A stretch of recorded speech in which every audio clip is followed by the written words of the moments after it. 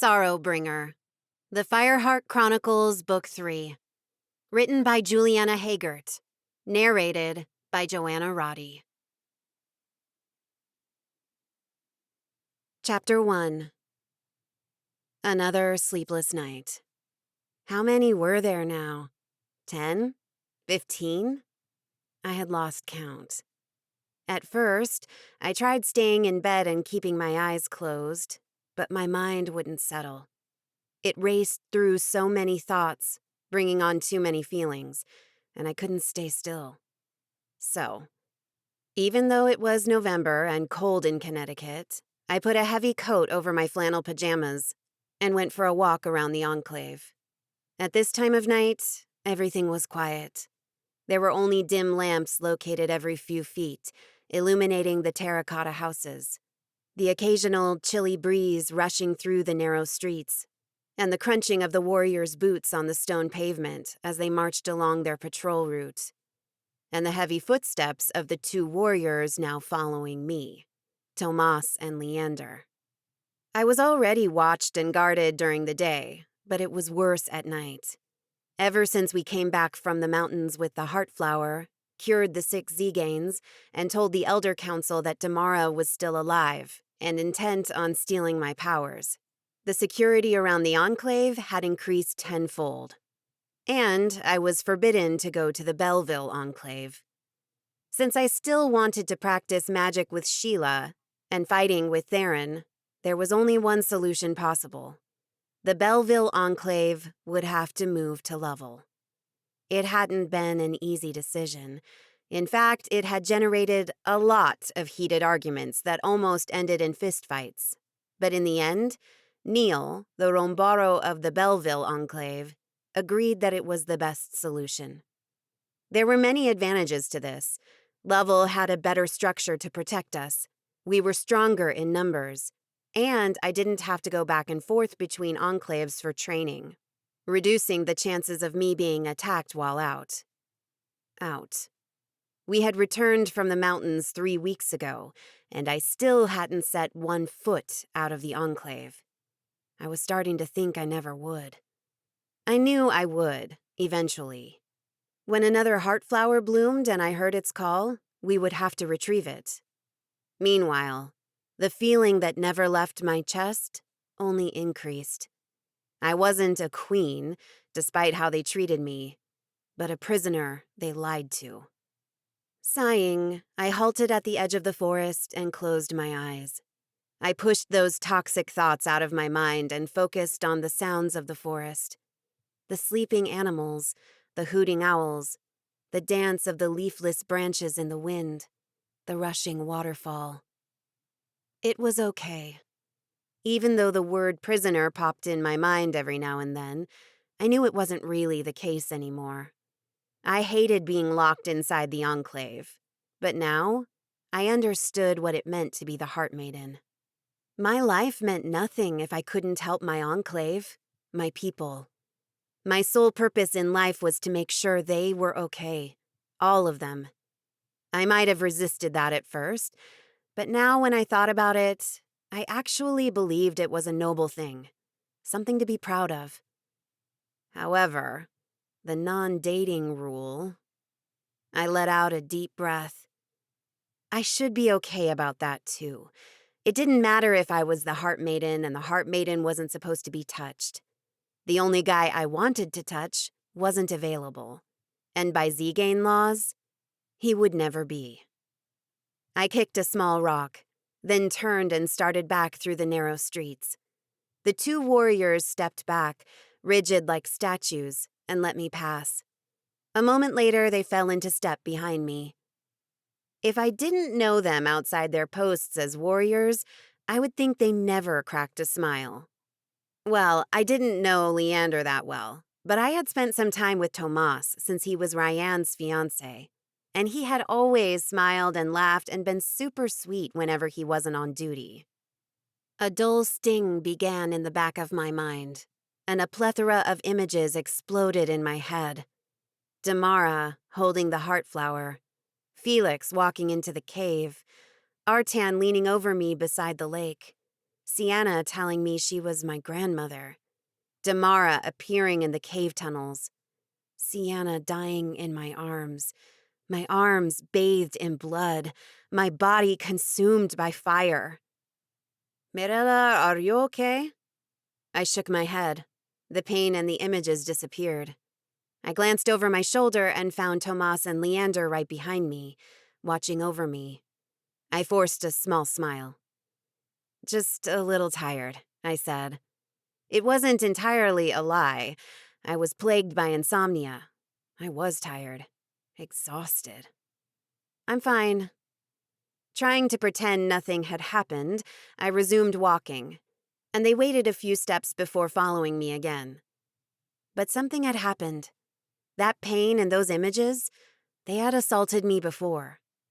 It had started a couple of days after we returned from the mountains, but thankfully, it hadn't happened often, only once every 3 or 4 days. Talking to my friends and my mother about it crossed my mind, but I always ended up pushing that idea away. The pain, the images, and the insomnia were stress from knowing Damara was still alive and after me. Once we dealt with her, or I got used to the fact that there was a powerful, evil tzigane out for my blood, I was sure it would go away. My thoughts were so out of it I hadn't even noticed where my feet were taking me, until I halted in front of the fountain in the center of the main square. I glanced down at the dark water. Soon the water would be emptied before it froze. At the dark silhouette staring back at me. Sometimes, I didn't recognize myself. You should be sleeping. I sucked in a sharp breath and straightened. Can't sleep. I sensed as he stopped a couple of steps away, his tall, powerful body angled toward mine. This isn't the first time. Everything okay? How dare he ask me that? He knew everything was not okay. Bracing myself, I turned and stared at him. Holy shit. Artan was so handsome. There was no way to brace myself. He wore the usual warrior's uniform. Brown suede pants and vest, a beige thermal tunic underneath, combat boots, plus a thick leather jacket. And yet, he managed to look more composed, more lethal than the other warriors. Frowning, I glanced around. Tomas and Leander were gone. Artan had probably sent them away. Crap. I would rather he left me alone. I crossed my arms. What do you want, Artan? He ran a hand through his light brown hair. You have been avoiding me. True. Mirella, I know you're hurt, but we should talk about— There's nothing to talk about, I snapped. You're engaged. Period. That had been a surprise, and I hadn't been prepared for it. In some ways, it felt even worse than finding out Damara was alive, because Damara was crazy and evil. We expected bad things from evil beings. But Artan? Artan had been my rock, my foundation. The man lived and breathed honor. Then, he kissed me. And a week later, I found out he was promised to someone else. And he had never bothered to mention that. Artan pressed his lips into a thin line.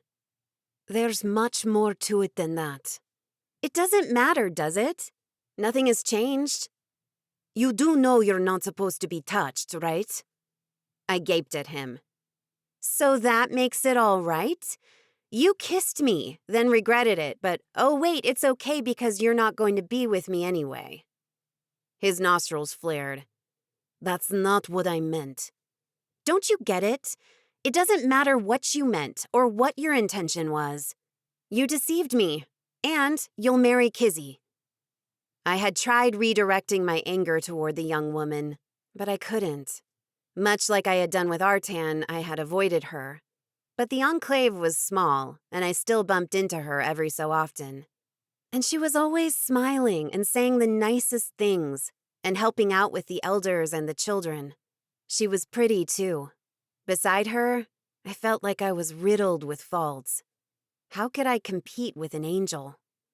Then again, There was no competing. Tzigane marriage agreements were rarely broken. And why would they break it? It wasn't like Artan could be with me instead. The Elder Council would never allow it. So, why couldn't he be with her and be happy?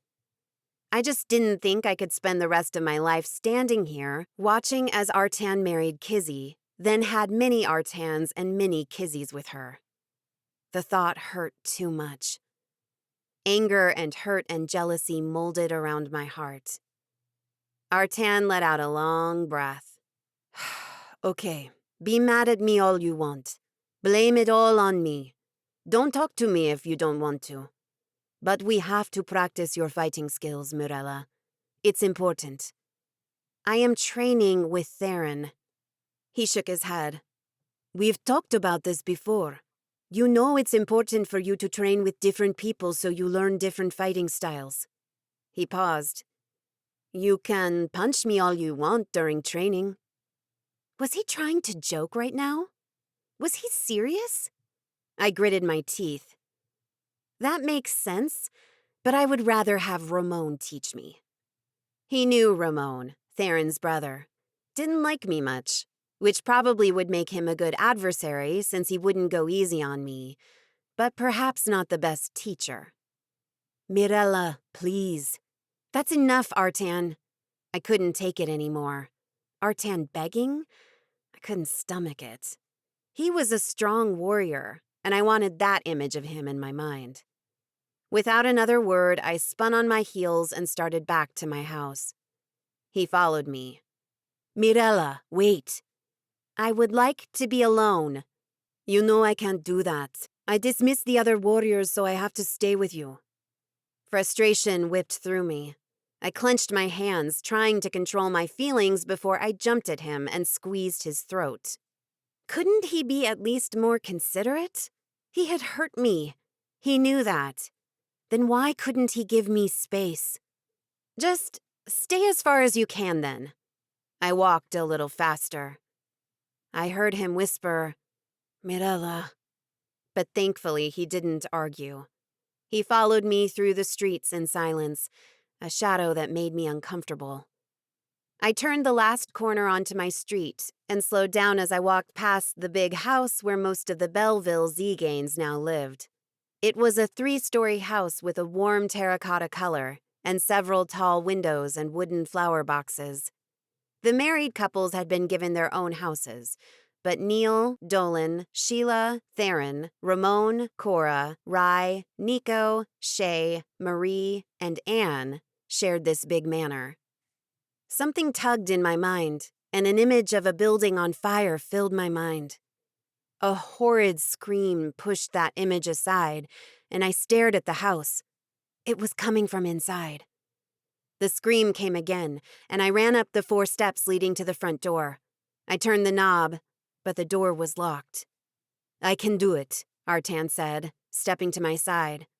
He placed his hand in front of the keyhole and sent his air magic into the lock. It clicked and turned.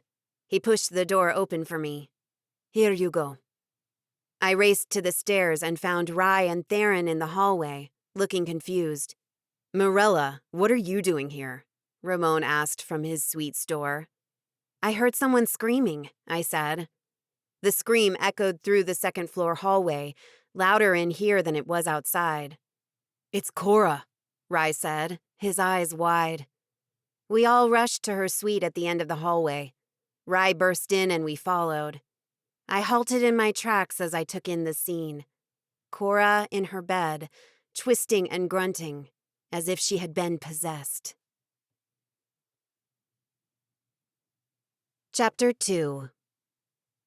In a matter of seconds, Cora's room was filled with most of the manor's residents.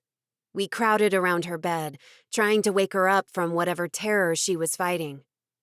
Cora, Nico called out, wake up. Rye rested a hand on her forehead. Please, Cora, wake up. Covered in sweat, Cora's back arched up and she screamed again. She's having a nightmare, Sheila said from the end of the bed. She had her eyes closed and her hands on her temples. She was inside Cora's mind. I'm trying to pull her from it, but I can't. She grunted and struggled a little longer. Then she opened her eyes and dropped her hands. She kicked me out. Cora screamed again, a hair-raising sound that tugged at my heart. I didn't really know what I was doing, but I had to try something. Hold her down, I told Rye. He placed his big hands on her shoulders while she jerked from side to side and stabilized her a little. Channeling my magic, I laid my hands on her forehead and her chest, right above her breasts. I had better control over my magic now, but I was still afraid I would get carried away and burn her without meaning to. Carefully, I sent some of the warmth from my fire into her to bring her comfort. The process was slow, but Cora relaxed. Her jerky movements reduced, her breathing slowed down, and her screams stopped. When she seemed to be just sleeping, I pulled my hands away. "Cora?" Rye asked. Anguish laced his voice. Everyone knew he loved her, and even though she denied it, Cora loved him too. It was heartbreaking to watch Rye wait for her to wake. "Cora, please, wake up." A sob ripped out of her mouth. Tears streamed down from her closed eyes. Cora sat up and hugged her knees, hiding her face from view. "Cora, are you okay?" Nico asked in a low voice. Rye ran a hand down her back. "Want to talk about it?" She shook her head. "I think the nightmare was about her enclave," Sheila whispered. "There were alchemists and heart animals and fire. A lot of fire." Cora lifted her head and wiped at her cheeks. "It wasn't a nightmare. It was a memory." Rye's hand stilled. Nico sighed. "Oh, Cora." A little over 3 years ago, Cora, Rye, and Nico had moved to Belleville after their enclave had been attacked by alchemists and burned to the ground. The 3 of them were the sole survivors of the massacre.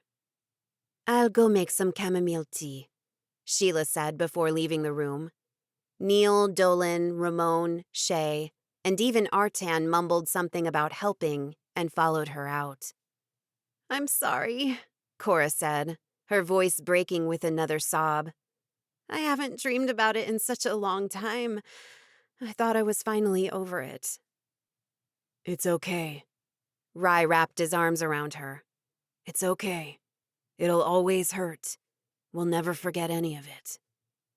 Nico sniffed as tears filled his eyes, and Theron retreated to the window. He stared out as if there was something interesting calling to him from the streets below. Theron hadn't seen the destruction happen, but he had seen the aftermath. He had been the one to go back and check for survivors, and confirm there were none.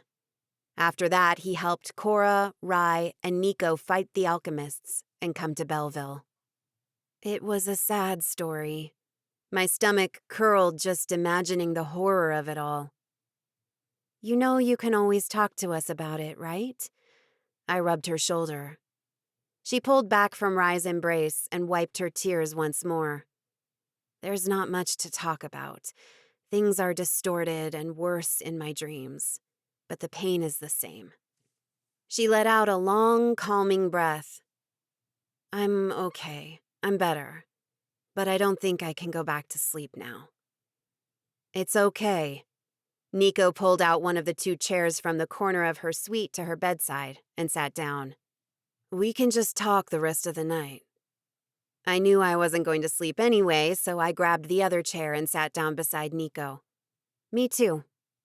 "Scoot over," Rye said, settling down beside her in bed.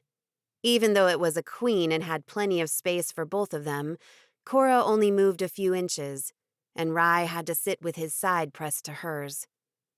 The love shining from his eyes as he looked at her, jealousy festered inside me. Oh, how I wanted someone to look at me that way, to love me for me. Cora smiled through the tears. "Naituk, guys."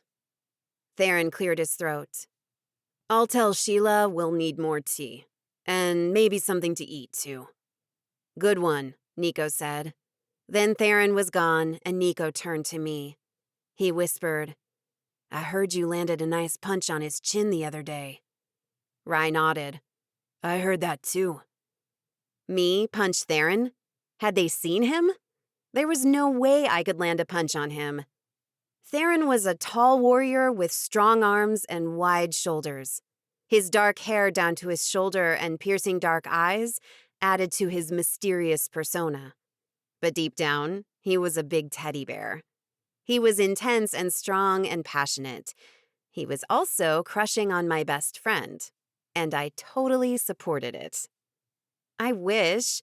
Well, my fist grazed his chin, but it wasn't on purpose. I snorted. I tripped and fell. Ah, no, Nico frowned. And I almost bet that you had punched him for real. My eyes widened. Wait, there's a bet? Nico paled. Well, a small laugh came from Cora. Some guys, mainly the warriors, are betting when or if you're going to be as good as Theron in fighting. But it's all just for fun. I frowned, then I smiled. Can I bet too? Because I bet I'll never be anywhere close to as good as Theron. Or any of you. Rye laughed and Cora smiled. She tilted her head. You know, I can spar with you sometime. I bet it would be fun. And like Theron always says, the more people you fight, the better warrior you will become. I perked up. Sparring with Cora would be 100 times better than sparring with Artan. Would you do that? Sure, she said. I can do it too, Rye said. That's great. Don't even look at me, Nico said before I had done anything. I'm not a warrior. It's okay, I said, feeling lighter than I had in days. I guess spending some time with friends was good enough to lift my spirits. I made a mental note to do something with them all. Since I couldn't go out to the nightclub anymore, and they hadn't gone because I couldn't, I could invite them all to my house one night and we could have a party there. I liked that idea. Minutes later, Theron and Sheila brought the tea and cookies, and we talked for hours. My schedule was pretty tight, but I needed a break from being the heart maiden when I was just Mirella. I jerked awake, confused about where I was and what was happening. Sitting up, I realized I was lying in Cora's bed, a throw blanket over my legs. Bright light filtered through the dark curtains. I grabbed my cell phone from the pillow beside me and checked the time. It was almost noon. What the hell happened? I pushed up from the bed, stopped by the bathroom, washed my face, ran my fingers through my messy curls, then exited the suite. The corridor was eerily quiet as I walked past the several closed doors. Was everyone sleeping? And went downstairs. I heard a soft noise coming from the back of the house. Sheila and Dolan were in the kitchen cooking. Hand me that, please, Sheila said, pointing to a pot over the island. Yes, Daj, Dolan said, turning to get the bowl. He saw me approaching and his eyes widened for a moment. Good morning, Mirella. A heat of embarrassment spread through my cheeks. Morning. Sheila spied me over her shoulder. Sit down and I'll make you something to eat. I brushed my hands on my jeans. I don't think I have time for that. Darcy is probably already on a manhunt for me. Sheila smiled. You're fine. Don't worry. What do you mean? Theron told Darcy earlier that you were taking the morning off, Dolan said. He also warned Risa, in case she saw your bedroom empty and became worried. Wow, they had thought of everything. Dolan pulled up a stool from the island and gestured to it. Now sit and eat. Still a little wary that Darcy would just have agreed to that, I sat down at the chair. I'm confused, though. What happened? Sheila dropped the pot she was messing with and grabbed a plate from the cupboard. Theron told me that you fell asleep in a chair, so he put you in Cora's bed, and they all left the room to let you sleep. She grabbed a couple of muffins from a wicker basket and put them on the plate. He said you haven't been sleeping much. She brought the plate to me. Dolan placed a mug with tea and a glass with orange juice beside the plate. Let me know if you want something else. I reached for the tea. Thanks. Ramon entered the kitchen. He skidded to a stop when he saw me. His eyes wide, he shifted his gaze to his father, who met his stare, then lowered his head. Frowning, Ramon approached the island. Feeling better? He asked, taking a muffin from the wicker basket. Yes. What the hell was that exchange between father and son? And why was Ramon asking how I was feeling? He didn't care about anyone other than his father and brother. He dipped his chin. Good. After another heated glance at his father, Ramon walked out of the kitchen. What was that about? Tell me about not sleeping at all, Sheila prompted as she brought more food to the island. Fruit, toast, cheese spread, honey, and syrup. During our magic practice, we talked a lot, and I had already told her about not sleeping well. But I didn't tell her how bad it really was so I wouldn't worry her. But if there was one person I could talk to about this, then Sheila was the best person. I just can't sleep. I lie in bed and my mind races, nonstop. My body feels restless, like I need to walk, or run, or dance. I could go on. I could tell her about it all, about the images that flashed in my mind at unexpected times, and the dull ache in the back of my skull. But for some reason, I didn't want to tell her about that. Perhaps because mentioning it made it real? Perhaps it was because I liked when she looked at me with a worried glint in her eyes, and I didn't want to risk having that changed into wariness, suspicion, fear. I shrugged. I don't know why. Sheila glanced at Dolan, then back at me. What? Did they know something I didn't? She leaned over the island. Have you been stressed out about being the Heart Maiden? I almost laughed at that. I thought that had been established months ago. Yes, I remember how you resisted becoming the Heart Maiden. But I thought that had changed. It changed. I've fully accepted it now. She narrowed her eyes at me.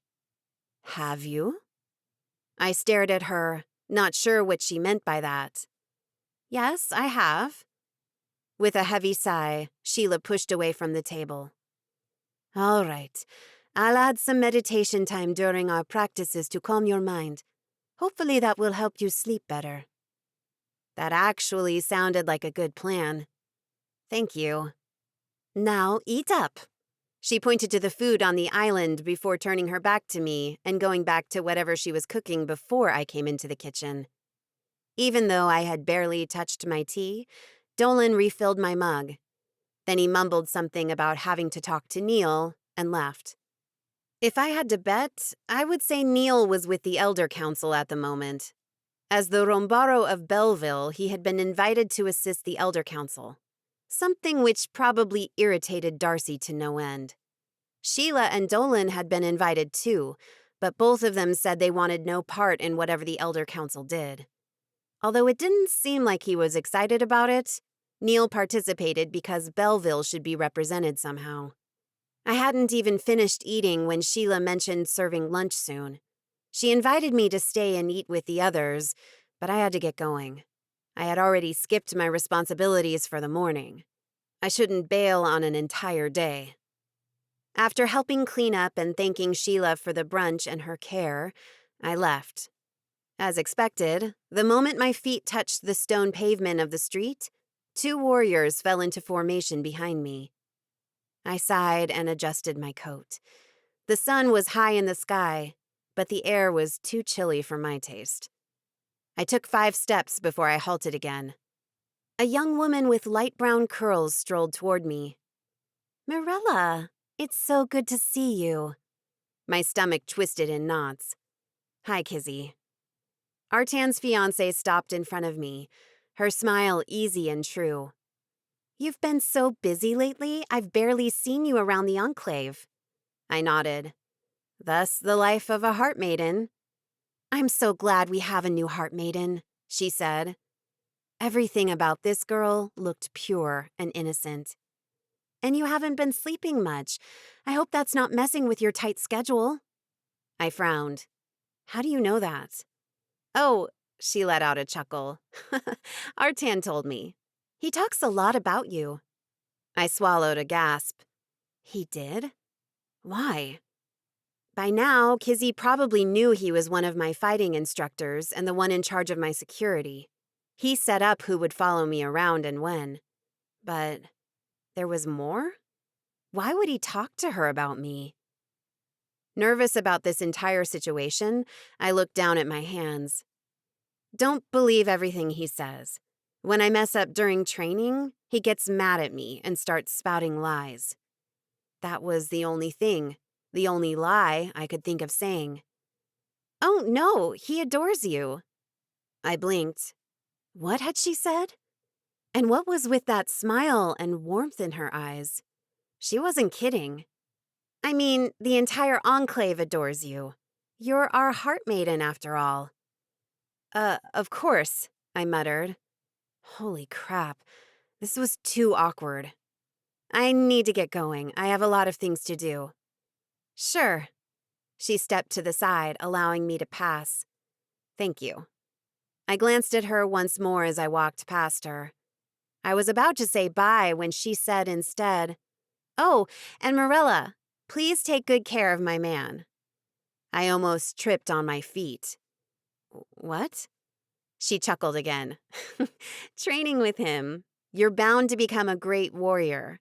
Just don't hurt him too much when you do. I don't like to see him suffering. My man. My heart squeezed. I'll keep that in mind. Chapter 3. I should have gone to the training center or to the elder council room to apologize for missing my morning duties. But after sleeping in someone else's bed, being in the same clothes for 24 hours, and bumping into Kizzy on the street, I felt icky. In desperate need of a bath, I went straight home. Mom? I called out once I stepped inside and locked the front door. In the kitchen. I walked past the foyer, down the hallway, and through the kitchen's archway, and stopped in my tracks. Ellie, what are you doing here?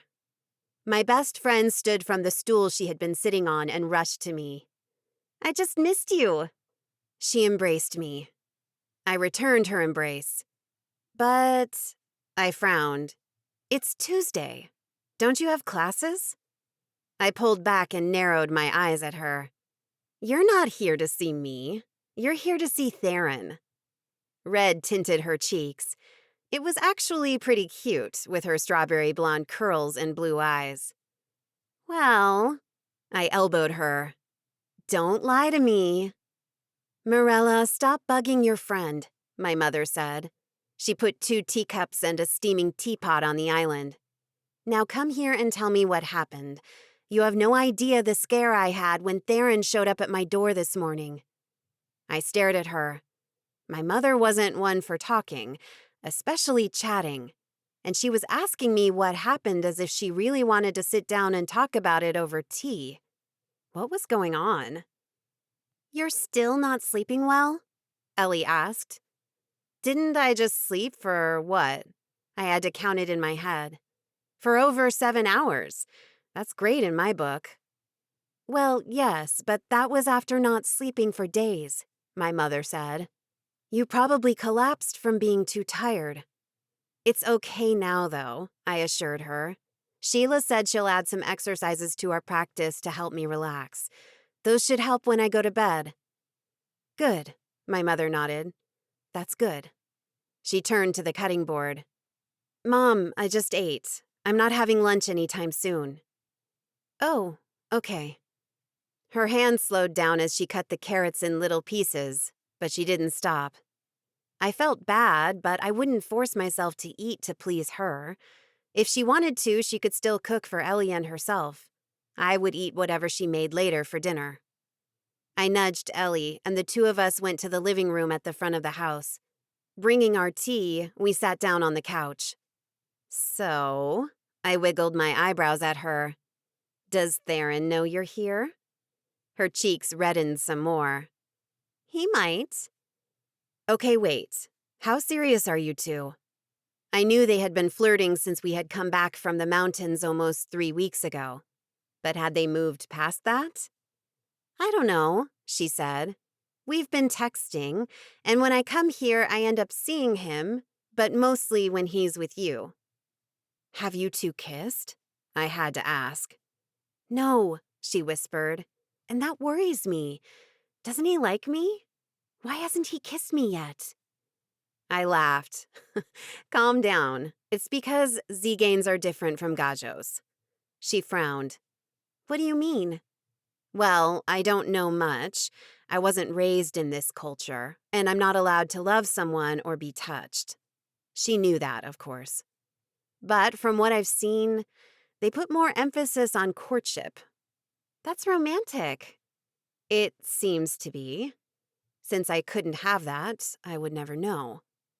I sighed. And I wasn't sure if Ellie and Theron could ever have that either. Being a gajo meant Ellie wasn't allowed inside the enclave, much less to date a tzigane. She was only here right now because I had made it clear I wanted her to be able to visit me freely. Darcy fought me on it, but Artan said he would talk to the warriors guarding the entrance and make sure she got in whenever she came over. But if the Elder Council found out she was here, they would throw a fit. And if they found out she was interested in Theron and Theron in her, I honestly didn't know what would happen. Probably a new war would erupt because Belleville wouldn't bow down to Lovell's rules, but Lovell would try to impose them nevertheless. Oh, the mess it would be. Whatever they decided, though, I would support them. In my opinion, Ellie and Theron were a cute couple. What's up next on your busy heart-maiden agenda? Ellie asked in a teasing tone. I rolled my eyes. I have practice with Theron, actually, then a meeting with the Elder Council. And if I still have time after that, I want to stop by the evening dance class. Can't stop being a ballerina? I shook my head. Never. And I don't care if the Elder Council doesn't like it. I want to participate in the kids' class as much as I can. I smiled. I miss teaching kids. I'm not a teacher here, but just being among them during class makes me feel better. More like myself. Ellie reached over and patted my hand. It's time you figured out that you're not that old Mirella anymore. You're a new Mirella now. You should be your new self now. I scrunched my nose. Have you been reading any inspiration books or something lately? She laughed. Her laughter grew and exploded inside my skull. A ringing noise that brought out that pain, that dull pain that thrummed and thrummed until it too grew out of control and drove me to my knees. Mirella! I heard her call, but once again, her words were distorted and became a scream inside my head. I closed my eyes and pressed my hands to my ears, willing it all to stop. Instead, images flashed before my eyes. Half a dozen alchemists dressed in their black clothes and masks, holding their shadow daggers in their hands, advancing toward me. Felix roaring and stomping around his cage, trying to bite anyone who got too close. Damara dancing in the enclave's main square, with a heart flower in her hands. She laughed out loud and burned alive whoever dared get too close. Artan reaching his hand into my chest and ripping my beating heart out. Muma Paduri and her wyverns atop the enclave's main building, sending curses down on us. Cora and Ellie laughing at me while I fought Theron during practice and failed miserably. The images raced in front of my eyes, making me dizzy. I curled into a ball, trying to fight against the pain and the nausea and the sounds and images. Mirella, listen to me. I knew this voice. Even if it pierced my mind and brought on more pain, I knew this voice. I wanted to reach for it. But the pain was so intense, so potent, it crippled me. Tremors ran through my body as the images continued. Alchemists surrounding me inside my house. Felix breaking through the door. Damara jumping around my bedroom, Artan winking at me while holding Kizzy's hand, Muma Paduri setting the wyvern free in my backyard. Cora and Ellie knelt beside me, watching me writhe in pain, but doing nothing. "Open your mouth, Shay." I didn't know what was going on. The pain made it impossible to differentiate reality and the hallucinations in my head. I pressed my trembling hands over my eyes. Then, something bitter dripped down my throat, and agonizingly slow, my tremors lessened. My breathing slowed. The pain reduced. The visions went away. When I regained control, I was sprawled on the living room floor, my mother and Ellie bent over me. "Are you okay now, Shay?" my mother asked. The tightness of her voice, the worried glint in her gaze, it scared me. I thought for a minute. "I think so." Ellie and my mother offered me their hands and pulled me up. I glanced around and gasped. The living room was a mess. The coffee table was turned, 2 chairs had been pushed back, a picture frame was broken, one decorative pillow was ripped into ribbons, another had a big black mark as if it had been burnt, and the rest were scattered around the floor. "What happened?" I asked. "You tell me," my mother rasped. I could see she was trying to control the tone of her voice. "I've never seen you like that. I thought you were going to hurt Ellie." The blood rushed from my face. "What?" "I'm okay," Ellie said. "It's okay. But when whatever started, you were thrashing like a madwoman. I think your magic flared." She pointed to the burnt pillow. "I felt like I was trying to hold on to a rabid tiger." Holy shit. "I'm so sorry." I glanced to my mother. "I don't know what that was. It's never happened before." She pressed her lips into a thin line. "I don't know either." "What did you give me?" "A strong calming elixir. It was the only thing I could think of." She sighed. "I ended up using a large dose. In the next 5 minutes, you'll feel incredibly sleepy, and in the next 10, you'll be deep asleep." I gaped at her. "What?" "Come on." She reached for me. "Let's go to bed before you pass out here, and poor Ellie and I have to drag you to your bedroom." I took a step back. "I can't. I have too much to do now." "Mirella, Shay." My mother sucked in a sharp breath. "You won't be able to do anything right now. You'll sleep. For quite some time, actually. So just listen to me, okay? Let's go to your bedroom." I opened my mouth to argue with her, but I felt it. A slow wave of tiredness washing over my body. Inch by inch, it surrounded me, making me tired, sleepy. "Okay," I whispered. With Ellie's and my mother's help, I went upstairs to my suite and lay down in bed, without taking a much-needed shower and changing my clothes. "Think of this as making up for all the nights you haven't slept," my mother said. She offered me a small smile. "Now just close your eyes and rest." "Good night," Ellie said. I wanted to reply to her, but my mouth felt heavy. My eyelids, too. Before I knew it, I fell into a deep sleep. Chapter 4. The first sight I encountered after I opened my eyes almost gave me a heart attack. "Finally, you're awake," Darcy said, her tone tight. The old hag was seated on an armchair beside my bed, her legs crossed and her hands folded above her knee. Her dark eyes regarded me with arrogance, disgust. I didn't know what her problem was with me, but the feeling was mutual. Grunting, I sat up and checked the time on my phone. It was already mid-morning, which meant I had slept for almost 15 hours. For someone who had barely slept in days, I had gotten my fair share of snoozes the past 24 hours. Why did I still feel weak and a little dizzy? It was probably from sleeping too much. I scooted to the edge of my bed. What do you want? I'm here as an Elder Council member.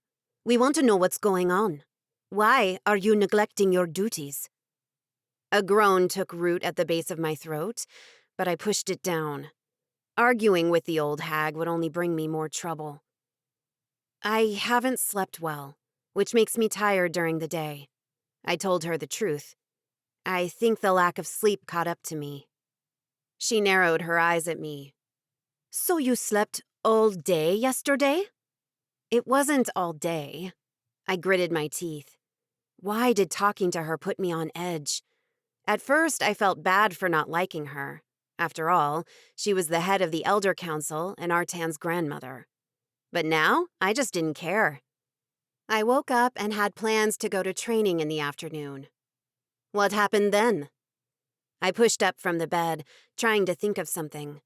How could I tell her the truth and lie at the same time? I felt a little dizzy after sleeping at an odd time and not eating well, so my mother made me a calming tea. I think she overdid it because I went out. Darcy pressed her lips into a thin line. Could she see past me? Did she know I was telling her only half the truth?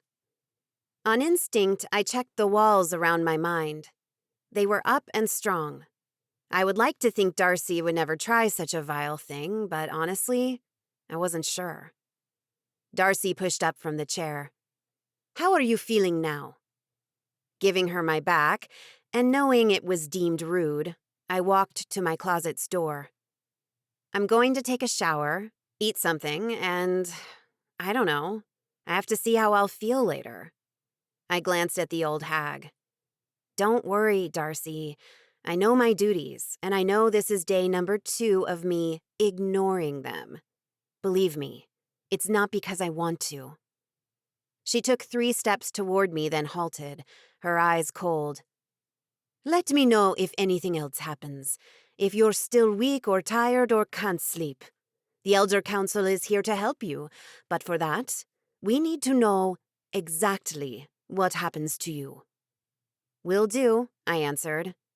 I'll be going then. She walked to the door, then paused and looked at me again. I know your Gajo friend is inside the enclave again. What? Ellie was still here? You'll know it's forbidden to bring Gajos in, even if they know about us.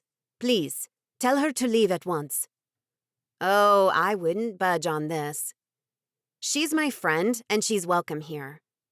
Darcy's nostrils flared. We have rules, Mirella. We have to follow those rules if we want a peaceful, harmonious community. And one of those rules is no Gajos in the enclave. I crossed my arms. Then you better make an amendment to that rule, saying Ellie is welcomed here at any time. I don't like your tone. That's because you heard it right. It's a threat. Allow Ellie to come and go as she pleases, or we'll have problems. More than we already do. Do you think I'm difficult? Test me, and you'll find out just how difficult I can be. Her mouth hit the floor. Excuse me? You heard me. Darcy grimaced, but didn't lose her composure. We'll talk more about this later. I'm looking forward to it. After a grunt, Darcy marched out of my bedroom and closed the door behind her. Old hag. The Elder Council was here to help me? I always felt like they wanted to put a chain around my neck and treat me like their little dog. I could only go so far, and if I didn't obey, I wouldn't get a treat. Then I met Damara, and she had warned me the Elder Council was not what I thought it was. She said they were hiding things, lying to me. I hated to admit, but sometimes I wondered if she was right. A shudder ran up my spine. It was hard to think Damara was alive and out there, and only Saint Sarah La Kali knew doing what. The way she was so quiet after revealing herself, it scared me. My bedroom door opened again, and I stumbled back, my heartbeat spiking. Ellie spied inside. Hi. I put my hand over my racing heart. Holy crap, you startled me. She stepped inside. Sorry, I was just hiding from the old hag. I smiled at her. Don't worry. I just threatened to rain on her parade if she continues insisting on sending you out. She gaped at me. You did what? I chuckled. It's fine. She needs me. They all do. They won't go against this one wish, I'm sure. Still, I don't like the way she looks at me. I feel like a fly she'll squash with her shoe. I rolled my eyes. Oh, Ellie, that's quite the visual. I picked up some ripped jeans and a thin sweater from my closet and headed to my bathroom. Have you gone home at all since yesterday? Nope. She opened up her jacket and showed me the shirt she was wearing. One of my long-sleeve thermal tees. I think it's time I left a change of clothes here. Please do so. I'm sure that will make Darcy's fury spike. Her eyes widened. Then maybe I shouldn't. But I want that to happen.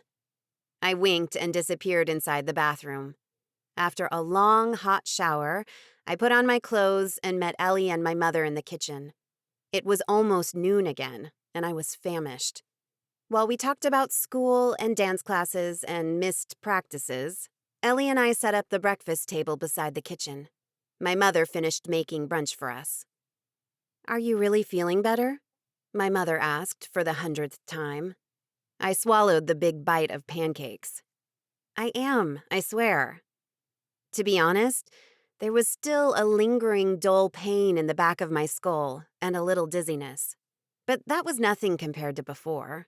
I could easily ignore those. That's why I'm going to the training grounds in a little bit. No, my mother snapped. You had something big yesterday. Something we don't understand. Until we know more, you should rest. 1. What if we don't find out anything for weeks? I can't stop training for that long. And 2, I'm sure it was lack of sleep. I've slept a lot for the past 2 days. I should be fine now. I still think you should take it easy, my mother argued. Me? I think your mother is right, Ellie said, her voice low.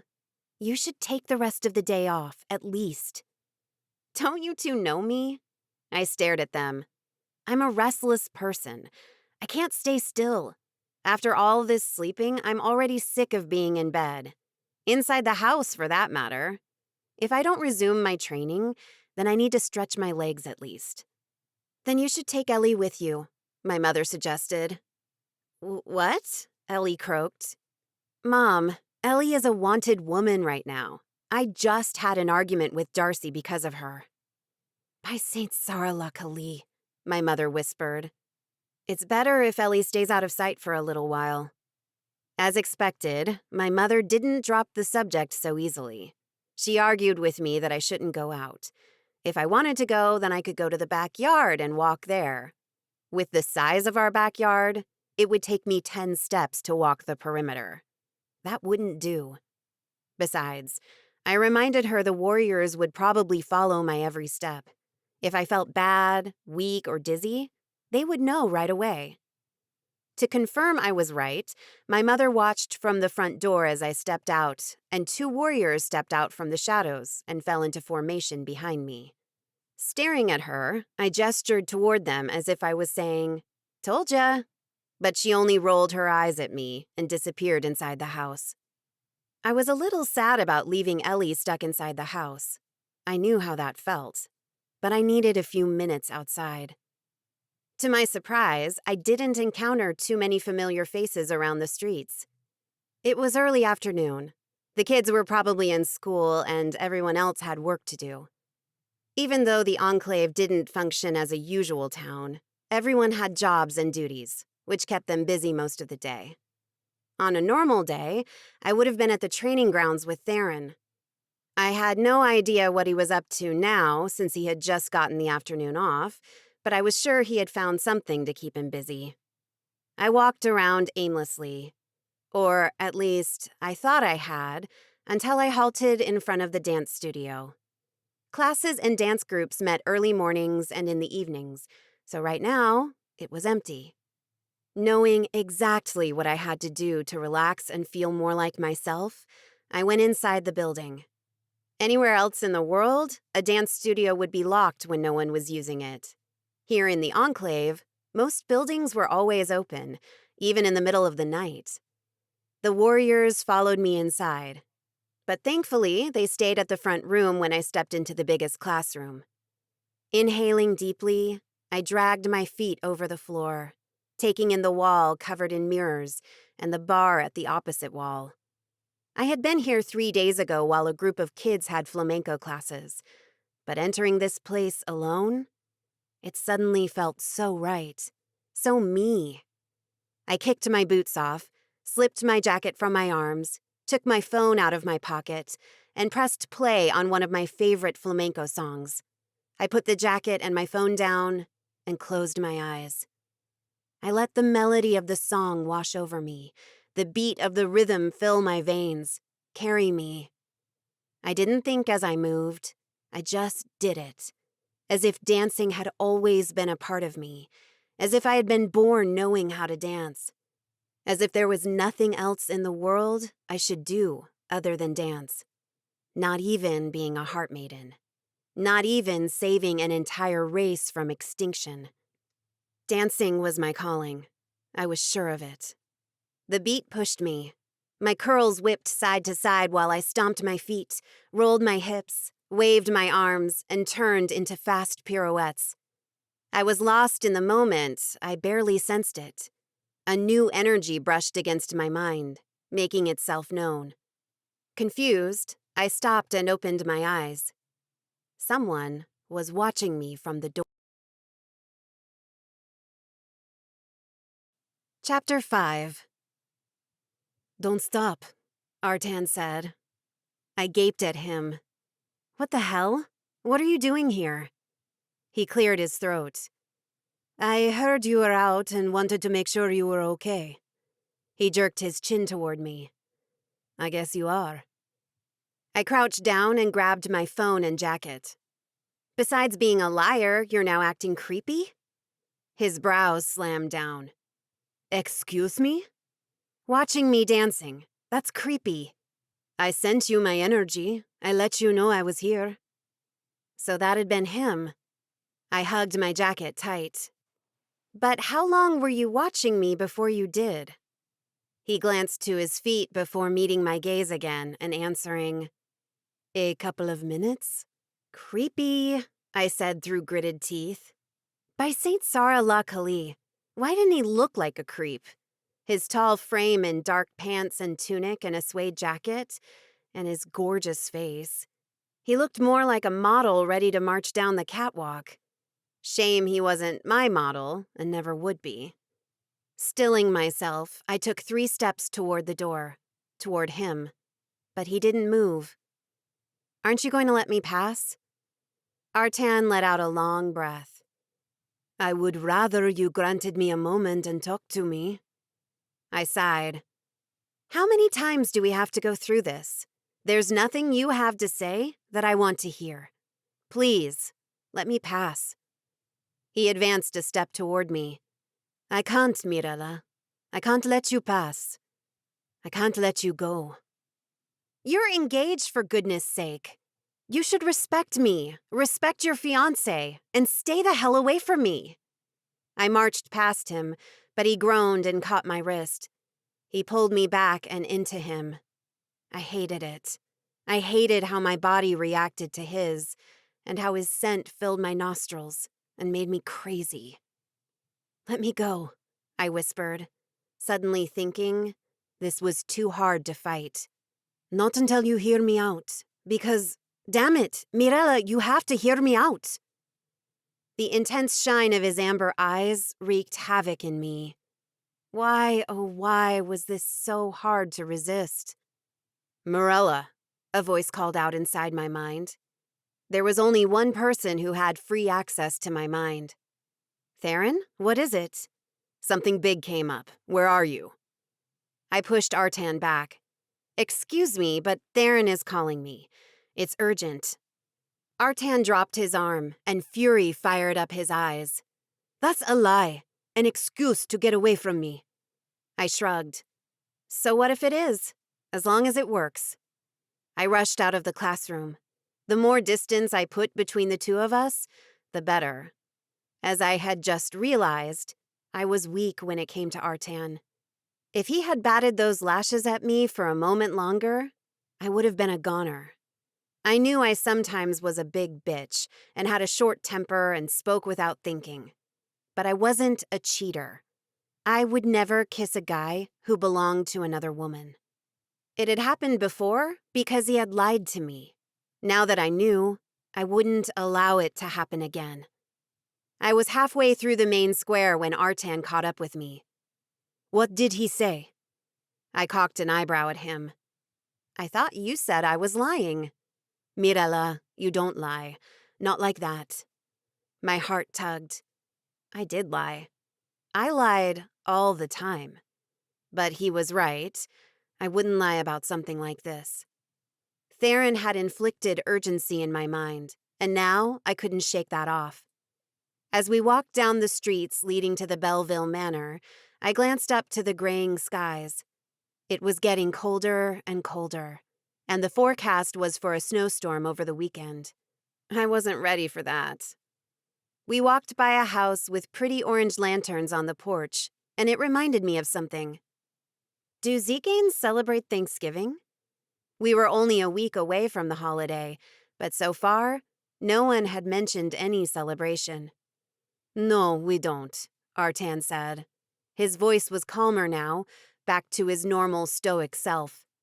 "We have another holiday we celebrate, where we give thanks and honor our blessings. But it's different from Thanksgiving." "When is it? What is it?" He glanced at me, an odd shine to his eyes. "I like when you talk normally to me. You haven't done that in a while." I buried my hands into the pockets of my jacket. "I'm trying to be normal. After all, I'm stuck as the Heart Maiden and you're a warrior. Chances are, we'll always be around each other. I would rather we learned how to act like civilized people than yell all the time." He let out a long breath. "I like that. I'm not giving up on having a good talk with you yet, but you're right. That's better than yelling." Not sure what to say, or how to feel, I sped up. Probably noticing my hostility was back, Artan didn't push me. In fact, he stayed a step back the entire way. Theron opened the door of the Belleville Manor for us and narrowed his eyes at Artan. "What are you doing here?" He was on duty, I quickly said. Which wasn't a lie. He had dismissed the other warriors and was now acting as my bodyguard. I made a mental note to kindly request he take himself out of my bodyguard's rotation schedule. He had to understand that was for the best for both of us. "I felt your conflict. What's up?" "Here." Theron guided us to the living room, where Cora, Rye, and Nico were seated. Eyes wide, Cora stood when she saw me. "Mirella." I approached her. "What's going on?" "I think..." A smile overtook her lips and brightened her face. "I think my family is still alive." Chapter 6. I blinked. "What?" "I know," Cora said. "I know it sounds crazy, but I'm sure. I think I'm sure." She lifted her trembling hands and showed me the envelope she was holding. "I received this letter this morning." I picked up the envelope and pulled the letter out. Wary, I unfolded the white paper and stared at the symbols filling the page. "What is this?" "A code." Cora was scaring me. I had never seen her this excited before. "When I was little, my father and I used to write in code. It was for fun at first, but when I became a warrior, it served to send secret messages." She pointed to the letter. "This is a secret message." "And what does it say?" "That my family is fine. They have been hiding around where our enclave was, but can't get to Level safely because the area is often patrolled by alchemists. They've tried several times. They need help coming here." I frowned. "And how did they know where to find you?" "My father knew we were meeting Belleville." I glanced to Rye and Nico. The two men looked tense, suspicious, as if this was too good to be true. I returned my eyes to Cora. "Cora, You know this could be a trap, right? I know. I thought of that, but the alchemists couldn't know our secret code. Even if they had my father, he would never reveal our code. She snatched the letter from my hands. This is real. See this? She pointed to the corner of the page. This is my father's signature. And this? She pointed to another corner. This is the date. It's from a week ago. She showed me a big, big smile. He's alive, me. They all are. It didn't make sense. If they were still alive, why hadn't this letter come sooner, like 3 years ago? Even if they were surrounded by alchemists, I was sure they could have found a way to contact Cora sooner. What do you two think? I asked Rai and Nico. As members of the same enclave, their emotions were probably all over the place too. Rai sighed. I don't know. I want to believe Cora. If she says that's her father's letter, then I believe that. Which meant he didn't truly believe it. I think it's a trap, Nico said, his voice tight. We all saw the attack, the enclave burning. He gestured to Theron. You went there after and saw the destruction and searched the place. No one survived. But they could have left by the time Theron got there, Cora retorted. They were already running from the alchemists. Surely they didn't think someone would go back there to look for them. I don't know, Rai muttered. Nico raised his hands. Whatever you're planning on doing, I'm out. I can't stand any more heartbreak. But what if... I don't care, Cora, Nico cut her off. I didn't only lose my family that day. I was kidnapped, tortured, and betrayed by my brother. My breath caught. I thought I knew all the details about the attack, but apparently I didn't. They had never mentioned Nico being captured before, and betrayed by his brother? That was horrible. I can't go through the hope of finding family and friends just to have my soul ripped from me again. Tears filled his eyes. I'm out. Nico turned and stomped out of the living room. I wanted to ask what had happened, but I didn't want to pry. The Band-Aid had been ripped from the wound, and I didn't want to make it hemorrhage. After a moment of shock, when everyone was in silence, Theron spoke up. I did go back there after, and what I told you guys then still holds true. I could never forget what I saw. But I searched the entire enclave, and the immediate forests surrounding it, and didn't find anyone. Cora's shoulders deflated. But that doesn't mean you're wrong, Cora. She perked up again. If, and I really mean if, there were any survivors, they could have gotten away. If they were good and covering their tracks, I could have missed them. See? Cora turned to me. This isn't a coincidence. If I may say something, Artan said from behind me, startling me. I had forgotten he had come with me. I stepped to the side and looked at him. From my point of view, this is a trap. Cora narrowed her eyes. All right, let's go with the trap thing. Why would alchemists bother sending bait to catch 3 tziganes from another state? There are plenty of tziganes near the old enclave. You have a point there, Rai said. This seems too elaborate to catch 3 tziganes. I eyed Theron. He shrugged at me. I frowned. All right, let's say this isn't a trap. Why did you call me? Because I don't think the Elder Council will let the 3 of us go to check it, Cora said. Now, if you said you wanted to go with us, they might agree with it. I gaped at her. Artan stiffened. Are you saying you want to waltz into a potential trap with the Heart Maiden? It isn't a trap, Cora snapped. Cora, I started. You are wrong. The council and I argue all the time. If I tell them I want to go with you to your old enclave to check for survivors, they will laugh in my face.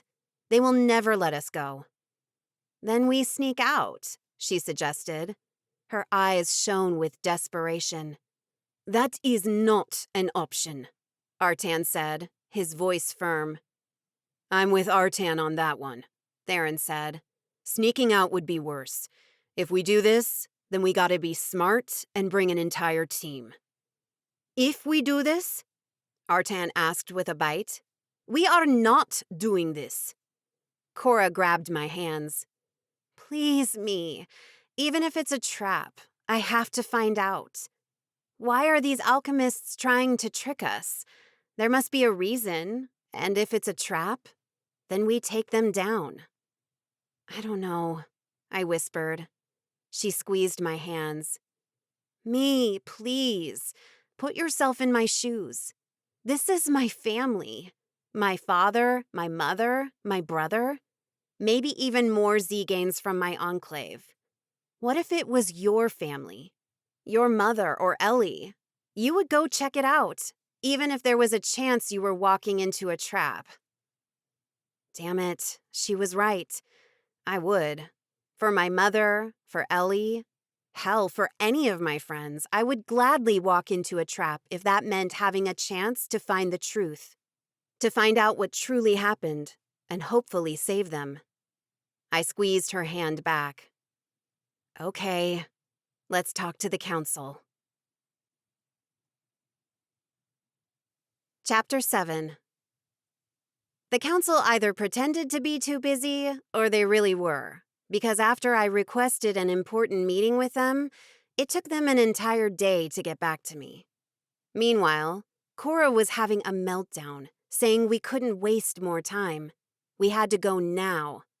"Calm down, Cora," Rye repeated every 5 minutes. "They survived 3 years without our help. They can survive 3 more days." That only went so far. A minute later, she was freaking out again. As for Nico, he hid in his bedroom and refused to talk to any of us. Cora was hurt by his actions, but I understood. After all they had suffered, was it worth putting themselves through more suffering? If it were a trap, the hope that now filled their hearts would become unbearable pain. But worse than Nico's behavior was Artan's. He was adamant this was a bad idea, and even if the others went on this mission, I shouldn't go. "You're the heart maiden, Mirella," he argued. "That means too much. You can't just go on missions and risk your life." I ignored him. Hadn't we just agreed to try to get along? He was driving me crazy. At the appointed time, I waited by the door of the Elder Council's room with my friends. Cora, Rye, Theron, and Artan. 5 minutes after the agreed time, Cora was ready to bang on the door. Rye wrapped an arm around her shoulders and kept her back. "It's fine, Cora. We'll meet with them soon." Almost 20 minutes later, the doors were opened from the inside, and we were invited in. As we marched to the front of the curved table, the elders talked among themselves, as if we didn't exist. Irritation began deep in my stomach. Lashing out would only make things worse, so I took a deep breath before doing anything. "I have a request," I said. The members of the council finally acknowledged me and started quieting down. Darcy and Oscar, the Rombaro, her son, and Artan's father, sat in the center of the curved table, like the king and queen of the enclave. Oscar glanced at his son standing to my left, then to me. "My dear heart maiden, what is your request?" I held my chin high. "My friends and I would like your permission to go on a mission." Technically, Theron, Cora, and Rye didn't need the Elder Council's permission to do anything. Not yet. I was sure the longer they stayed within Lovell's walls, the less Belleville they would be. But they needed more than 3 warriors for this mission. And since I was the Heart Maiden, and Artan was loyal to this enclave, I had to jump through hoops and walk on a tightrope. Or in other words, ask the council's permission before I could sneeze. If I wanted to go on a mission unrelated to the Heart Flower, I better be okay with kneeling and begging. I thought the Elder Council would jump at the word mission, thinking I had found another Heart Flower already. But they all seemed eerily calm. "And what is this mission about?" Oscar asked. Cora stepped up. I think my family is alive. Whispers grew within the council. What? Darcy snapped. That's preposterous. Your enclave was destroyed 3 years ago, and your family too. I winced with Darcy's cold tone and callous words. I didn't dare look at Cora for her reaction. They can't be alive. But I think they are. She waved the envelope in her hand. I think they must have gotten away and hidden, and now they are finally able to contact us. She gestured to Rye, standing behind her. You're Belleville, Darcy said. You don't have to ask us permission for a mission. If you so insist, you can get your warriors and go. Darcy turned her eyes to me. Now tell me, why are you here? What did she mean? I'm going with them. The whispers became loud arguments. Darcy steepled her fingers over the table. Unless you have sensed a heart flower, you're not allowed to go on missions. I gritted my teeth. If that was how she wanted to play. I didn't sense a heart flower. But Damara can communicate with me. The room quieted with a gasp. Even my friends stared at me as if I had grown another head. This was the first time they were hearing about this. Well, me too, because I was lying. If I didn't come up with something good, the council would lock me in my princess tower, and nor prince nor dragon would be able to rescue me. How is that possible? Oscar finally asked. What did she want? Was Darcy's question. I don't know how it's possible, I said. There had never been 2 heart maidens at once, not that we knew of. Unless the council was hiding that from me too. And so far, only the council and my friends knew about that. It had been the council's order to keep that information from the rest of the enclave, so as not to create panic. It kind of made sense, though it saddened me, because once more, we were all depending on lies. I shrugged. Maybe it's a connection between heart maidens? There's no documentation, so we're in uncharted territory. But she reached out to me. She now knows where the next heart flower is. She showed it to me. And coincidentally, gosh, I hoped they bought this. It's close to Cora's old enclave. Darcy and Oscar exchanged a heated look. If that's true, Darcy started, her tone laced with suspicion. What's your plan? Get together a team and go check it out. It sounds like a trap, Oscar said. I know, but what other choice do we have? I held on to Cora's tactic when trying to convince us of going with her. Even if it's a trap, we can't risk not checking it out. If a new heart flower shows up, it's better to be close when it does. If Damara turns up, it'll be our chance to capture her. And if she's lying and there's no flower, we take this opportunity to get to her. So far, the council hadn't decided what to do about Damara. If they had, they hadn't told me. Some were in favor of killing her on the spot, while others wanted to bring her in alive and question her. I was sure they were curious about how she managed to stay alive for over 200 years. But how could we capture her alive? Unless the council had some hidden weapon, I wasn't sure I could go head-to-head with her like that. And while we wait for the flower to show up, or Damara, we search Cora's enclave. The elders turned to each other and talked among themselves as if we weren't there. I don't like that idea. It's too risky. I'm sure it's a trap. Damara wants to steal Mirella's powers. We can't afford that. We've lived without a heart flower for years. The Heart Maiden just found one. We can wait for the next one. She was there when I found the last one, I argued, my voice louder so they would hear me. They all turned to me. And she'll be there when I find the next one. It's just a matter of when. Then we wait, Dika said. As one of the oldest members of the council, her voice had weight. You need more training. A wave of frustration rolled through me. Who were these pompous old tziganes to talk to me like that? I was their salvation. Without me, they didn't have anything. I stepped forward, intent on giving them a piece of my mind, when Darcy lifted her hand and everyone looked at her. "It's risky," she started. "It sounds like a trap. But I agree with you, Mirella." I gaped at her, sure I couldn't be hearing her right. "We have to be prepared for a fight. Mirella against Damara. And if there happens to be a flower there, then we should take the opportunity to retrieve it." "Are you suggesting we kill Damara?" Artan asked, his body tense beside mine. Darcy nodded her chin once. "Well, if we had a way to capture her alive and contain her while we question her, that would be best. But since it seems she's too strong for us, it might be best to kill her if you don't have a choice. The sooner she's gone, the safer our heart-maiden will be." I swallowed, reminding myself Darcy was speaking like that because she cared about my powers, about my ability, about finding the flowers the tziganes so desperately needed to live, not because she cared about me. Either way, this was all a lie. There was no flower. Damara hadn't contacted me.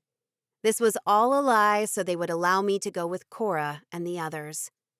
Again, the council talked among themselves, but in hushed tones this time, so we couldn't hear what they were saying. Finally, after a long, tense moment, Oscar stood from his chair. "Mirella, you're allowed to go with Cora and Rye to check out their enclave. But we have demands." I braced myself. "Which are?"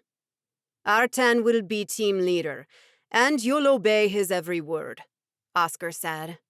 I stiffened, hoping nobody noticed how uneasy that order made me. "Your main focus is finding the flower and Damara. Going to the enclave is second, and you'll only go if the team leader thinks it's safe. You'll take a team with you." He looked at his son. "I trust you to choose the team, Artan." He returned his eyes to me. "If you encounter Damara, you fight her, and with the help of the team, kill her." I swallowed. Killing was still a strong word for me. If I could help it, I would never kill anyone. Unfortunately, that seemed like it was out of question as long as I was the Heart-Maiden. Darcy added, "And come back safe." "Do you understand?" Oscar asked. I felt like a soldier answering to my superior. "Yes, I understand." "Then get your team ready, prepare for the mission, and you're allowed to leave tomorrow morning," Oscar said. "Dismissed."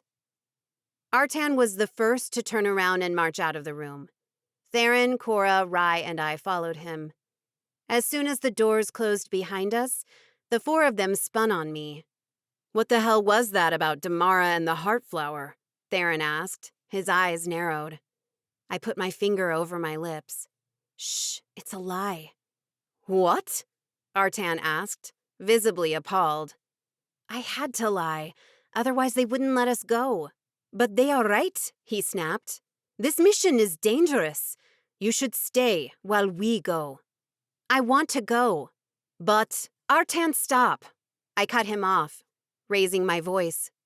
"If you're going to be a pain in the ass, then please, let Theron be team leader and stay behind, because I'm not going to be able to deal with your attitude." His eyes widened. "Now, if you're willing to listen to me, I have a team already chosen." Theron let out a chuckle. "Way to go." Cora beamed. "Naituk, I feel bad you had to lie, but only a little bit. I'm glad you're coming with me." "Me too."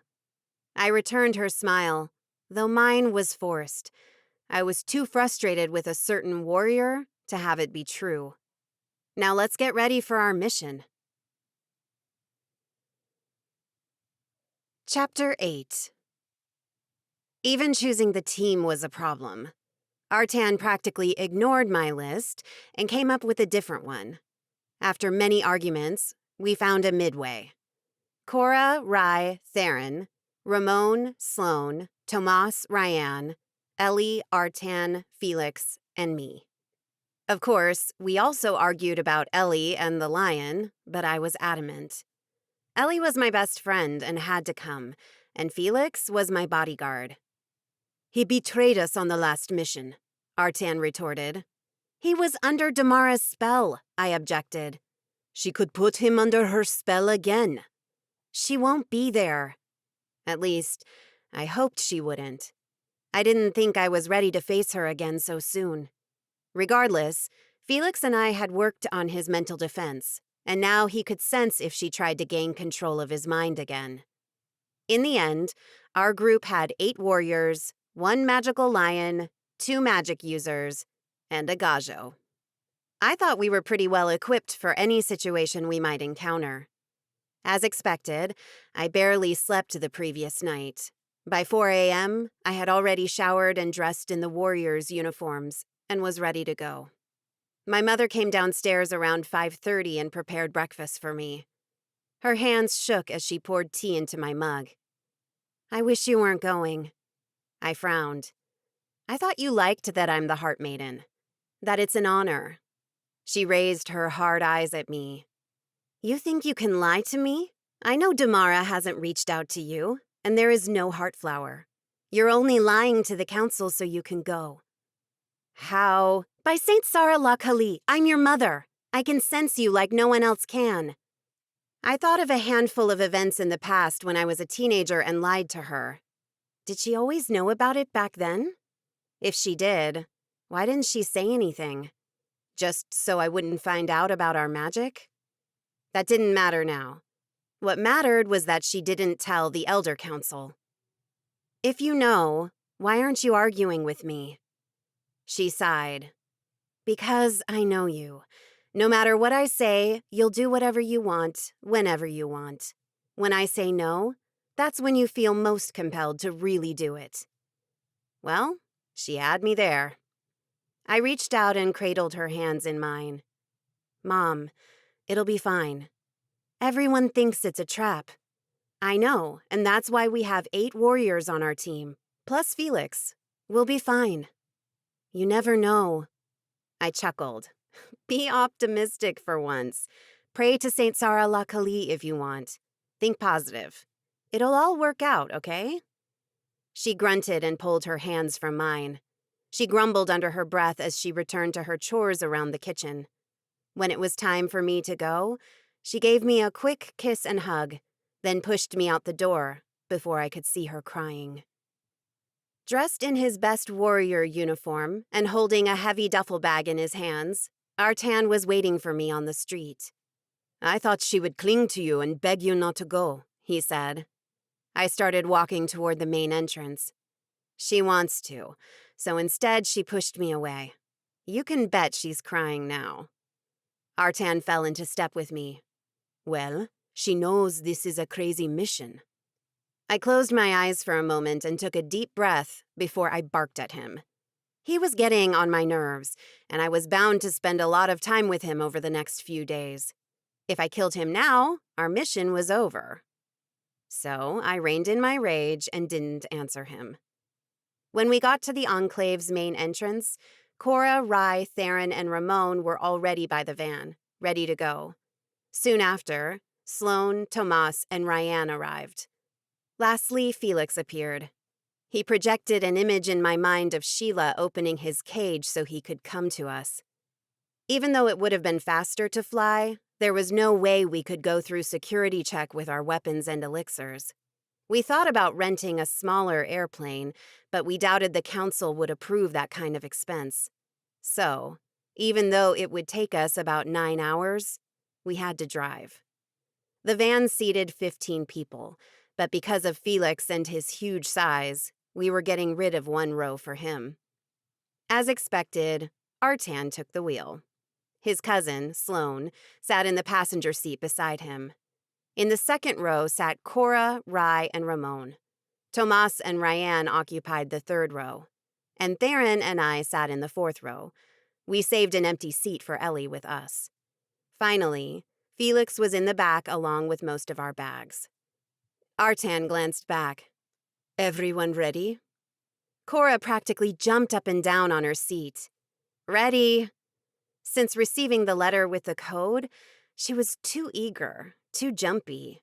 So unlike her usual stoic warrior self. But I guess if I received a letter like that, I would have changed a little bit too. I would be going crazy until I found out the truth. Then let's go. Artan started the engine, put on some lovely old-school flamenco song on the speakers, and drove out of the enclave. I texted Ellie, knowing we were on our way to pick her up. Ellie, I'm ready. I smiled. Theron glanced at my phone and smiled too. I guess he was eager to spend some time away from the enclave with her. I was quite happy for the two of them too. What's going on with you? I asked him in a low voice. His grin widened. I'm still figuring it out myself. But you like her? He turned those dark eyes to me. I do. Then his jaw hardened. But she's a gajo. Who cares? You like her. That's all that matters. I wish it were that simple. She'll never be accepted as one of our own. Even my dat and my puridaj won't accept her as my partner. I know that. I nudged him with my elbow. Hey, you're the great warrior Theron, the one with the permanent cocky smile. He loosened up, and one of the corners of his lips curled up in his trademark grin. Don't let that get you down. Whatever happens, I'm on your side. If things get bad, I'll intervene. And what is the great heart maiden going to do to help us? I know the Elder Council seems to have chips on their shoulders when it comes to me. Believe me, I have one with them too. But the truth is, they need me. If I put my foot down and tell them how it's going to be, or I won't do whatever they want, they will agree. You'll see. He let out a low chuckle. I believe you. We fell silent for the rest of the ride. As agreed, Ellie waited for us in front of her dorm building, a backpack slung over her shoulder. She was wearing jeans, boots, and a heavy wool coat, but once she had a chance, she would change into the warrior's uniform I had brought for her. Even if she wasn't going to fight, the uniform had magical properties and was more than just armor. It protected against the cold, too. Hi, she called as she hopped inside the van and weaved to the back. On purpose, I scooted to the end of the seat so she could sit between Theron and me. Hey, you, I said as she took her place. Artan spied us through the rearview mirror.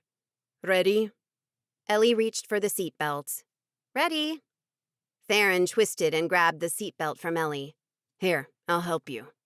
Her cheeks turned red. Thanks.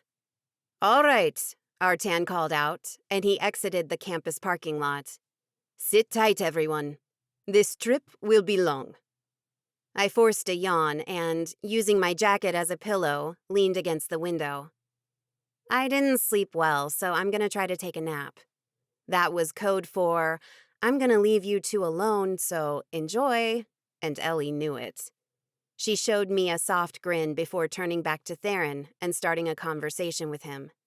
I put in my earbuds and pressed play on a new reggaeton song I was into, then closed my eyes and pretended to sleep. Meanwhile, Ellie scooted an inch closer to Theron. My job here was done. To my surprise, I ended up sleeping for real.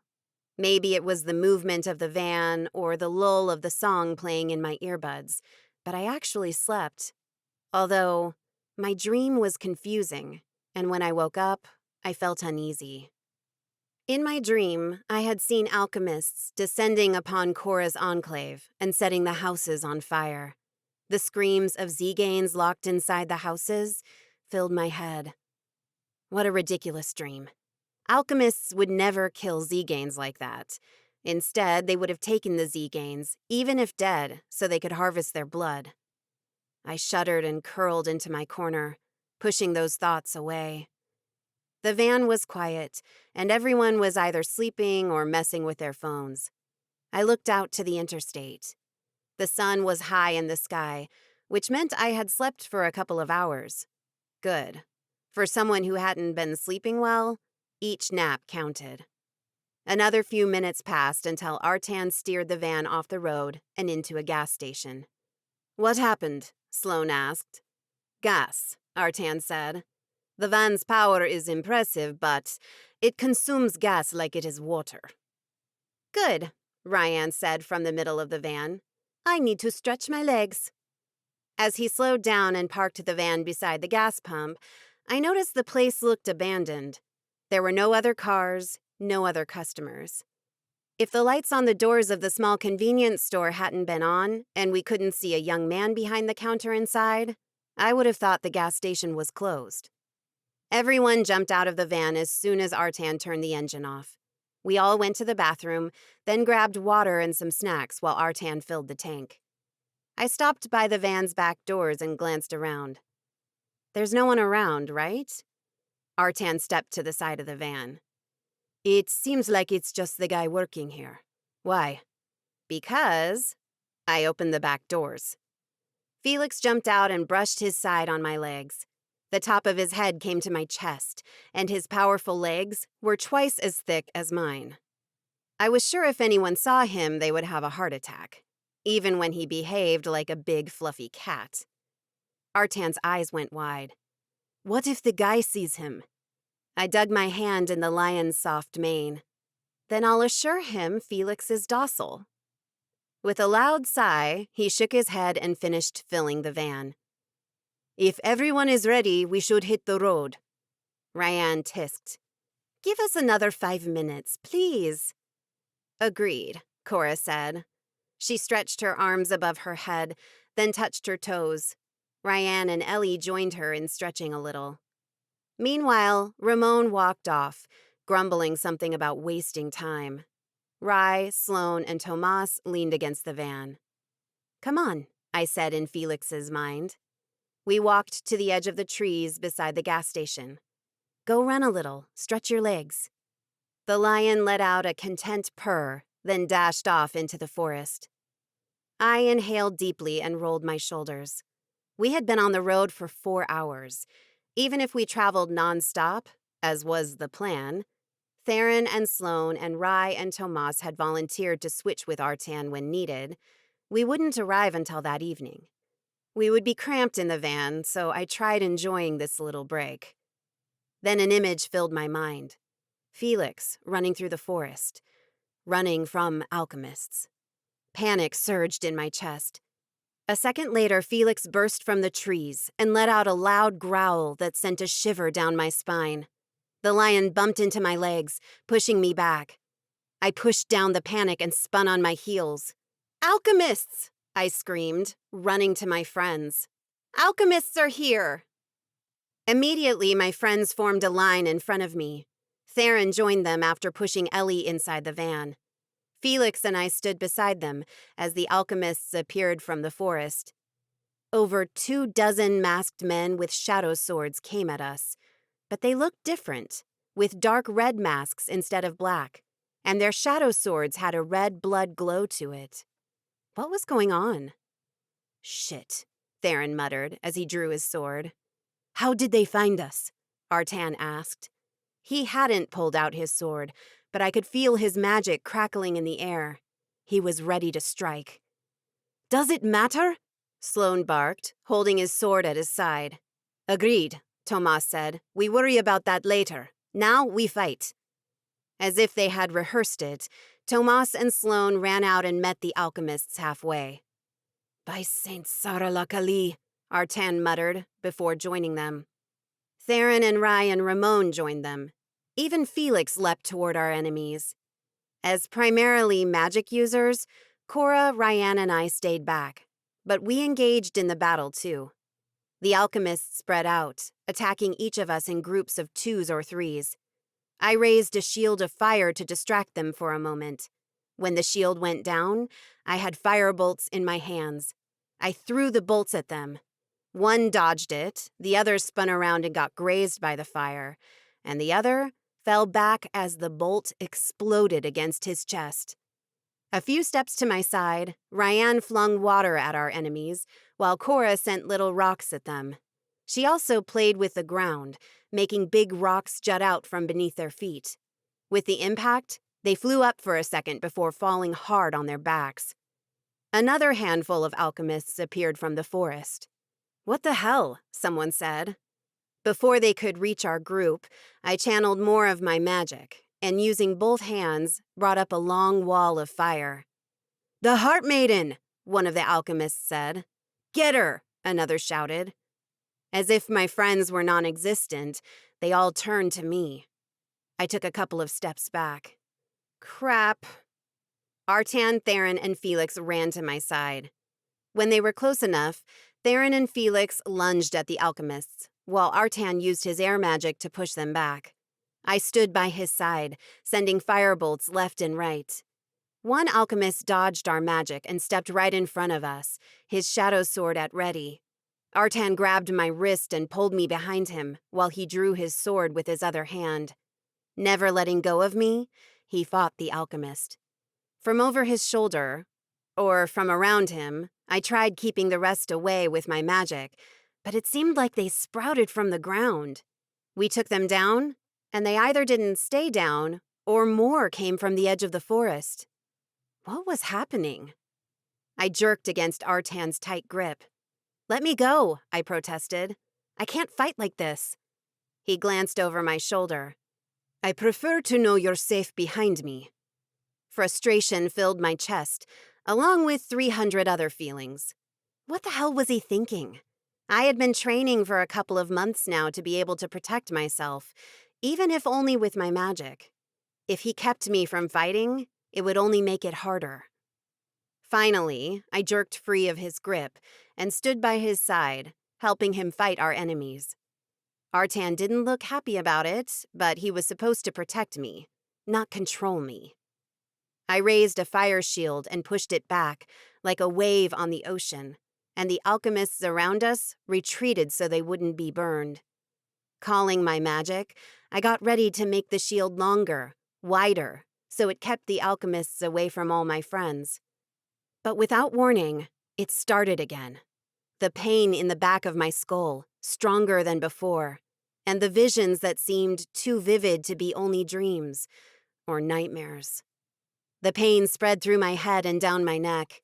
I grunted, falling to my knees.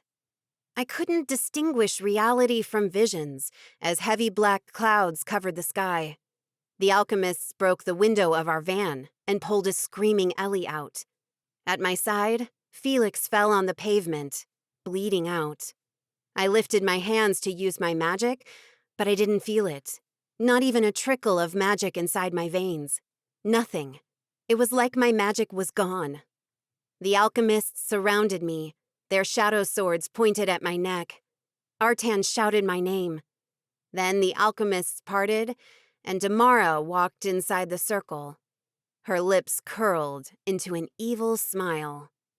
Pain blinded me, and I fell on the ground, screaming. Chapter 9. "Mirella, what's going on?" "I have no idea." "I've seen this before." "Where?" "At her house the other day. She said she was having pain and visions. Her mother gave her a calming elixir and it stopped." "Do we have a calming elixir here?" "No, but I can try using my powers." "Do it then." A cool sensation started in my chest, right above my heart. It seeped into me, and inch by inch, it spread through my veins. When it reached my toes, the cool sensation turned ice cold and was getting colder fast. Snapping out of my daze, I opened my eyes and sat up with a jerk. Artan was seated on the pavement, with half my body in his lap, and Ryan had her open palms hovering inches from me. The others formed a circle around us and eyed me as if I would burst into fire at any time. "What happened?" I asked, my voice scratching my throat. "We should ask you that." Artan's amber eyes locked on mine, worry shining through them. "What was that?" I averted my gaze. I don't know." "Ellie just told us it happened before," Theron said. I glared at Ellie. Traitor. "It did, but I still have no idea what it is." "How are you feeling?" Ryan asked. I thought for a moment. No pain, and the visions were gone. "I feel fine, normal." "I'm not great at healing, but I know my powers can be refreshing. she said. "If you want, I can give you some more just to be sure." I pushed up to my feet. A wave of dizziness assaulted me, but I did my best to keep it in so they wouldn't all fret about it. "No, I'm good now." While Artan and Ryan stood up too, I looked around. Several bodies of alchemists littered the area. "Did we win?" I asked, taking my friends in. Theron had a nasty red mark on his cheek. It would probably turn purple soon. Sloane had a bandage on his forearm, and Rye had one on his shoulder. The others looked disheveled and sweaty and tired, but no apparent injuries. However, there was someone missing. "Where's Ramon?" Theron clenched his fists. "That punk ran off to distract a group of alchemists. We have to go after him." Artan shook his head. "We should separate. Half of us go after Ramon. The other half stays here with Mirella while she recovers." I gaped at him. "What?" "We're wasting time," Theron said. "Just choose whoever and let's do it." "We're not separating," I said, adamant. "I'm fine, and I would rather we don't separate." "But you just had whatever that was." Artan gestured to the ground where I had just been. "What if it happens again?" "It won't," I snapped. One of his eyebrows cocked up. "How can you be sure?" "I can't, but I'm fine now. It won't happen again, not so soon." "Come on, guys. My brother might need help," Theron insisted. Artan took a step closer and towered over me. "Fine, but know this. When we're back at level, we're investigating whatever that was." I lifted my chin and held his hard stare. "Fine." I turned to Theron. "Where to?" He jerked his chin to the right. "This way." No matter how much I tried to dodge him, Artan stayed right by my side as we marched into the forest and followed Ramon's trail. On the way, I asked about the guy working at the convenience store. "Obviously, he saw us," Cora told me. But Ryan went in and put his mind at ease. She told him to hide. "He's probably still hiding," Ryan said. "Poor guy. Must have been scared out of his mind when he saw the tziganes and the alchemists fighting. It wasn't a truth easy to swallow." "Anyone notice these alchemists are different?" After a few minutes, I asked into Theron's mind, "Do you have a connection like this with him?" "Not exactly like this," he answered. "Ours is weaker. We can't form words, just images and feelings." "So like Felix and me?" "Yes, something like that." I frowned, wondering why Theron and I had such a connection. It wasn't the first I thought about it, and even Sheila had admitted it wasn't a normal thing. But since my first magic lessons with Sheila, Theron and I had been able to communicate telepathically. "Is he showing the way?" I asked. "Sort of. I think he was caught and drugged, so the few images he showed me were blurred." Crap. "We should go faster then." "I'm trying."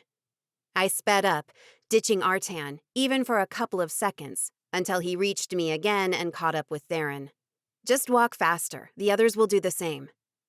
With an amused half grin, Theron accelerated. But dodging tree roots and low branches and loose rocks and hills proved to be harder when we tried speeding up. Ryan tripped and scraped her knee, and Ellie scratched her arm on a thorny bush.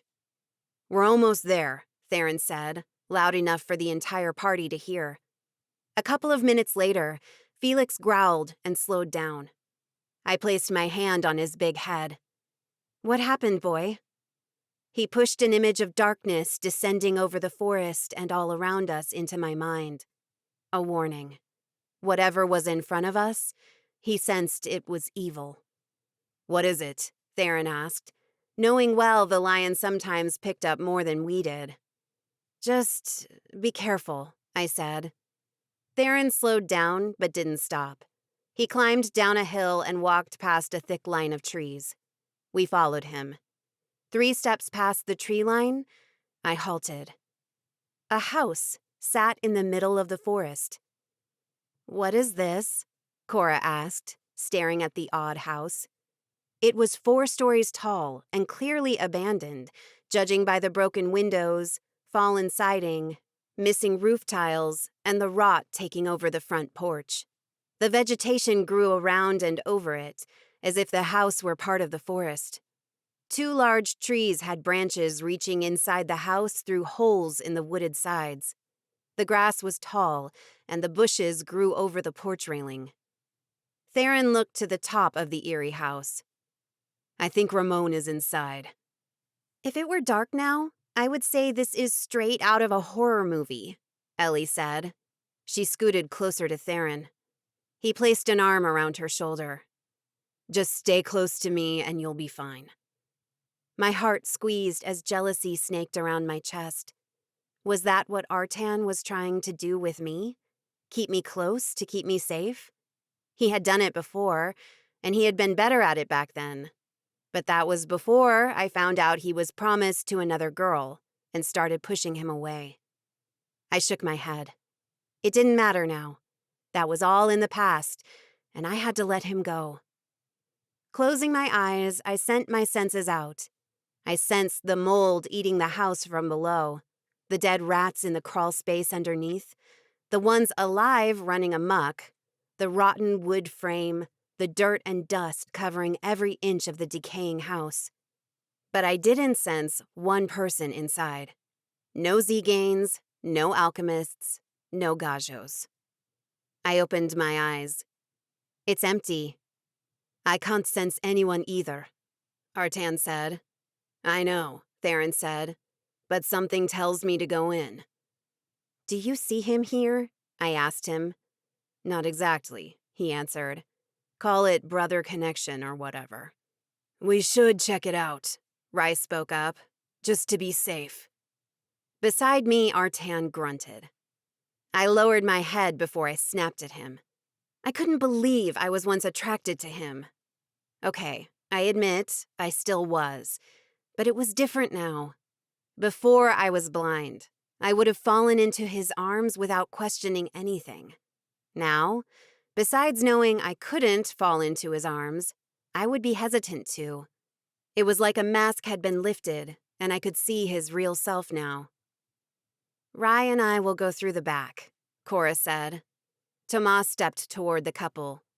Me too. Sloane raised his hand. Me too. Fine, Artan said through gritted teeth. The rest of us will go through the front. We meet in the middle of the house. Sounds good, Rye said. The 4 of them marched around the house, while Artan, Theron, Ryan, Ellie, Felix, and I went up the porch steps.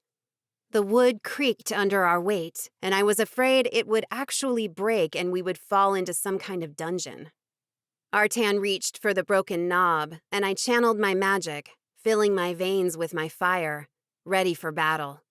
He pushed the door open, revealing a large 4-story foyer with cracked stone floors and a round wooden staircase with missing steps and half of the rusty railing. If taken care of, this house could be a beautiful mansion, but why was it sitting in the middle of the forest? It seemed like something out of The Wizard of Oz. We met with the other group and searched all the rooms on the first floor. Nothing more than dust and broken furniture. Together, we went up the stairs. Felix started growling before we reached the second floor's landing. A couple of dark red spots stained the wooden floors. Is that? Ryan asked, her nose wrinkled. Artan crouched beside it, rubbed his fingertip on a bigger dot, and smelled. Tzigane blood. Theron's face paled. Shit. A few steps forward, we saw a couple more spots. An archway led to a wide corridor where we found more blood drops. Holding our breath, we followed the trail to the last room on that floor. Artan halted at the open door. What the? We all crowded behind him, trying to sneak a peek inside. My stomach turned as I took in the 2 hospital beds, the low tables with several medical instruments, the metal pole with IV bags and needles. It reminded me of when Ellie and I had been tricked by the alchemists months ago. They had tied us to similar beds and would have taken all of my blood if we hadn't been able to break free and fight our way out. However, this room was covered in blood. Blood on the floor, blood on the beds, blood on the table. I pressed a hand over my mouth, trying hard not to think this blood was Ramon's. Artan examined the blood on top of a table. "It's fresh. Whatever happened here was less than 30 minutes ago." My stomach sank.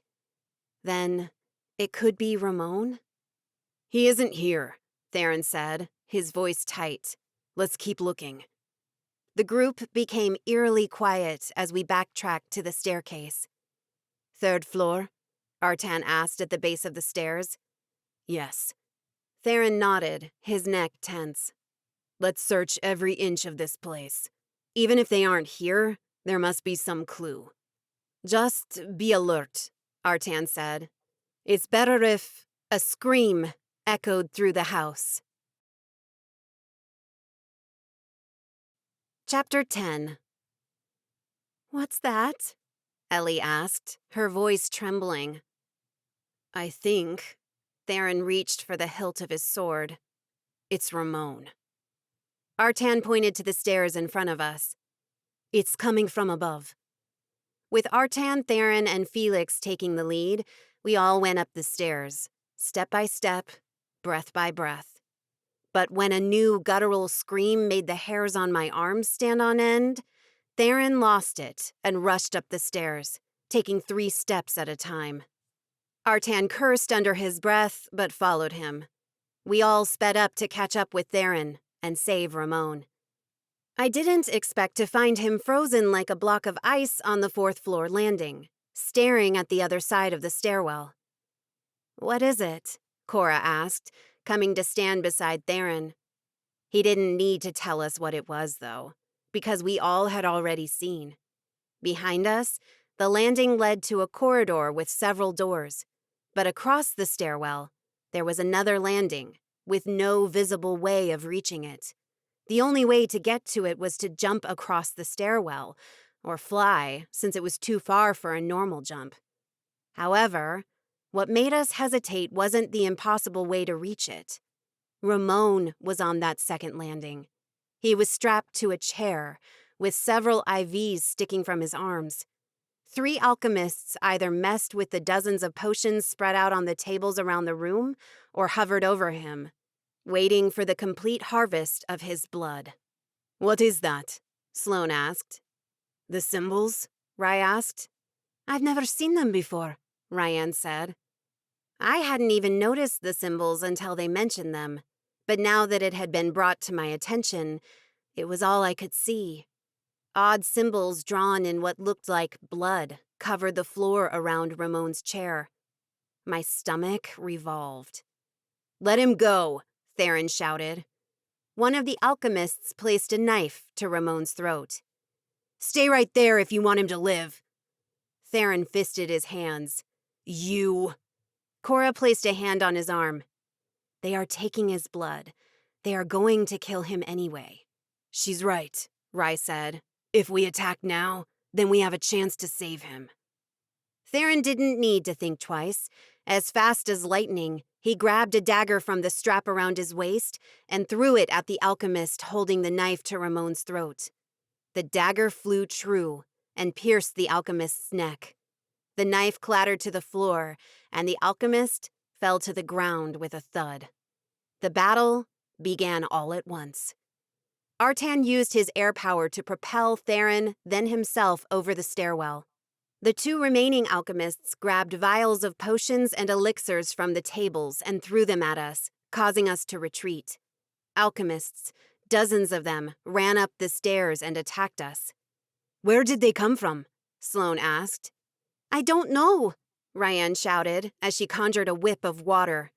In the tumult, Ellie ended up on the other side of the room with Cora, Rai, and Felix. Worry for her rose in my chest, but I pushed it down, focusing on one matter at a time. And the important one right now was fighting and defeating these alchemists. My magic awakened and filled my veins, bringing warmth to my skin. I cast fire bolts and threw them at the alchemists pouring from the stairs. "That's the Heart Maiden!" one alchemist shouted. Like before, most of the alchemists turned to me. They rushed at me. Retreating a few steps, I raised a wall of fire. A couple of alchemists ran into it and screamed as my fire burned them. A smarter one pulled out a vial from his pocket and threw it at the wall. The fire crackled, then sizzled. My wall crumbled like ashes. On instinct, I retreated a couple of steps while throwing more bolts at the alchemists, but that only slowed them down. I was cornered in a large room with a broken window. There was another door on the other side of the room. I ran to it, tried to open it, but it was locked. "Nowhere to run now, Heart Maiden," one alchemist called, his dark eyes fixed on mine. A shiver ran up my spine. I had seen them without the masks covering the lower part of their faces before. They looked like monsters, with blackened mouths and dark eyes.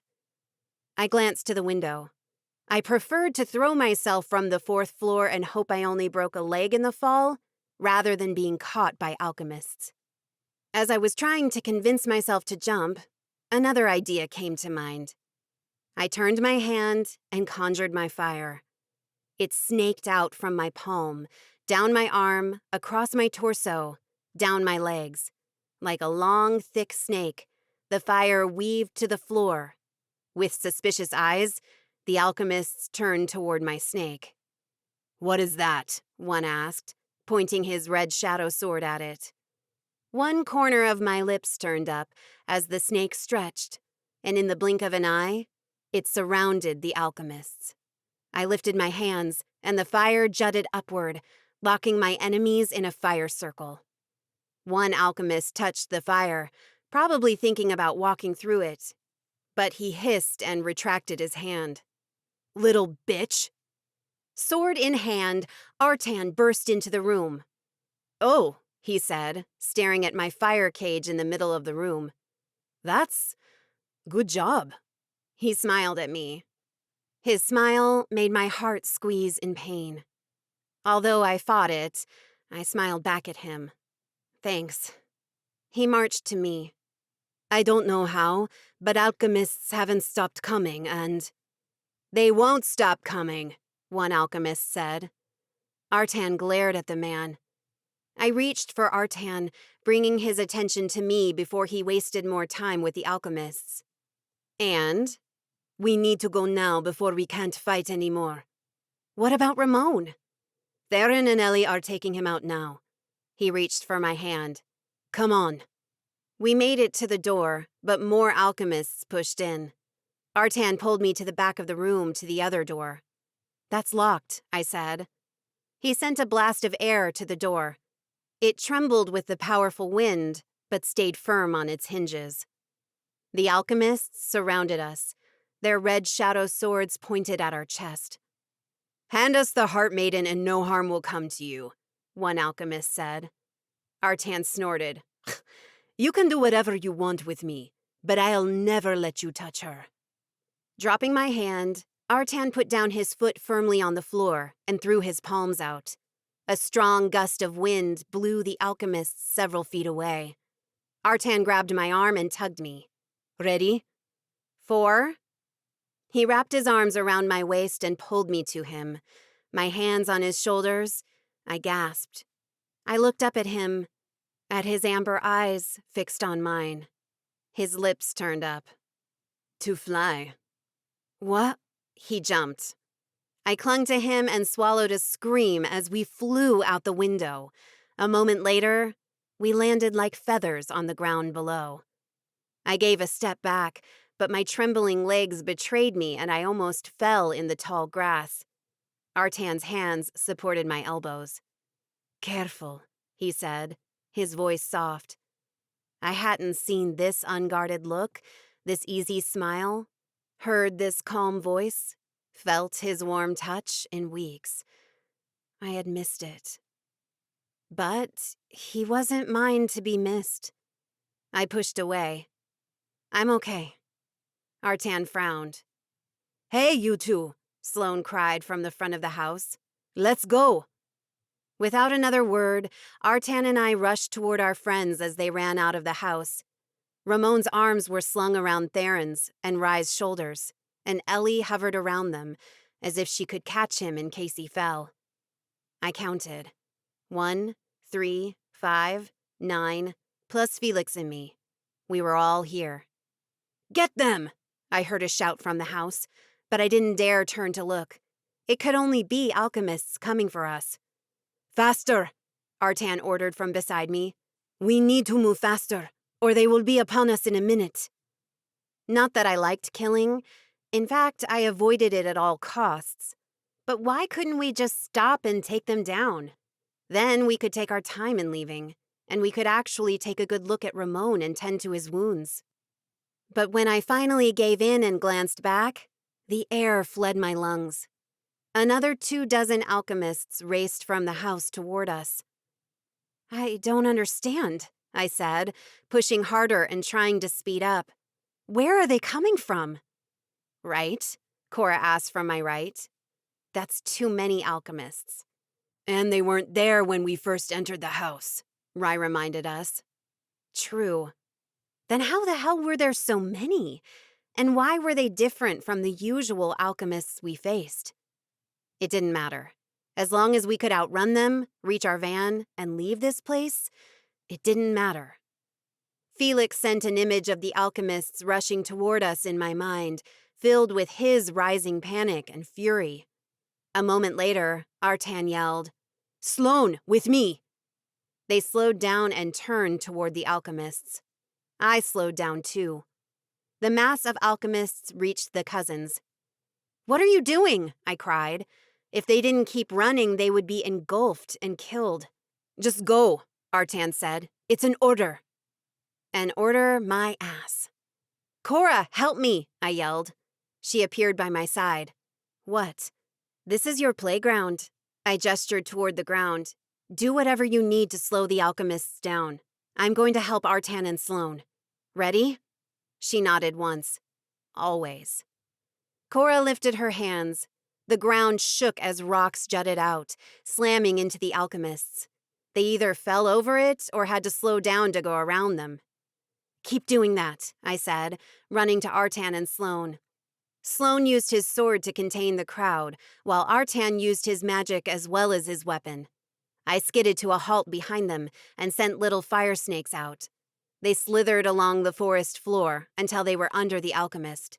Then they snaked up their legs, and when they reached their chests, they exploded into fire. I didn't use enough energy to kill them, but I was sure they would get knocked out and wake up with a pretty nasty burn mark. One by one, the alchemists went down, bitten by my fire snakes. "Nice," Sloane said, retreating from the fallen alchemists. Artan watched me with pride shining in his eyes. "Pretty good." A smile tugged at the corner of my lips, but it didn't break through. More alchemists raced toward us. "What the crap?" I asked, confused. "Where are they coming from?" Artan caught my hand. "It doesn't matter.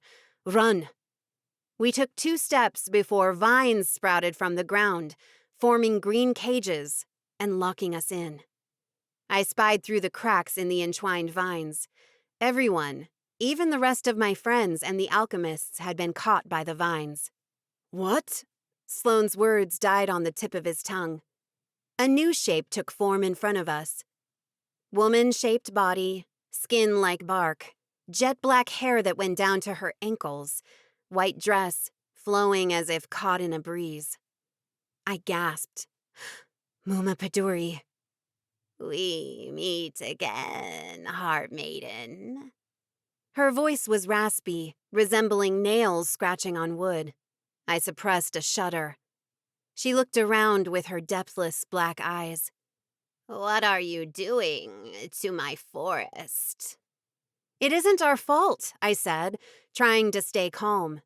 If only I could convince her, I was sure she could help us here. We were at a rest stop with no intentions of coming inside the forest when alchemists attacked us. They took our friend, so we had to come after him. Her eyes narrowed. You mean the evil beings inhabiting that house? You know about them? So they are alchemists. Interesting. What do you mean? That house simply showed up a few months ago. It squashed a good portion of my forest.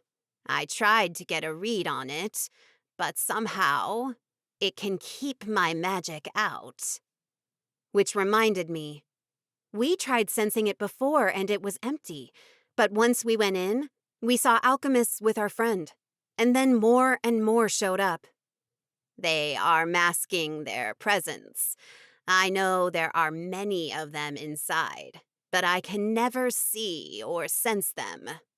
She looked around. But now, many of them are out here. This was my chance.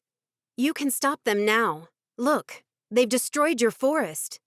I pointed to the marks of swords on tree trunks and broken branches. She glared at me. You're not off the hook, Heart Maiden. You've been fighting in this forest and hurting my plants, like them. But that's only because they are after us. I paused. You've got all of us in your vine cages now. Just release my friends and me, and we'll leave peacefully, without harming your forest any longer. And then you can do whatever you want with the alchemists. Tempting, Booma purred. You've got nothing to lose. She clicked her tongue. All right, I'll do it, but on one condition. I sucked in a sharp breath. Of course there was a condition. What is it? Next time I see you damaging my forest, even if you're not at fault, I'm taking my revenge. I gulped. Well, I would never damage the forest on purpose. Hopefully, I would never damage it at all. Artan grabbed my arm and whispered, You can't promise that. There will be times when we're after the Heartflower and we'll fight. In the forest. That is in the future. This is now. I'll take my chances. I jerked my arm free from his grip and turned to Muma. Deal. She offered me a smile with her sharp black teeth. The vines retreated, disappearing into the ground as if they had never been there. Off you go. I looked back. The alchemists were still locked within the vines. She had kept her promise.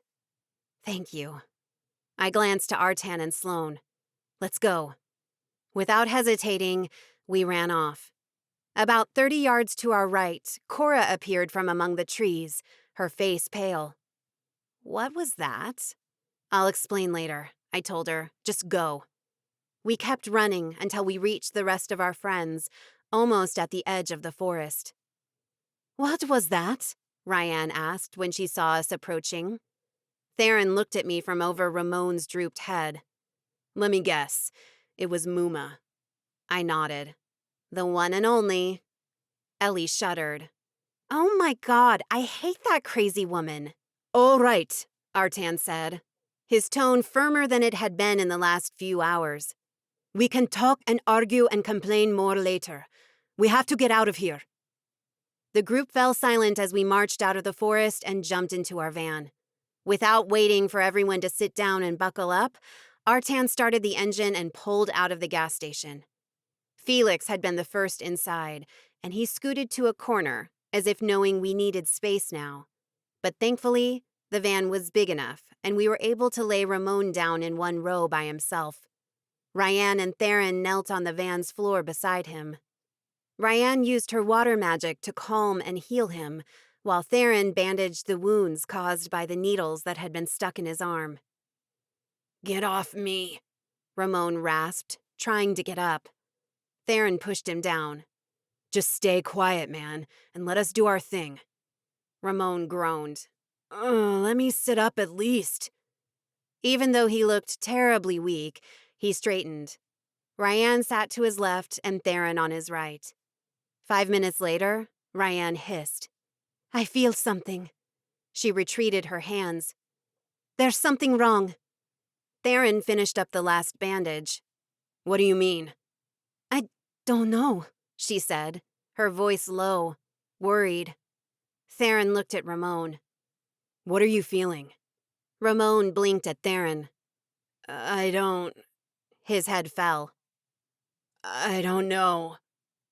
All of a sudden, Ramon rolled to the floor of the van, trembling from head to toe.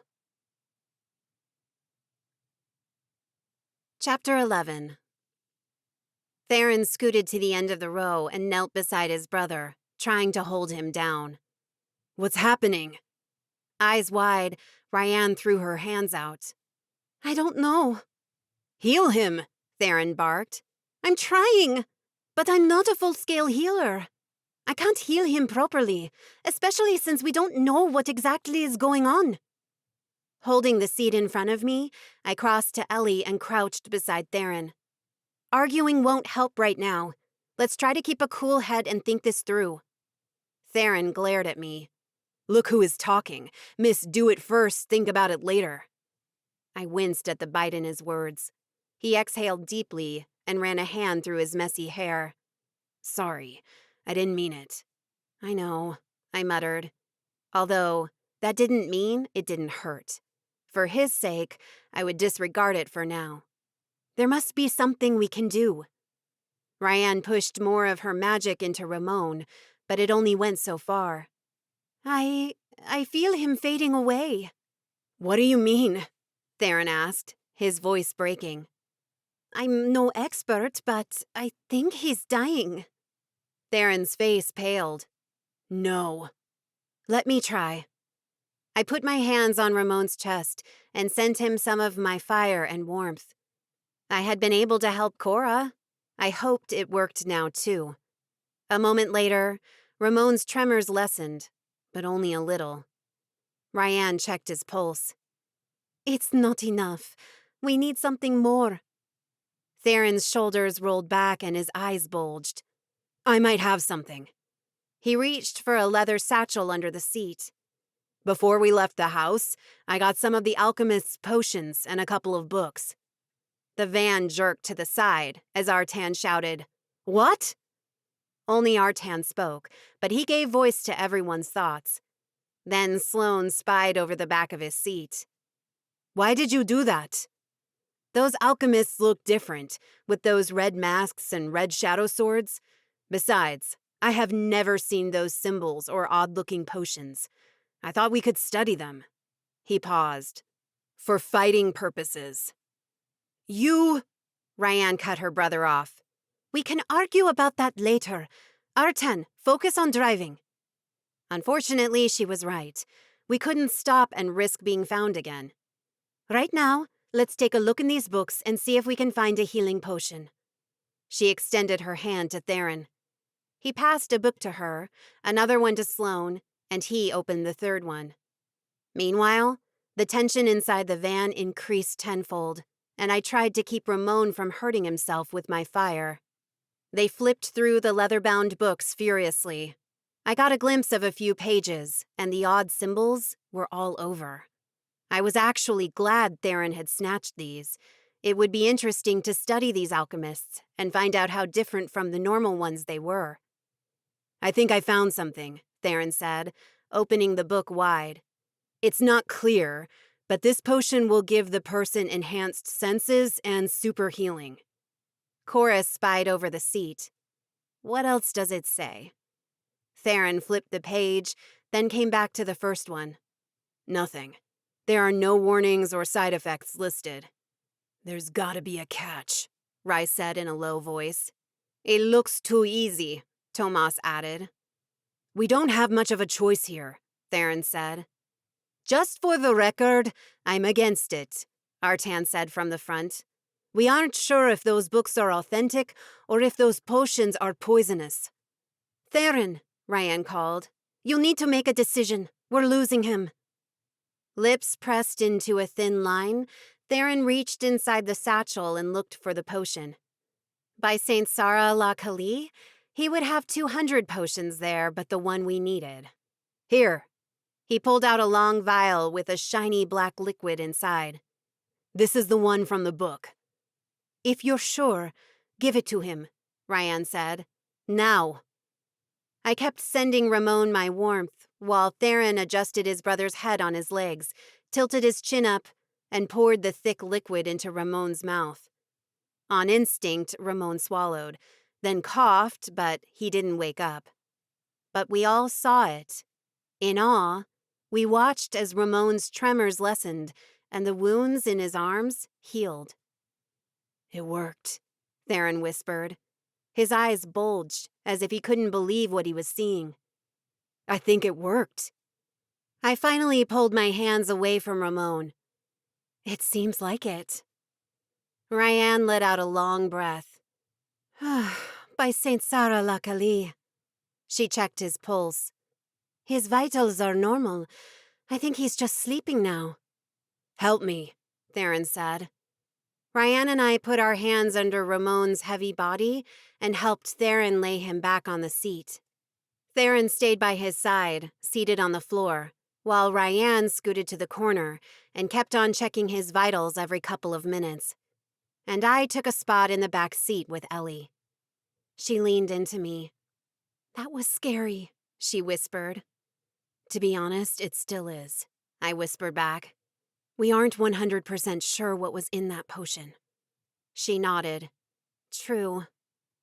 If the tension had been high inside the van before, now it was past the exploding point. A couple of hours went by. Artan never stopped, not even when the others offered to take the wheel from him so he could get some rest. Some of us napped, others read. Others just stared out, but no one spoke. The only noise inside the van was Ramon's loud breathing and the crunch of the snack bags as we ate the food we bought at the rest stop. A new energy crackled through the air and sent a shudder up my arms. Ramon jerked awake with a loud gasp. With the sudden movement, Artan jerked the car again, and my heart skipped a beat. Everyone was startled. He sat up and glanced around, confused. "Ramon?" Theron called to him. You're fine. You're fine. We've got you." How are you feeling?" Theron asked. Ramon closed his eyes for a brief moment. "I don't know. I feel odd. Like I have a really bad hangover, but it's even worse than that." Ramon looked down his chest, his arms. "What happened?" Theron tilted his head. "You don't remember?" "Not much," Ramon said, his voice strained. "I remember running into the forest and distracting the alchemists, but then more came from the opposite direction. There were over 20 against me. There was nothing I could do." He paused as if trying to remember the rest. Then I was brought into a creepy house crawling with alchemists and strapped to a chair. After that, it's all a blur." "After that, we came in and saved you," Theron explained. "But what about my arms? I remember several IV needles in my arms. That has to have left some swelling and redness. I see nothing." Theron ran a hand through his hair. His ponytail had come loose hours ago, and he hadn't redone it yet. "Guys," Artan called out. "What?" Sloane asked, sounding annoyed. I guess he felt like everyone else, apprehensive about Ramon's reaction to finding out he had been given a random potion his brother had stolen from the alchemists. Perhaps it was a good thing Artan was interrupting them. However, he surprised us all when he said, "We're here." "What?" Cora got up from her seat and scooted forward, closer to the driver's seat. "You mean at my enclave?" "Yes," Artan answered. "We're almost there." She looked side to side, as if trying to find recognizable markers of her home. She fisted the letter in her shaking hand, almost crumpling it. I wanted to hug her, to tell her everything would be okay. Even if we didn't find her family, she would be okay. She was okay, and we would always be here for her. I made a mental note to do all that once we were out of the van. But once Artan parked at what looked like the entrance to the enclave, Cora practically trampled everyone as she jumped out of the van. I watched as Rye shook his head. The frustration emanating from him was so strong, any tzigane could pick up on it without using enhanced abilities.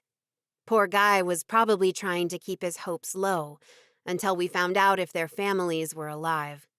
"Watch out!" Artan shouted as the rest of us exited the van. "Get your weapons and be alert. Remember, this most likely is a trap." He stared at me. "Stay behind us with Ellie." I clenched my teeth, taking offense to his order. Did he think I couldn't protect myself? Or was he being considerate? Exhaling, I chose the latter. Like an obedient saint, I stayed at the back with Ellie as the group approached the enclave's main road. My heart squeezed as I took in the damage. Dead and burned golden horehound, the shrub my mother had planted around our house during my childhood, surrounded the entrance. Beyond, what once had been white and beige houses were now gray and black. Their terracotta roofs were caved in, the windows broken, and the doors missing. The wide stone path forming the streets were black and littered with debris. Cora placed a hand over her mouth. "It's really destroyed." Rye cupped her shoulder. "Maybe we should let the others check it out first. If they find something, they will let us know." She rolled her shoulders, getting rid of his hand. "No, I have to see this for myself." She marched away, and Rye followed her. "Stay together," Artan called out. "Damn it." "I'll go get them," Sloane said before following them. I walked to Theron, who stared out to the burned enclave. "Was it like this when you came to check it out 3 years ago?" He nodded. "There's more debris now, and the vegetation around the enclave was cared for." He pointed to the trees and shrubs outside the enclave's perimeter. "Now, it's overgrown and dead." "It looks worse now," Ramon said, without hesitation. I had almost forgotten he had been with Theron when they rescued Cora, Rye, and Nico. Suddenly, an image popped in my mind. "Felix just showed me something," I said, turning to our left. The lion stepped out of the forest surrounding the enclave. He let out a low growl. "Here." I walked to him. Artan followed me. "What is it?" I gestured to a tall shrub. "Just behind there." I hadn't seen it yet, but I knew where it was from Felix's image. Our friends approached while Artan pushed past the shrub. "A camp," he said. I approached the makeshift camp. "Yes, but it seems to have been abandoned." The fire pit in the middle of the little camp was cold, and there were no tents, just the stakes that used to hold one, and a frayed, rolled-up mat tucked under some raised tree roots, which had probably been forgotten. "But," Ellie started, her eyes shining with curiosity, "that means someone was here, right? It means there were people or tziganes around." "Probably," Ryan said. "But we don't know who yet." Artan crouched down as if he could have a better look from that height. "It could be other tziganes who were also lured here." "Don't say that," I snapped. "We should hope this isn't a trap." Artan stood and faced me. "I prefer believing the opposite. This is a trap, until I'm proven wrong." I held his stare, suddenly wanting to slap him to make him less stoic, less rude, less of an ass. He hadn't been like this before, and I hated that I couldn't help but hate him. Not just because of his lies, but because his attitude had taken a turn for the worse.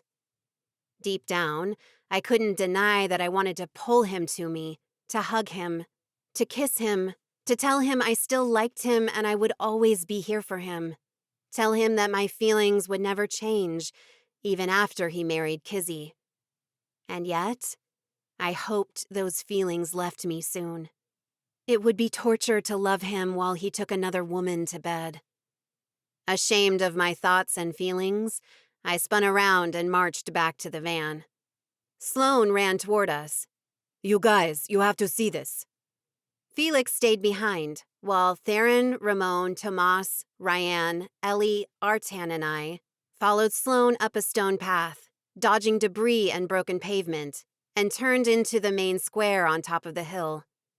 Cora and Rye stood frozen beside the broken stone fountain, their eyes on the ground. "What is it?" Artan asked, halting beside them.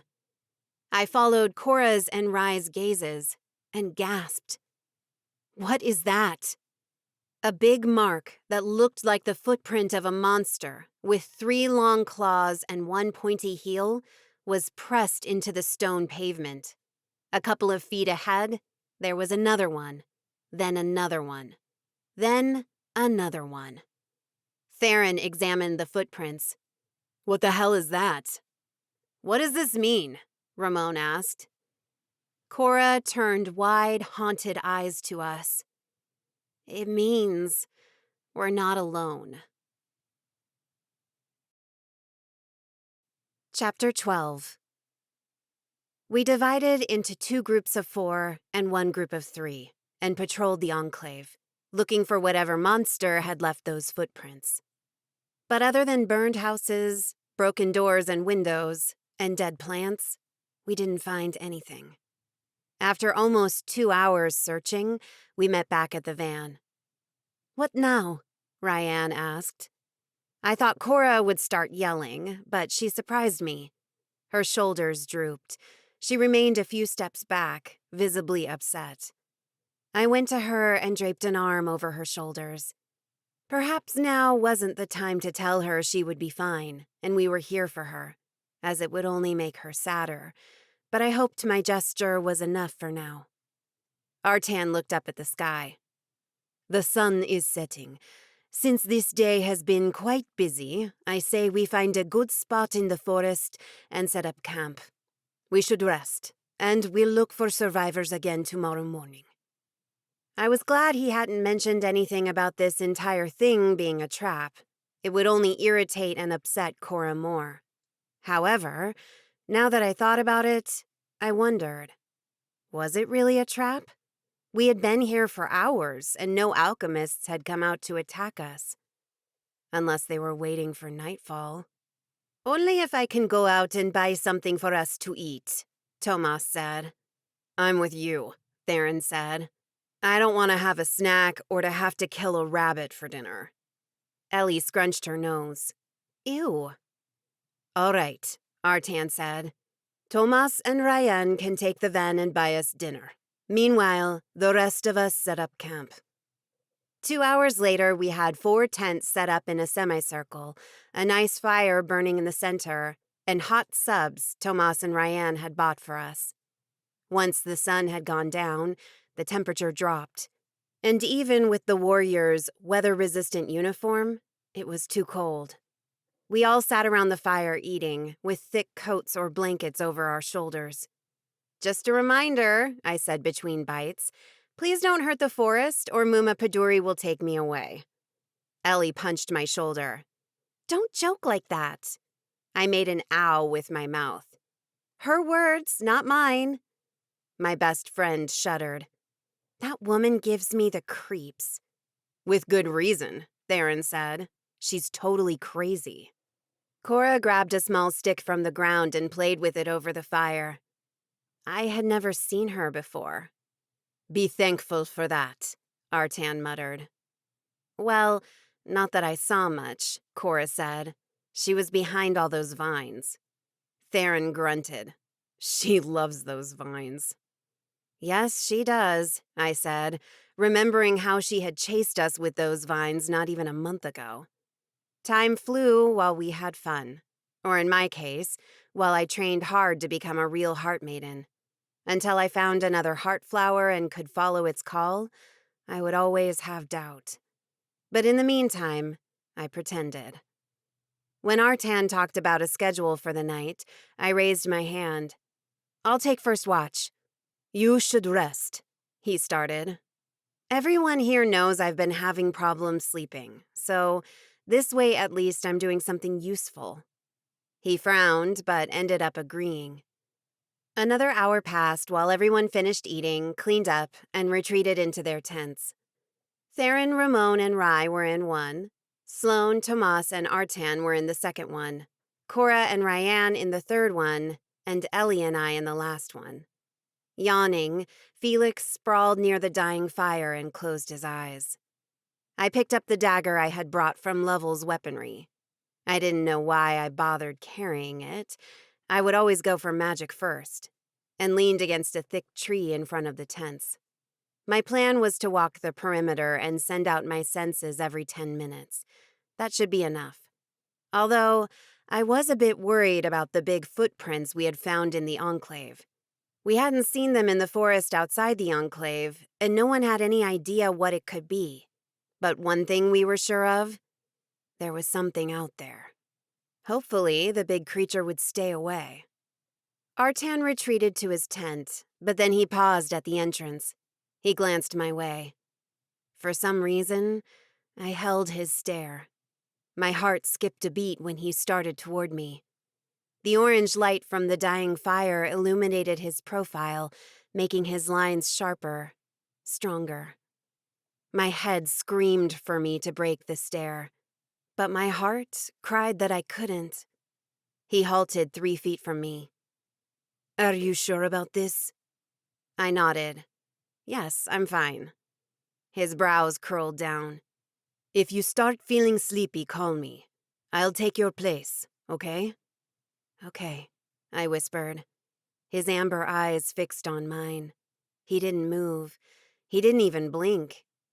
Why was he doing this to me? "You can go now," I said, my tone harsher than I had intended. He let out a long breath. "Good night, Mirella." I didn't say anything, but I couldn't stop from watching him as he marched to his tent and disappeared inside. By Saint Sarah la Kali, why was this so hard? Why couldn't I rein in my heart? Why did I still wish for what couldn't be mine? I tried telling myself that even if Artan wasn't engaged, I couldn't be with him. As the Heart Maiden, I couldn't have a partner. I always thought it was bullshit, but there were rules even I couldn't break. Shaking my head, I started walking around the camp for my first patrol.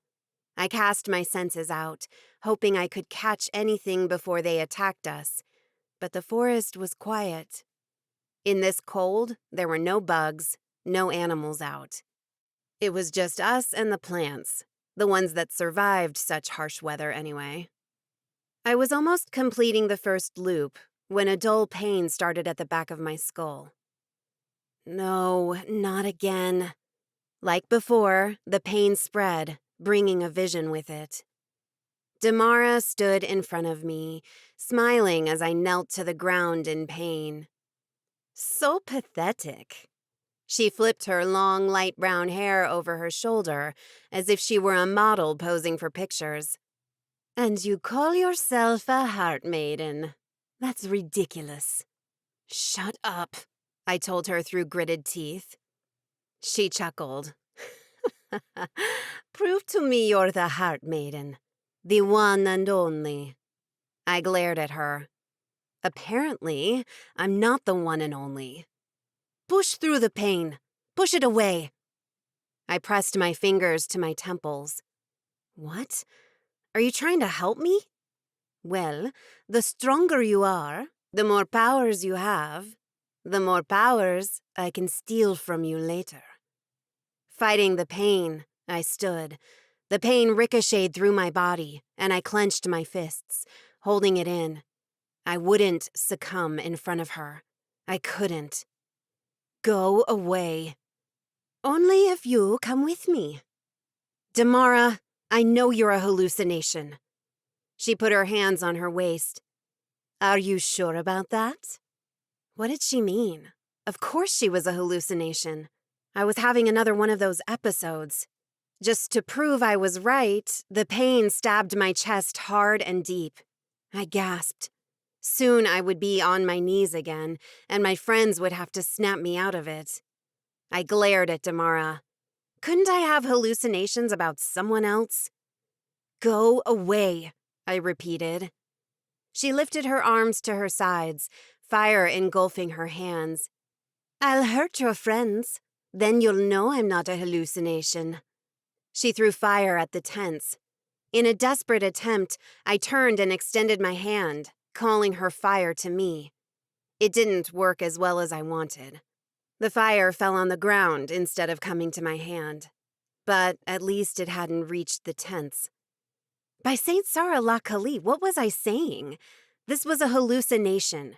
She couldn't really hurt them. It won't work, I told her. I won't try to stop you anymore. A wicked smile spread through her lips. What if I tell you what the council is hiding from you? The pain drew holes in my skull, chest, and back. I pressed my hands to my temples, wishing that simple gesture could stop it. This is my hallucination. Whatever you tell me, it'll be something I come up with, just like in a dream. I expected better from you, Mirella, she tisked. This is your vision, but you don't think as heart maidens that our minds are connected? When you have these visions, I see them too. I participate in them. What? It couldn't be. When I said that to the council, it had been a lie so they would let me come on this mission. Her mind wasn't really connected to mine. Or was it? I'm in here. She pushed her index finger into my forehead. The pain skyrocketed. And you're in here. She touched her temple. Now, follow me so I can tell you exactly what the council is hiding from you. She spun around and walked past 2 thick trees. I stared after her, trying to think what to do. If this was a vision, I could follow her with no harm done. And if she was telling the truth, that she was really inside my head and would tell me what the Elder Council was hiding, then what did I have to lose? I glanced at the camp, at the dying fire, the sleeping lion, and the 4 quiet tents. Just to be sure, I sent my senses out one more time. There was nothing out there. Or this was all a hallucination, and I simply couldn't tell reality from the hallucinations. Come on. I heard her voice inside my mind. Crap, she really was in here. A new wave of pain took over me, but I pushed past it and followed Damara into the forest. Although the trees were leafless this time of year, their branches were thick enough to hide most of the moonlight, making the path ahead hard to see. I raised my hand in front of me and conjured a small flame. Damara was 10 feet ahead. Through here, she said, without stopping. Each step I took was a fight against the pain spreading through my body and the reasoning in my mind. Was this really a vision? If it were, it was different from the ones I had before. Was Damara really in my head? Did we have a connection?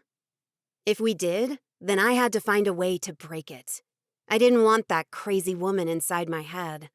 Hurry up! I heard her voice but didn't see her. I went on, trailing after the sound of her voice and her steps crunching the dried leaves and fallen twigs. The pain increased, pressuring my chest. It was getting harder to breathe. I fought it, but my vision blurred and my head swam with a wave of nausea. I fell on my knees and my flame died.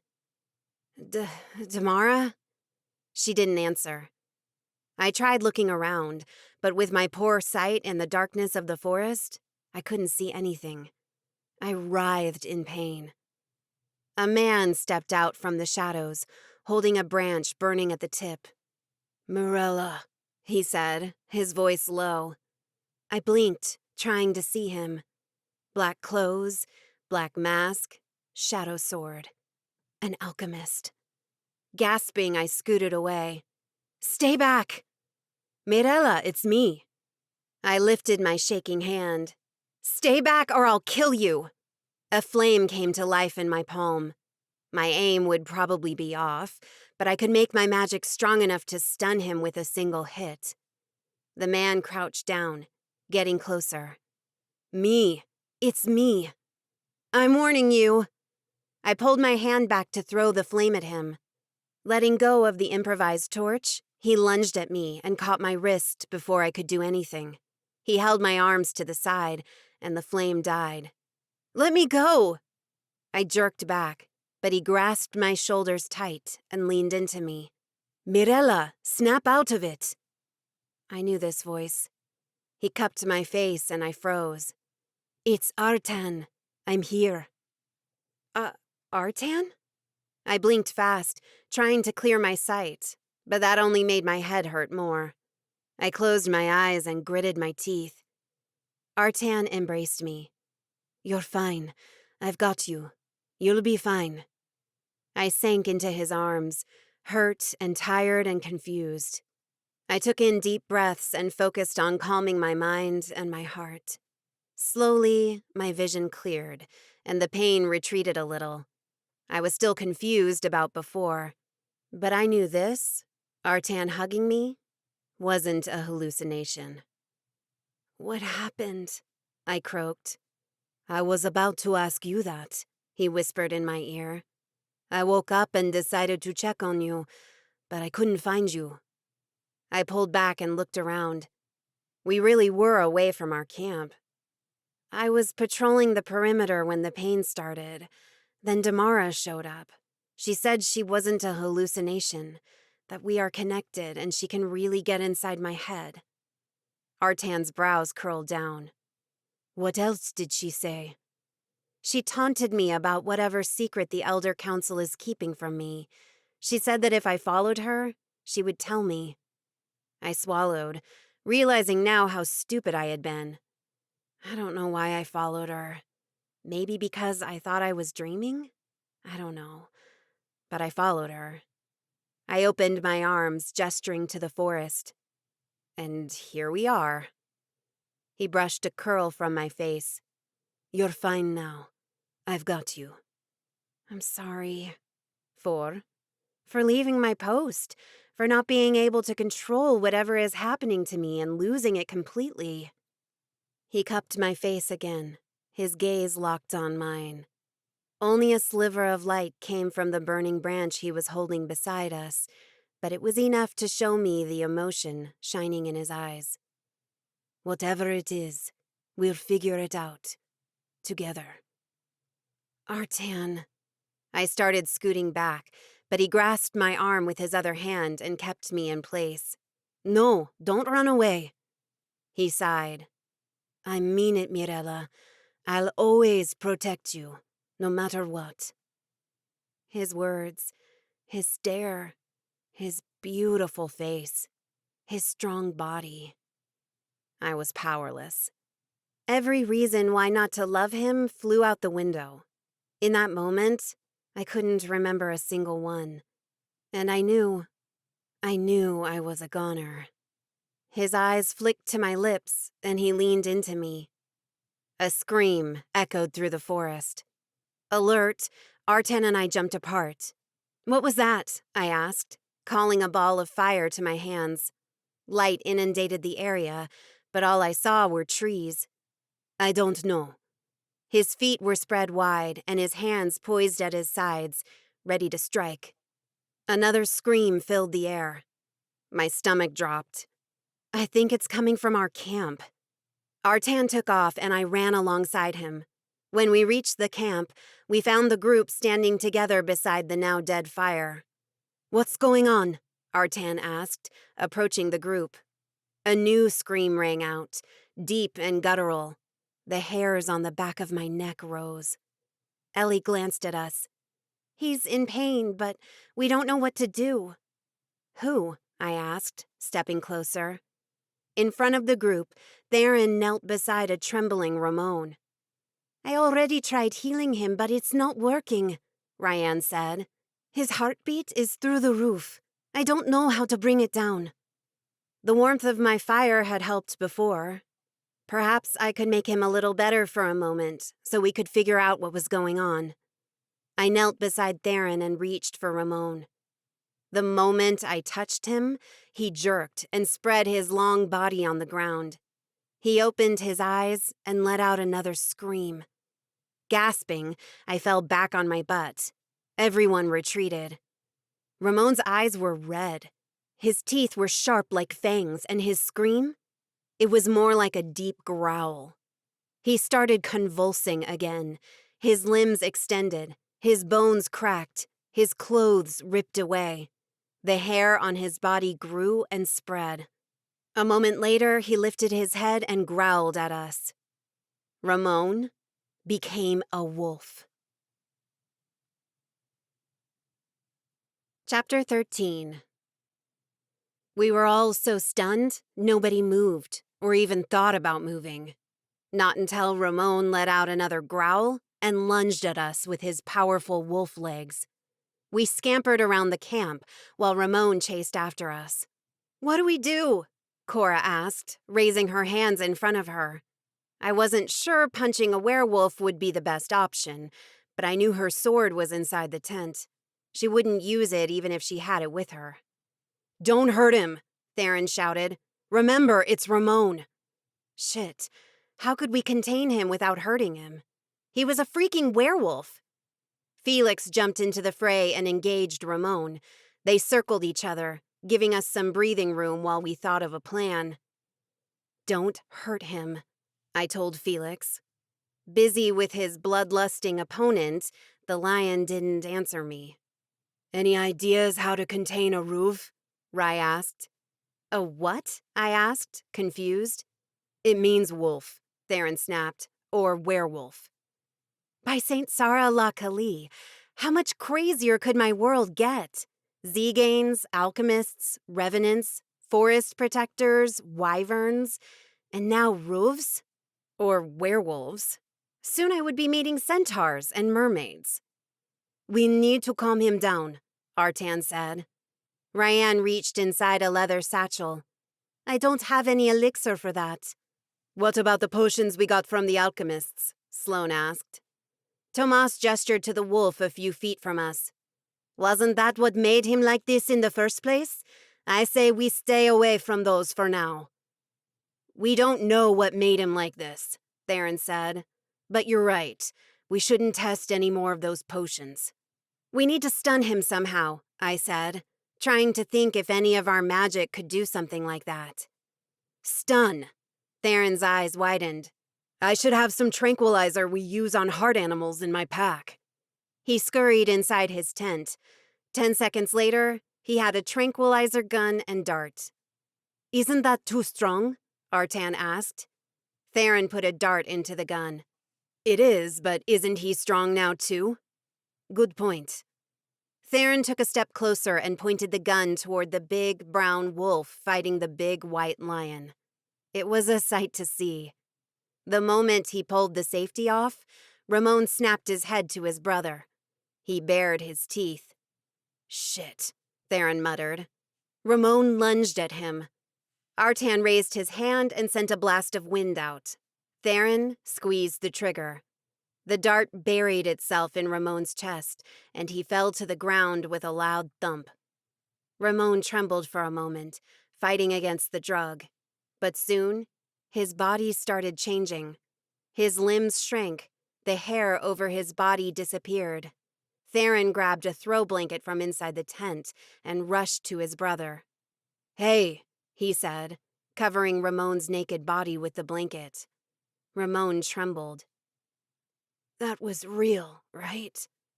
His voice was low and raspy. "I just became a werewolf, right?" "Yes, you did." Clutching the blanket, Ramon sat up. He hissed and placed a hand on his head. "Everything hurts." He looked up at his brother and then at us. How did that happen?" Rye stepped closer. "We aren't sure." "I'm sorry." Ramon exhaled deeply. "I can't believe I attacked you all." "It seemed you weren't in control," Cora said. "So you're forgiven." "Don't worry about that now," I told him. He glanced my way, then averted his eyes. "We need to find a way to control the change," Artan said. "We can't have you involuntarily transforming on us." His eyes hard, Ramon stood. "Then try to find out how to get rid of this. Because I didn't sign up to become a freaking roof. He glared at Theron. It was that damn potion you gave me. We don't know that, Theron retorted. The alchemists could have done something to you when they kidnapped you. Why would the alchemists turn me into a roof? The bickering continued, but I didn't pay attention. A dark cloud brushed against me, and I turned my back on the group, watching the forest.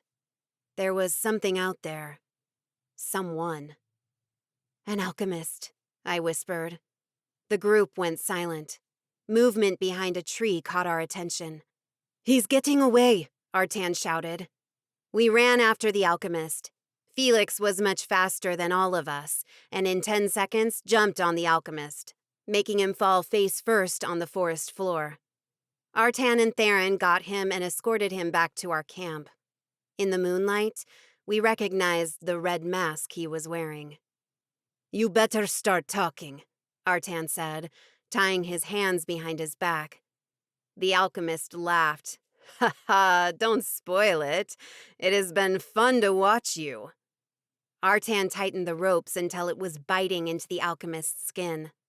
Don't make me torture you for an answer. I frowned, not liking how cold Artan could get. Not even an hour ago he had been embracing and comforting me, and now he was acting like a thug. Ramon came out from his tent, wearing a new warrior's uniform. Thankfully, we all had more than one. He marched to the alchemist and pressed his sword to the man's neck. What did you do to me? Another laugh bubbled out of the alchemist's mouth. We didn't do anything. You did it to yourself. What do you mean? This is too much fun to keep to myself, the alchemist said.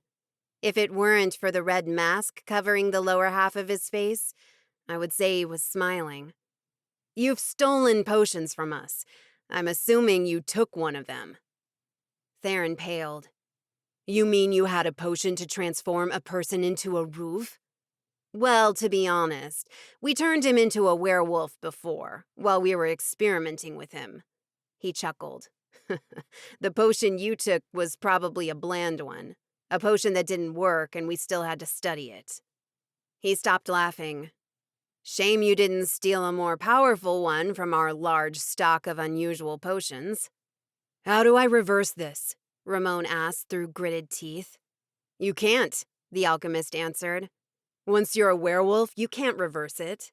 Even if you live to be 100 years old, you're dying as a werewolf. Ramon groaned. You just said you have unusual potions of every kind. You must have an antidote. Our direct experiments are so good, you can't undo it. You're now a real werewolf, as if you had been born one, or bitten. Wow, that was incredible in a creepy way. Artan loomed over the alchemist. What kind of alchemist are you? Since we had first bumped into them this morning, they looked and felt different from the alchemists we usually fought. Wouldn't you like to know? Are you the ones who lured us here? Theron stepped closer, a third strong warrior pressing against the enemy. It seemed a little excessive. Why? The alchemist frowned. Lured you here? No, I've just been following you since you left the manor this morning. Cora looked at me and I shrugged. What did it mean? We were dealing with 2 groups of alchemists? Why are you following us?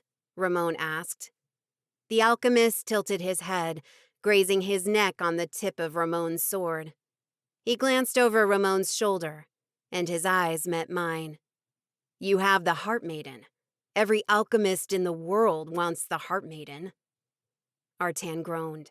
He punched the alchemist. The alchemist fell on his knees. You're never having her, Artan spat. The alchemist laughed again, a chilling sound that sent a shudder down my spine. Don't be so certain of that. All of a sudden, he rolled his eyes to the back of his head, and all we could see was white. His body started shaking violently. And then he jerked free of the ropes tying his hands, as if they had been made of cotton candy. He grabbed the blade of Ramon's sword with both hands and drove it into his chest. The alchemist killed himself. Chapter 14. Artan strapped his sword to his belt and looked around. "Everyone ready?" Some of us mumbled a yes, while others nodded. I didn't say anything as I finished tying my boots up. It had been a long night, and for someone who rarely slept, that was saying something. After the alchemist killed himself, we had all been so stunned that it took us a moment to move. Artan and Theron went into the forest to dispose of the body, while the rest of us went back to sleep. Or tried to. If I felt confused and had too much to think about, I was sure the others, especially Ramon, felt the same. My mind reeled with the thought of another kind of alchemist out there. What did that mean? What did they want? Did we fight them in the same way? There were so many questions about that matter. And now, there was the matter of Ramon's lycanthropy. Artan was right. We couldn't have him transforming into a werewolf on us without warning, but how did we contain it? Or, like Ramon had said, how did we reverse it? The alchemist had said there was no way to reverse it, but I doubted it. In the end, I slept for less than 2 hours before I was awoken by the sound of shuffling outside. When I exited my tent, I found Artan, Theron, Sloane, Rye, and Cora already having breakfast. Someone had gone to buy food for us at the nearest town, and now there were paper bags on a blanket beside the cold fire. After waking up Ellie and eating, I packed and left to get everything ready. We didn't know what would happen now, if we were finally going to meet Cora's family or be caught by alchemists. But we wanted to have everything ready in case we needed to flee. Ramon was the last one to roll out of bed, and he seemed in a worse mood than usual. "I'm ready," Cora answered Artan, sounding excited. "By Saint Sarah la Kali, I prayed this wasn't a trap and that we really found her family here. And Rye's and Nico's family, too. And maybe the entire enclave." But Artan had been right. If everyone was alive, why hadn't they contacted Belleville before now? They didn't need to wait 3 years for that. My heart longed for them, but my head told me it was futile to hope for impossible things. Wearing our uniforms with our weapons at our waists, we set out to explore the enclave. This time, we didn't separate. Artan hadn't said the words out loud, but I knew why. We would be better off fighting together than alone. We explored inch by inch, turning over fallen debris, going through the ruins of every house and building, even when they seemed like they would crumble on top of our heads at any moment. We found lots of personal objects, books, picture frames, clothes, but all burned to a crisp. If the tziganes were alive, they had fled with nothing. Rye stopped in front of the next house we were about to explore. This was Nico's house. My heart tugged. It hurt to walk through the house and see where he had lived, eaten, and slept with his family. I tried not paying much attention to the personal objects, because I was sure to cry. Like Cora was crying. She tried to contain the tears, but she couldn't. She swallowed each sob, though, and cried in silence.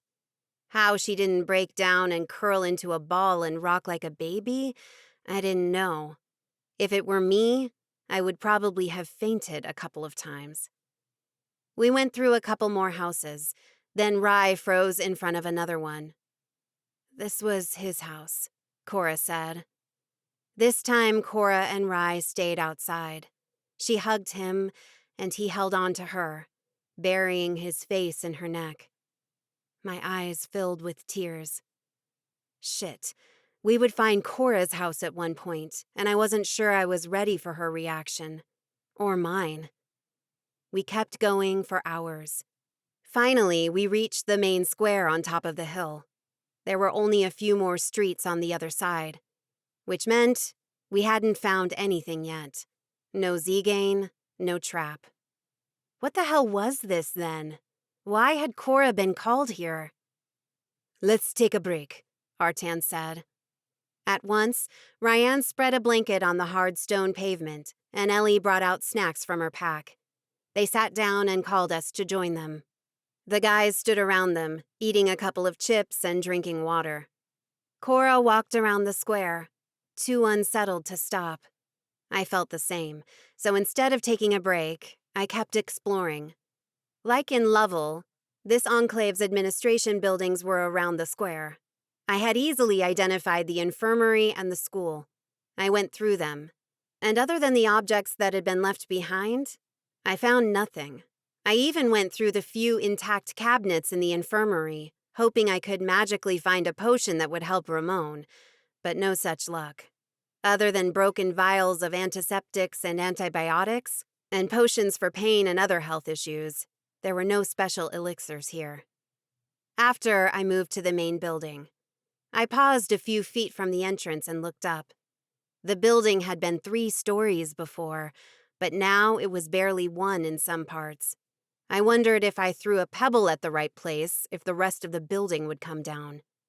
And I was about to enter it. Bracing myself, I pushed open the broken front door. It came off its hinges.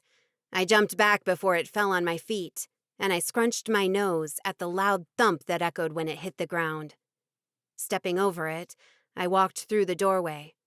The sound of something crackling and a string pulling made me stop. What was that? Then, whoosh! The string let go, and out from the dark end of the room, dozens of arrows flew toward me. My heart stopped. Something crashed into me and pushed me down. My back hit the floor, and pain radiated down my spine. Shit. Ramon pushed up from over me. Are you all right? I looked around, confused. The arrows had flown toward me. Ramon somehow miraculously showed up and pushed me out of the way. I stared at the dozen arrows embedded in the wall. If he hadn't known, if he hadn't pushed me down, right now I would be... Theron burst into the room. What happened? Artan was right behind him. Where did those arrows come from? Ramon stood. I only noticed my hands were shaking when he offered me his, and I took it. I think it was a booby trap, Ramon said, pulling me up. Unless it's something else. Those weren't there before, Cora said from the doorway. Yeah, we would have known, Rai said from behind her. Then I can only guess it was put there by alchemists, Artan said. Which means calling us here was really a trap, Theron said. We're not sure of that yet, Cora snapped. Other than the one alchemist, no one else is around. Artan stepped closer to me. He eyed me from head to toe and back. Are you okay? I stared at Ramon. How did you know? He pointed to his ears. I guess having enhanced werewolf hearing comes in handy. But he had saved me. I had never guessed Ramon, of all people, would save me. I thought you hated me. I'm just a grump. I don't hate you or anyone. Ramon paused. Besides... What? He asked me not to say anything yet, Ramon grumbled. What are you talking about? I asked. He glanced at Theron, then back at me. You know what? You two should know. I'm tired of keeping secrets. Theron took a step closer. What? Ramon swallowed hard. Mirella, you're our sister. Chapter 15. Was he joking right now? What? Theron took a step back. What did you say? Ramon let out a long sigh.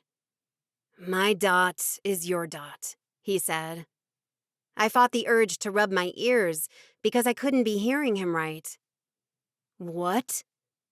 Theron pulled at his long hair. Explain what you're saying. There have been little clues, Ramon said. I've noticed how Dot looks at Mirella, and I also saw him speaking with Risa twice.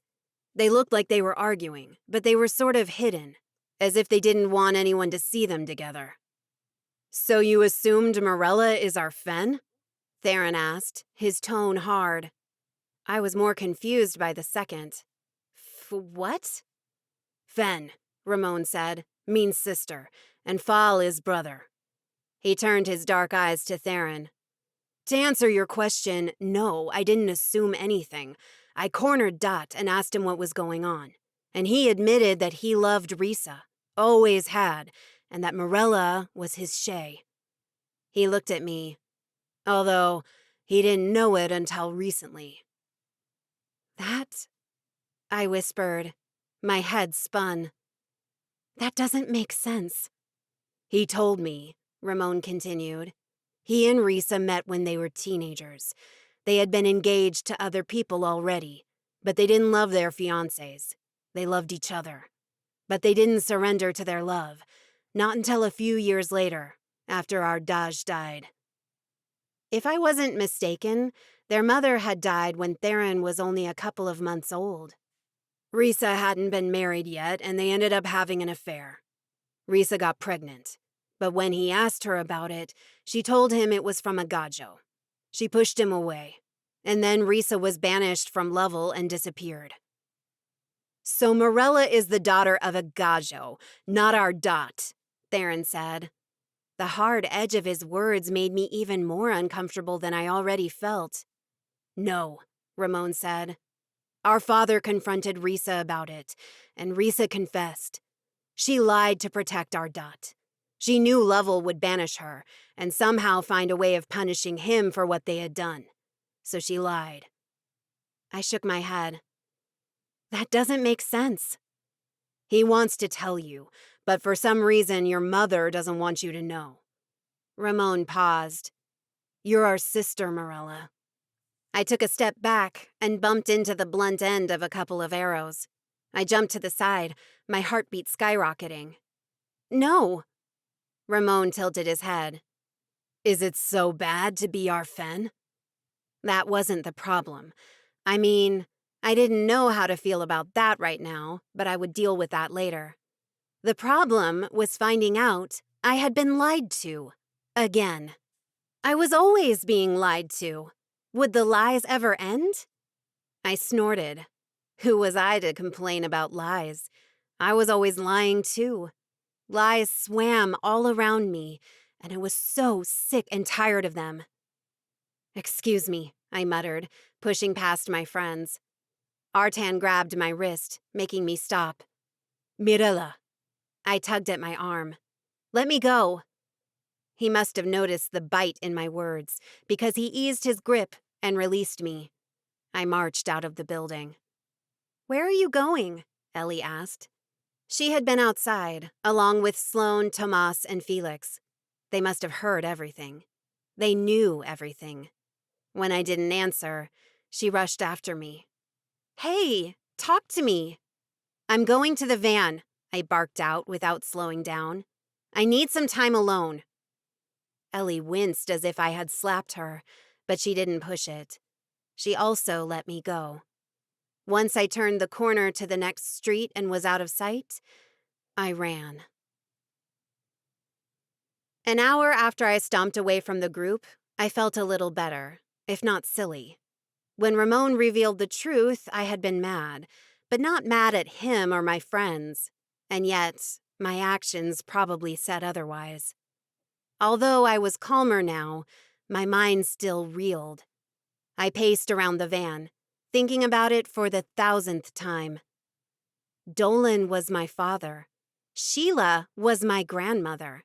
Shit, and to think how many times I had wished that was true. And Theron and Ramon were my half-brothers. I was indeed 100% Tzigane, and exactly half Lovell and half Belleville. I kicked a small rock and sighed. My mother had lied to me again. I thought we had been past the lies. I thought that finally she and I were starting to have a good, truthful relationship. I guess I was wrong. I wondered if she had been truthful about anything during my life. Probably not. Probably every word that came out of her mouth was laced with lies. Lies, lies, lies. I hated lies. By Saint Sarah la Kali, I had a father and 2 brothers, Ramon and Theron. Theron. My friend Theron. My brother Theron. Now I understood why we had a telepathic connection. But why didn't I have one with Ramon? Well, not even Theron had one, not as strong as ours at least. Perhaps Ramon was so closed overall. He was closed in his mind, too. I frowned, wondering how Theron was feeling about me now. He had been as shocked as me, as mad as me. But my anger had passed, most of it anyway. Had his? The sun was starting its descent when I heard their footsteps approaching. I stiffened, waiting. In the distance, I saw Artan, Ryan, Tomas, Sloane, Ellie, Theron, Ramon, and Felix. I frowned. Where's Cora and Rye? She wanted to stay and search some more, Sloane said, walking up to me. Ryan halted by our side. Even though I'm pretty sure we went through the entire enclave. She needs some closure, I guess, Tomas added. I glanced up at the sky. But it's getting dark, and it would be colder, too. Yeah, I told them to come back before it gets dark, Artan said, joining us. I don't want them to run into any booby traps. I gasped. Were there more? He nodded. Yes, a lot more. What did that mean? That the alchemists rigged the place to catch us? So it was a trap. If it was, why hadn't they shown up yet? Ellie appeared by my side. How are you feeling? Confused, I confessed. But I'm okay. I glanced at Theron and Ramon, my brothers. Standing a few feet behind the group, Ramon nodded his chin once at me. But Theron didn't look my way. In fact, he marched to the other side of the van, where I couldn't see him. My heart sank. Was he really treating me like I was a criminal now? He'll come around, she said in a low voice. I sighed. Will he? This was a big shock to you guys. He's confused now and doesn't know how to feel or act right now. I cocked my brows at her. What about me? I'm like that too, but I'm not glaring at him as if I could punch him if he gets too close. Ellie rolled her eyes. Men, so overly dramatic. I almost laughed. Almost. I had too much going on inside me. The laughter got lost in there. We wouldn't solve our feelings today, maybe not even this week, or this month. It was better to let it go for now and focus on the mission. Easier said than done. Forcing myself to focus, I cleared my throat. So, what's the plan? We make camp and continue looking tomorrow, Artan said. There's nothing else to look for, Sloane said in a low voice. I know, Artan said, but the other option is simply to pick up our things and go home. I don't think Cora is ready, Ryan said. I know, but we can't stay here forever. Artan reached for the van's door right beside me. I'll give her one more day. Then we need to go back. Being out in the open is too risky. Sloane nodded. I still think it's a trap. All we can do is stay alert and fight if the alchemists come. Artan opened the door and picked up the nearest bag. All right, let's go back to our campsite from last night. He passed the bags around, calling our names. Theron, Ramon, Sloane, Tomas, Ryan, and Ellie. They got their bags, then stepped out, ready to march into the forest beyond. Here's yours. Eyes locked on mine, Artan handed me my bag. How are you? I frowned, realizing he had left my bag for last on purpose. You heard Ellie and me. I'm fine. Mirella. He reached for me. Like a stupid, lovesick girl, I let him cradle my hand in his. I'm here, for anything. If you want to talk, if you want to cry, even if you want a punching bag, I can be that too. My breath caught, my chest constricted. Why, oh why did he have to be so sweet sometimes? I wanted to hate him, because honestly that was the only way I would get over him. Gently, I pulled my hand away. Thank you. I turned away from him and joined the rest of the group. Except for Theron. He was off to the side, a few feet from all of us. I knew he needed some time, but this was ridiculous. He couldn't treat me like this. I wasn't at fault here. If he wanted to blame someone, then it had to be his father and my mother. I was innocent on all accounts. The feeling built up inside me, and in a matter of seconds, I felt like I was about to explode. I had to let it all out. It might be the wrong time, but he would hear me out. I spun around and opened my mouth to yell at him. Guys! Cora's shout made me swallow the angry words that had been at the tip of my tongue. Guys! We all turned toward the enclave's main entrance. Waving her hand high, Cora ran to us, Rye following a few steps behind. She's holding something, Ryan said. Ellie narrowed her eyes. What is that? Smiling wide, Cora skidded to a stop in front of us. I found something. Chapter 16. I just found this. Cora showed us the leather-bound book in her hands. It's a journal, my father's journal, where he wrote in code and left messages for me. That's... Artan pressed his lips tight before continuing. Where did you find this? At my house, she said, her voice eager. I thought we already searched your house, Sloane said. We went back, Rye explained. She wanted to, but then we found that. How did we miss it the first time? Artan asked. His voice and the hardness in his eyes didn't hide his suspicion. It was behind a false wall, Cora said. I remembered to look for it when we went back. Her smile widened. Here it is, proof that they are still alive. I don't understand, Ramon said. It was his first word since he had come from the enclave earlier. Why is this proof? It could have been there for the last 3 years. Cora's eyes sparkled. There's a message inside. She opened the book at the first page. It's in code, and I already translated half of it, but apparently my father left the journal so I could find it, and now I can use it to find him. That sounded so... It's crazy, Artan said. It's too convenient, Sloane said. I smell a trap, Theron barked. They all read my mind. Cora gripped the book tight. Please believe me. I know this handwriting. I know the code. It's my father, and he wants me to find him. I can't ignore this. Felix turned to Cora and sniffed the book. He sent an image to my mind. A trail. I started, trying to decipher his message. I think Felix can follow the scent of the book. Cora's eyes widened. He can? Felix nodded his big head. Cora bounced on her feet. Show us the way, Felix. I frowned, once more intrigued by her behavior. She had been too eager, too chipper since she got the first letter. So different from the stoic and quiet warrior she usually was. But who was I to say anything? I had known her for only a few months.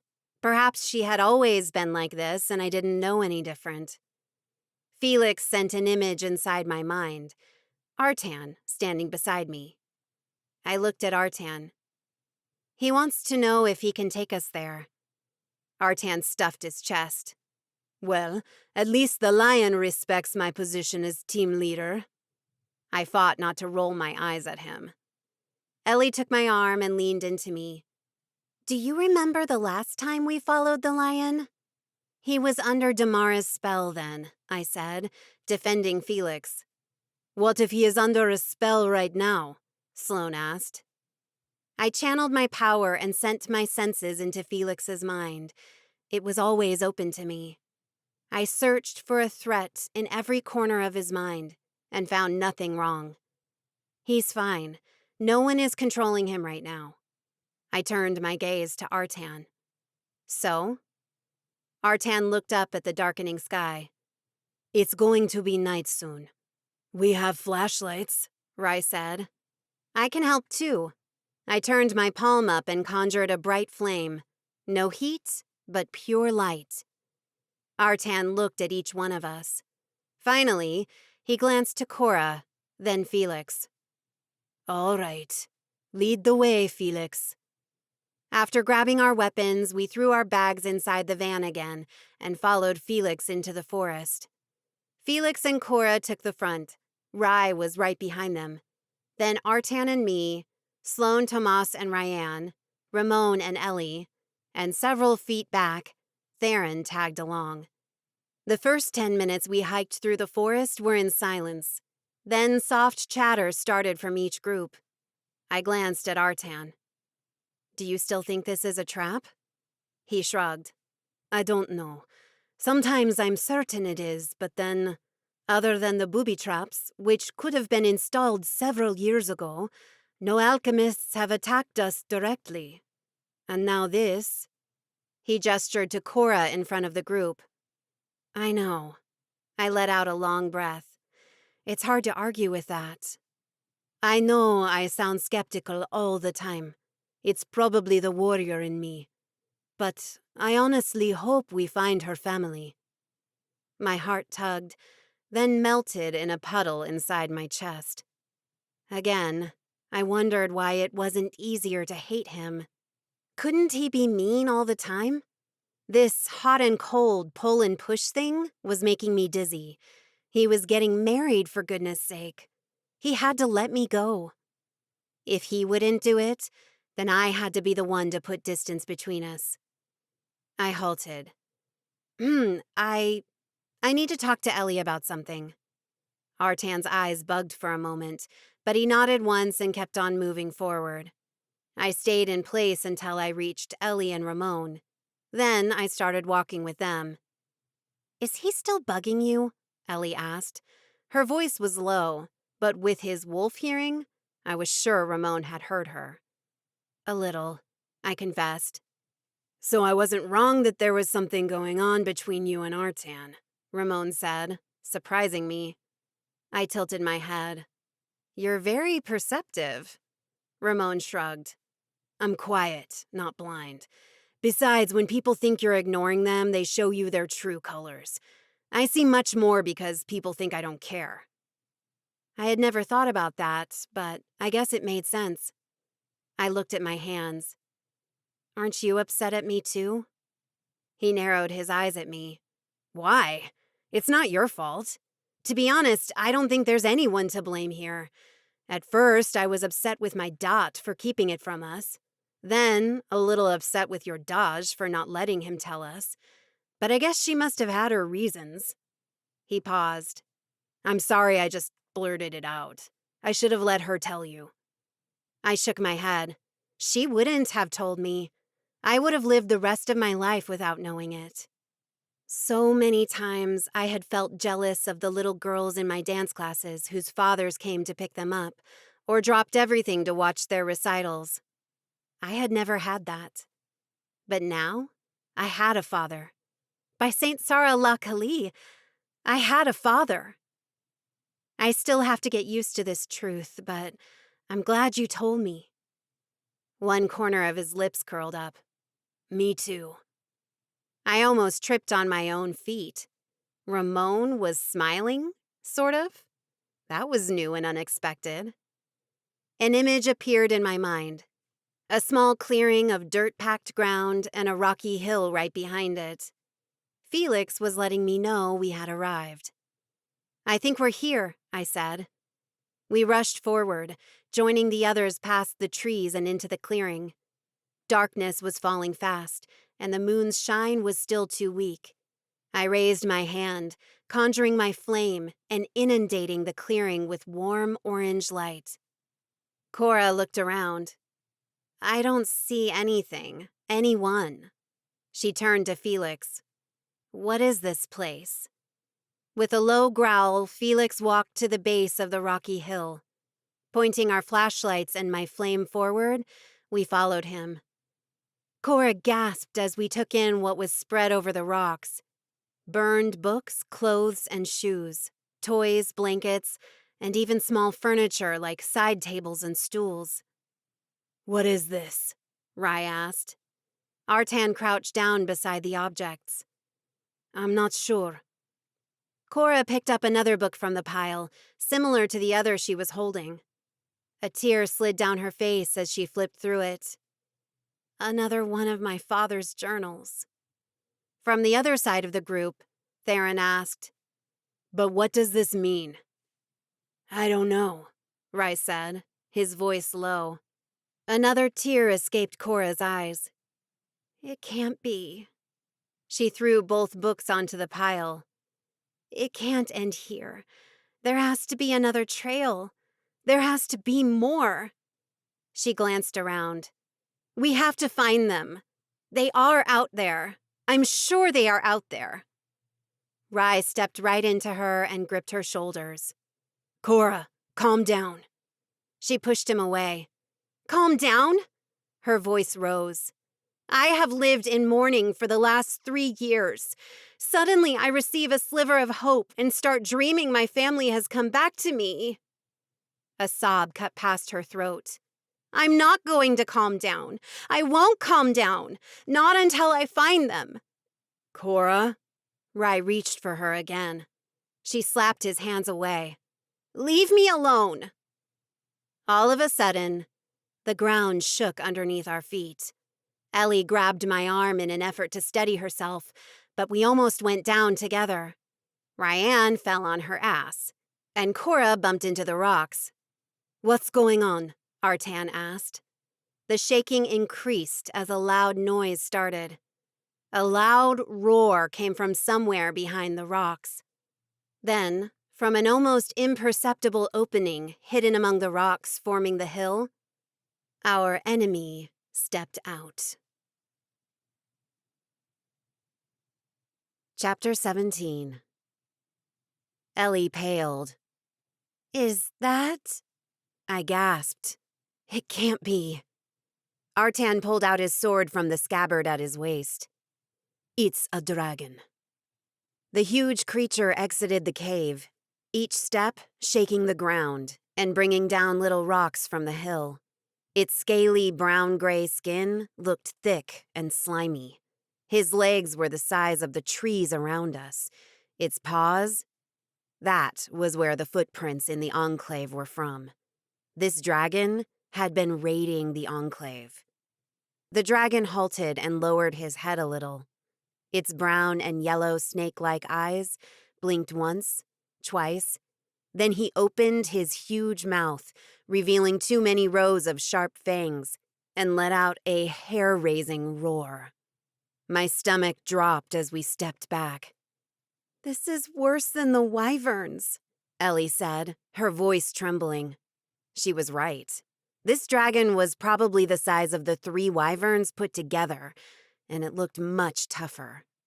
Felix let out a growl and raced around the dragon, distracting him.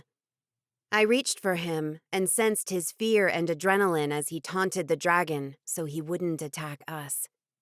"What do we do?" I asked. "Fight?" "It'll be hard to fight it," Artan said. "Our magic doesn't do much against it because of its thick skin."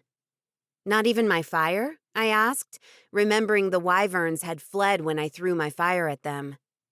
"It can breathe fire," Sloane said. Artan nodded. "Yeah, it's immune to fire." "How can we kill it then?" Ellie squeaked. Once more, I was proud of her. As the only human in the group, she should be hiding behind our legs. I was sure she wanted to, but she held on. "We can't," Ramon said, stepping up to the front of the group. "We have to distract it, then get away." "And how do you suggest we do that?" Ryan asked. Just then, the dragon turned around and its spiky tail swiped at us. We jumped back as the tail swooshed past us. Ramon took off the top part of his uniform. I'm going to wolf out and help Felix. We'll lead the dragon away from here in the opposite direction. Meanwhile, you all get away." "Are you crazy?" I asked, because he had to be. "You just did that with the alchemists back at the gas station, and look how great that turned out." Theron stood beside Ramon. "She's right. Don't do it." "Besides, last time you were a rove, you tried to attack us," Tomas said. "How do you think you'll control it now?" "I'll find a way." Ramon grinned at Artan.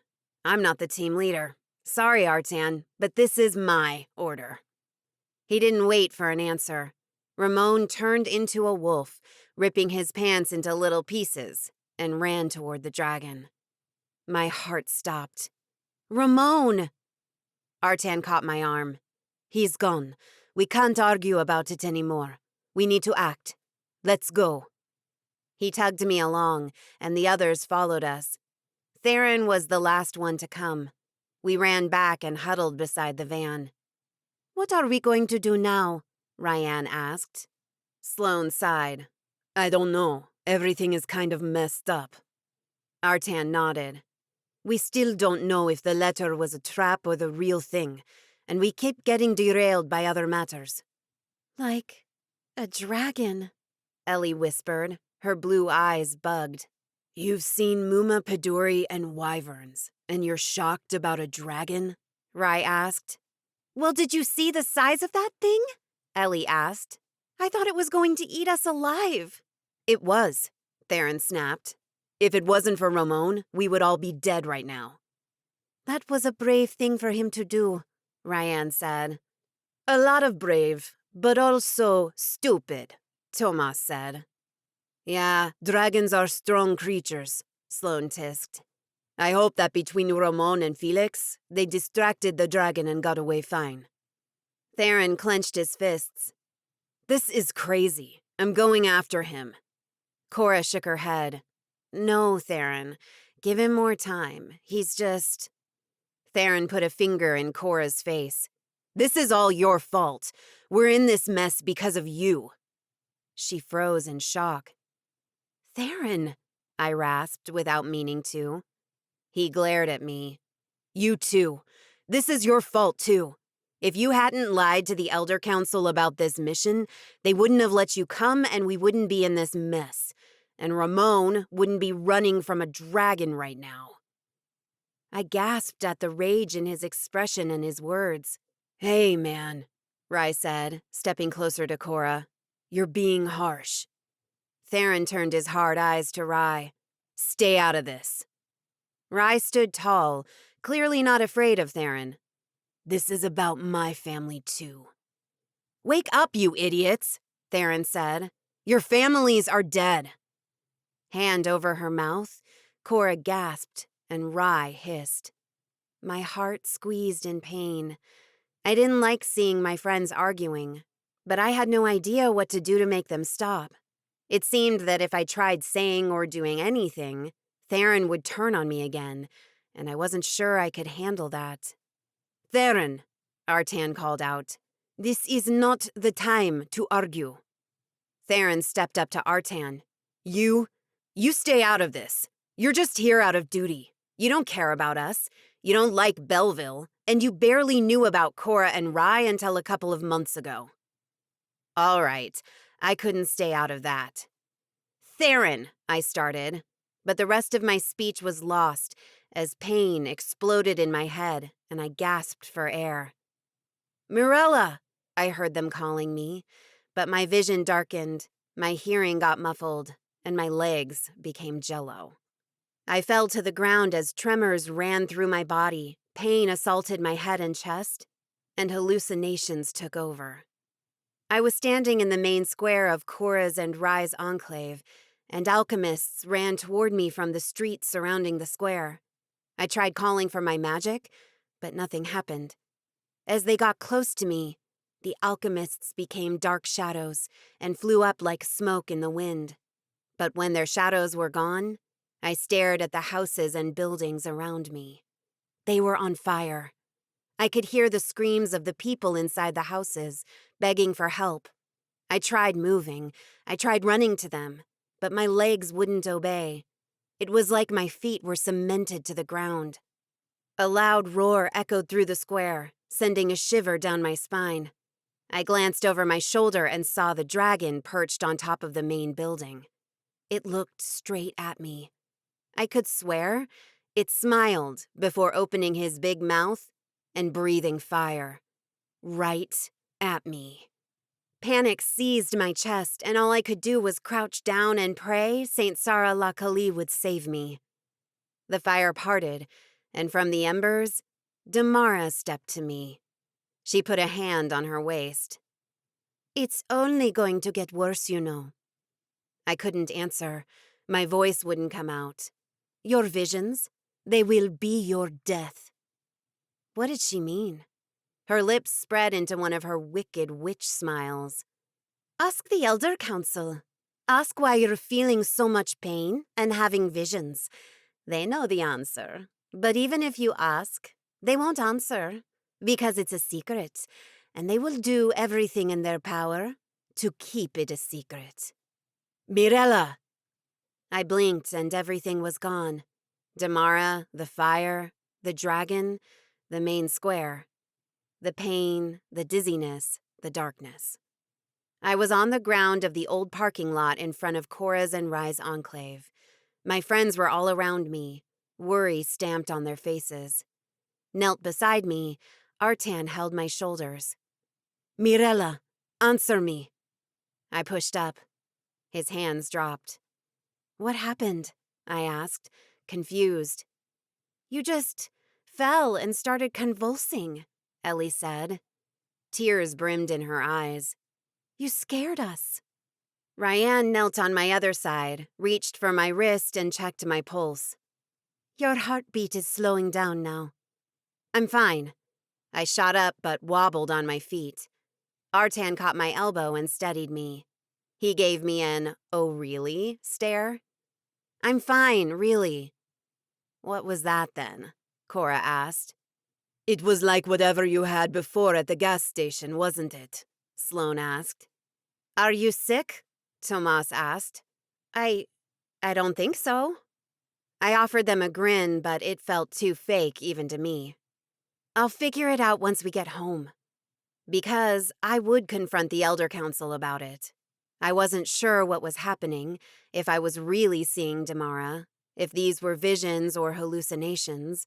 But either way, the council had to have answers. If it was Damara and she was lying to me, perhaps the council could help me find a way to keep her out of my head. If it was really her and she wasn't lying, then the council could still help me to keep her out of my head, but they would hear some nasty things from me until they told me the truth. If it was all in my head, again, I would trust the council to know what to do. After all, I might not like them much, but they were supposed to be the most noble and knowledgeable tziganes from the entire enclave. "What if it happens again while we're here?" Theron asked. He stood several feet away, but his body and face were rigid. I hated seeing him like this. "Then you all restrain me," I said. "What if we're fighting?" "Then just drop me somewhere I can't hurt anyone and do whatever you have to do." I held on to his stare. I didn't know why the hell he was treating me like that. It wasn't fair. I wasn't guilty of anything. His father and my mother had been the ones sneaking around. My mother had a kid behind everyone's back. His father and my mother kept the secret, one for much longer than the other. If he wanted to be mad at someone, then he could direct that anger toward the real culprits. I gritted my teeth, intent on giving him a piece of my mind. Artan cleared his throat. "It's late. Going after Ramon now will only make everything worse. We must trust he got away from the dragon and is hiding for now. At first light, we'll search for him." Theron grunted before marching away. For a moment, I worried about where he was going, but I pushed those thoughts from my mind. He was being so harsh toward me. Right now, I wanted to be mean too. Ellie hooked her arm on mine. "Come on, let's get our tent back up so we can get some rest." "Rest sounds good," I admitted in a low voice. Together, we all walked to the site of our previous camp. At first, we were all silent. The only sounds were the gentle whoosh of a cold breeze and the crunch of our boots over dry leaves and roots. But a few minutes later, I heard them. Whispers. She's crazy. She's doomed. She's going crazy. She's losing it. She's going to kill one of them. She's going to die too. The whispers filled my head, and I wasn't sure if it was my friends whispering it all around me, or if this was like the hallucinations, something only I could hear. Regardless, one thing was for sure. It seemed I was really going crazy. Chapter 18. Inside our tent, I lay beside Ellie, but I barely slept.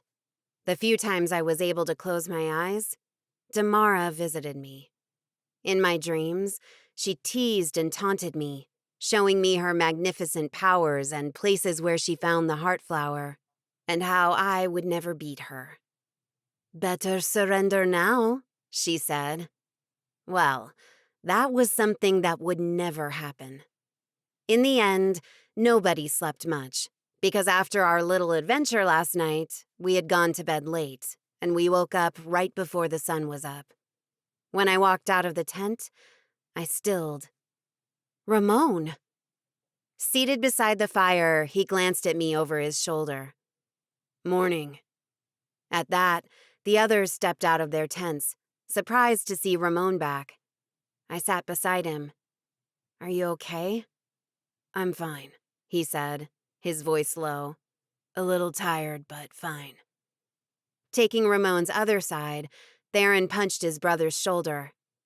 "Never do that again, idiot." Ramon rubbed his shoulder. "No hitting, man. I'm sore." Theron hit him again. "Hey, let's see if you learn not to be so heroic now," Theron said, his voice tight.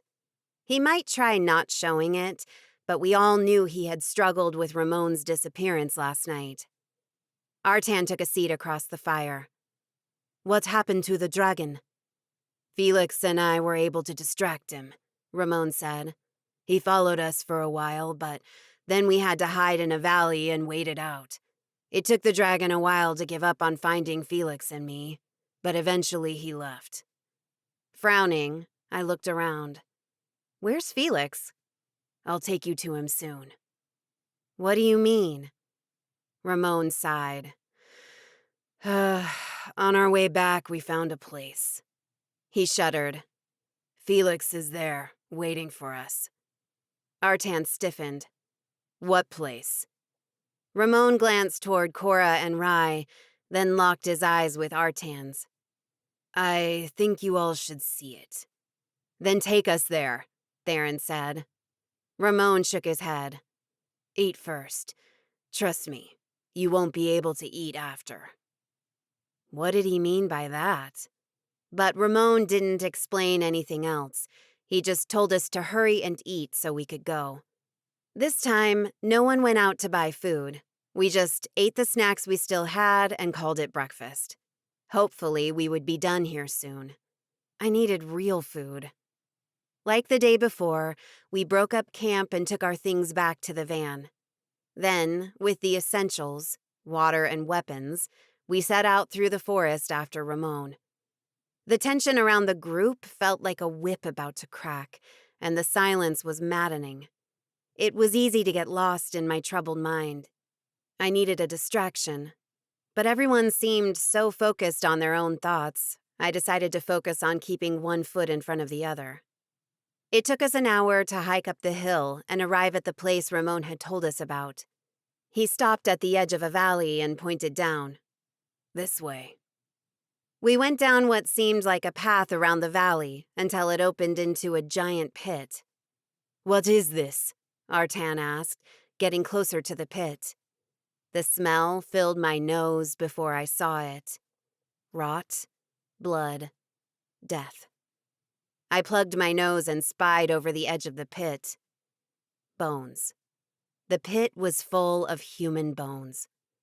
Ellie turned around, ran to the nearest tree, and threw up. I saw Ryan fighting against the urge to throw up, too.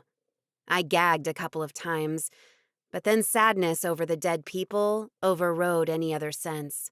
What is this? Cora asked, her voice low, detached.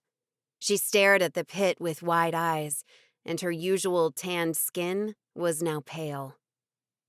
Tziganes, Theron whispered. Ramon nodded. I believe these belong to tziganes. Rye's eyes filled with tears. Tziganes from our enclaves. We don't know that for sure, not until we do a DNA test, Ramon said. Cora took a step back. It can't be. Rye reached for her. Cora. But she took another step back. No, it can't be. It can't.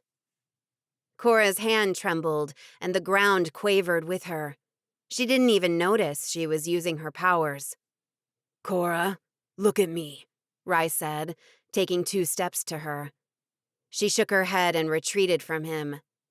No, no matter what you say, it can't be.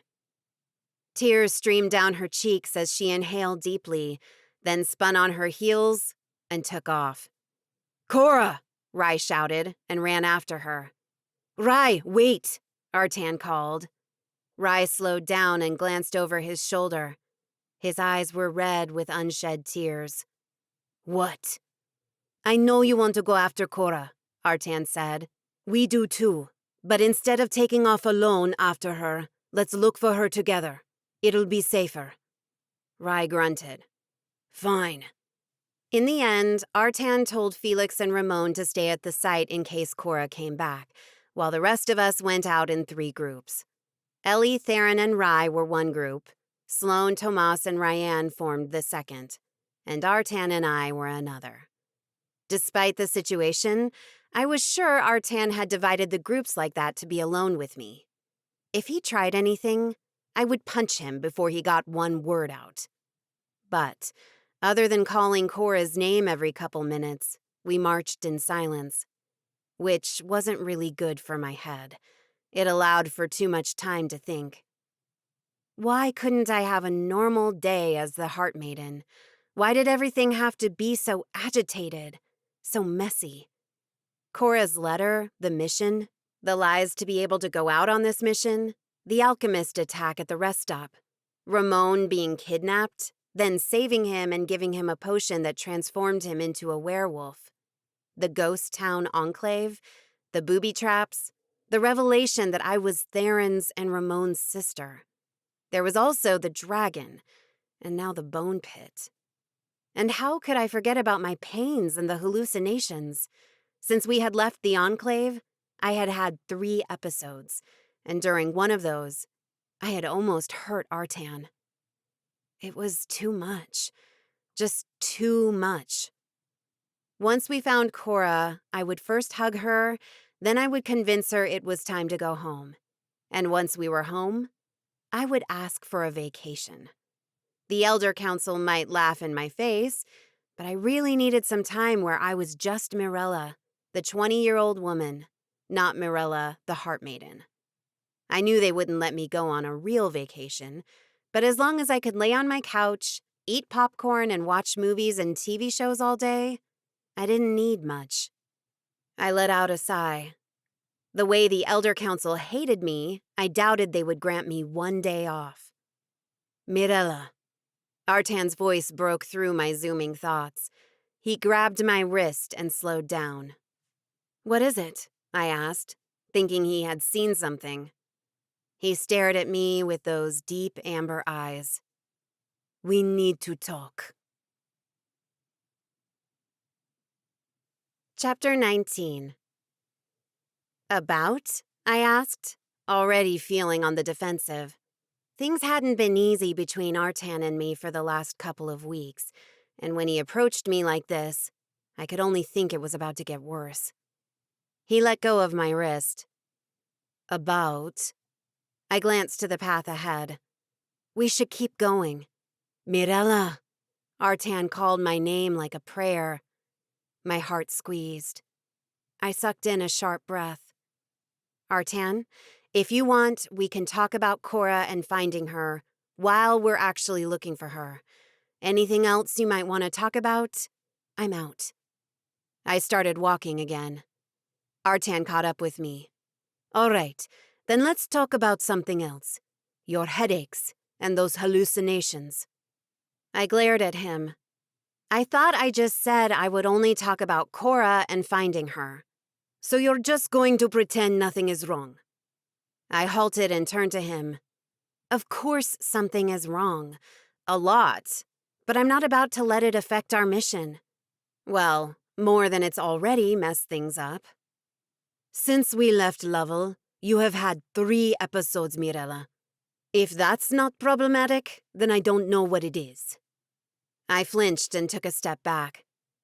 I don't know what happened to you, but I would rather if we went back to not talking to each other. Irritated, I marched off. Artan stepped in front of me and blocked my way.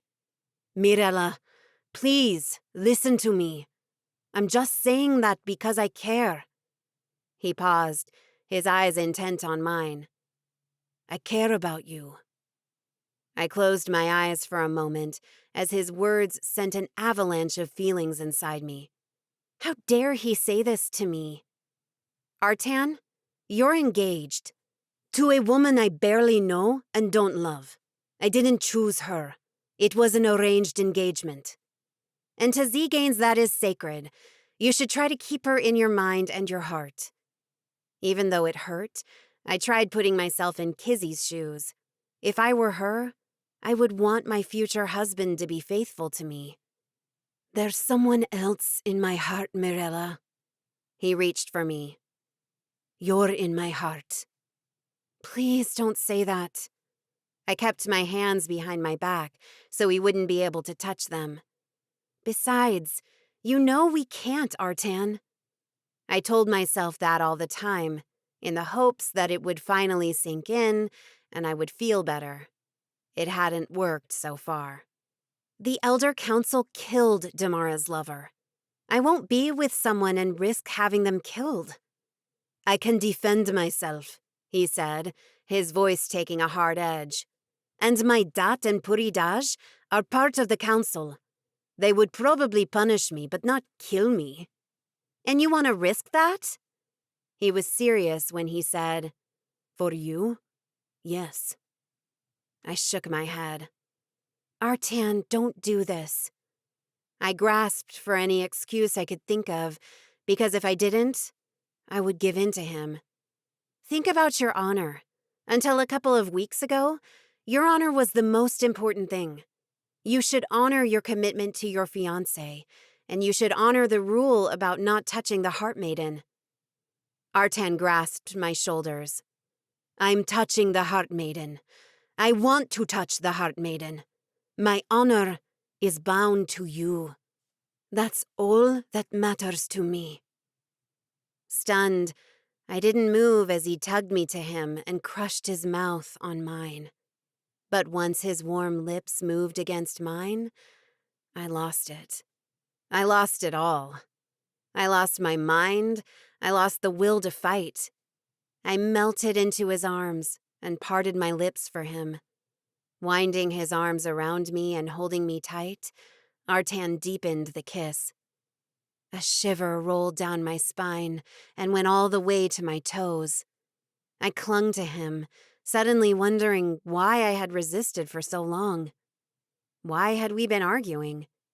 Because when he kissed me, the rest of the world melted away. At least for a few minutes.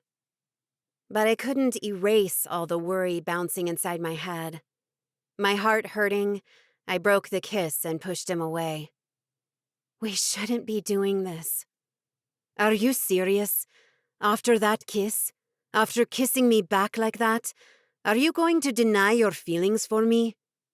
I shook my head. I never denied my feelings for you, but you are still engaged to someone else. He held on to me. Mirella, don't push me away again. My head spun, my heart squeezed. How could I feel so confused? I knew what the right thing to do was, so why couldn't I do it? I'm not. Not yet. I need time. I think we both need time. But I promise you we'll talk about this again. But right now, we have other matters that need our attention. We need to find Cora and get home. After we're safe in Lovell, we can talk. For real. Until then, I would hopefully be able to raise the walls around my heart again and keep them there, no matter what he said or the way he looked at me. But one thing I was sure of, I couldn't let him kiss me again. Once he kissed me, I lost all control. Artan let out a long breath. Okay, you're right. We can do that. Pushing away all feelings and thoughts related to Artan from my mind and chest, I looked around. We could choose any direction to go. It didn't matter. Taking the lead, Artan resumed the march through the forest. As if I could raise an invisible shield around me, around my heart and soul, I inhaled deeply and followed him. I'm worried about her, I admitted after a few steps. I really had hoped the letter was real. I know. All of us hoped that, I guess. He frowned. But I can't wrap my head around something. What? He glanced at me. It seems the letter was fake, but so far, we haven't encountered anything concrete that indicates it was a trap. But we've been here for 2 days, and the alchemists haven't shown their faces. Was it really a trap? If it wasn't, then who sent the letter? I've been wondering the same thing. And there was the other journal in her house, which had been burned to the ground. Despite crispy edges, the journal was fine. What about the booby traps around the enclave? Cora and Rye insisted there weren't any booby traps when they lived here, which meant they were installed after. By whom? Alchemists trying to catch us? Or tziganes who survived? Nothing made sense. And there was the dragon, too. The monster seemed to like to stroll around the enclave and collect random objects. With a dragon around, who would stay? Another puzzling piece was the bone pit. I could only assume those were the bodies of the tziganes who had perished when the enclave was attacked. But who had moved the bodies to that pit? And why? I mentioned those to Artan, and he was as clueless as I was. However, it was clear there was nothing for us here. We had to find Cora, get our group together, and go back home. I knew Cora and Rye would be devastated after being filled with hope, but maybe I could do something for them. I bet their families didn't have a proper send-off ceremony. I would talk to the Elder Council and do a proper ceremony for them, the passing ritual. I was so deep in thought, I almost didn't feel it. But once I focused and sent my senses out, it was too strong to ignore. A dark, heavy cloud surrounded Artan and me. I slowed down. Alk, I know, Artan whispered. He stiffened. I just felt them. What do we do? I asked, tensing. With my senses, I couldn't count them, but I knew it wasn't 1 or 2 or 3. And there was only Artan and me here. Stepping closer to me, Artan whispered, Mirella, be ready to fight. Chapter 20. They stepped out from the tree's shadows, all at the same time. 10 alchemists, with the black mask over the lower part of their faces, and holding their shadow swords. The normal kind of alchemists we were used to. Holding his sword out, Artan pulled me behind him, but the alchemists had us surrounded. One of the alchemists stepped forward. He took off his mask, revealing his pale face and black lips. We've been having fun, but it's time to end this. Artan pointed his sword at the alchemist. What are you talking about? Our game, he said simply. It has been too easy. Much easier than I thought it would go. I spied the alchemist from behind Artan. What do you mean? The letter. We sent the letter to your friend in the hopes that she would bring you to us. My mouth hit the floor. So it was a trap, Artan said through gritted teeth. Calm, the alchemist nodded. It was. I frowned. But how did you find her father's code? And why wait 2 days to attack us? Artan asked. The alchemist paced in front of us, his steps measured, firm. When we attacked this enclave, I found a tzigane hiding the journals. That caught my attention, of course. So I killed him and took the journals. My stomach dropped. This man killed Cora's father. Artan snorted. It took you 3 years to decipher the code? What was that, a condescending tone? Was he mocking the alchemist? Right now, when we had several swords pointed at us? No, that was not what took us this long. He shifted his black eyes to me. We were waiting for something else for an entirely different reason. And when we found her, I can say I was glad that she was good friends with the only survivors from our attack. He tilted his head. I knew we could infect your friend, but I thought it would be hard to convince you. What do you mean, infect?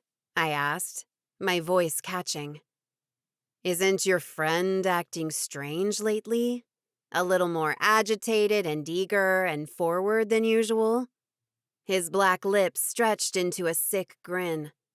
There was a little elixir in the ink we used to write the code. The more she touched the letter, the surer she would be of its authenticity, and the more excited and pushy she would become to find out the truth. I gasped. I had noticed she was acting differently, but I thought it was because of the circumstances, not because of some elixir. Why not attack us once we got here? Artan asked again. What's the fun in that? The alchemist shrugged. Haven't you seen all the booby traps? All part of our game.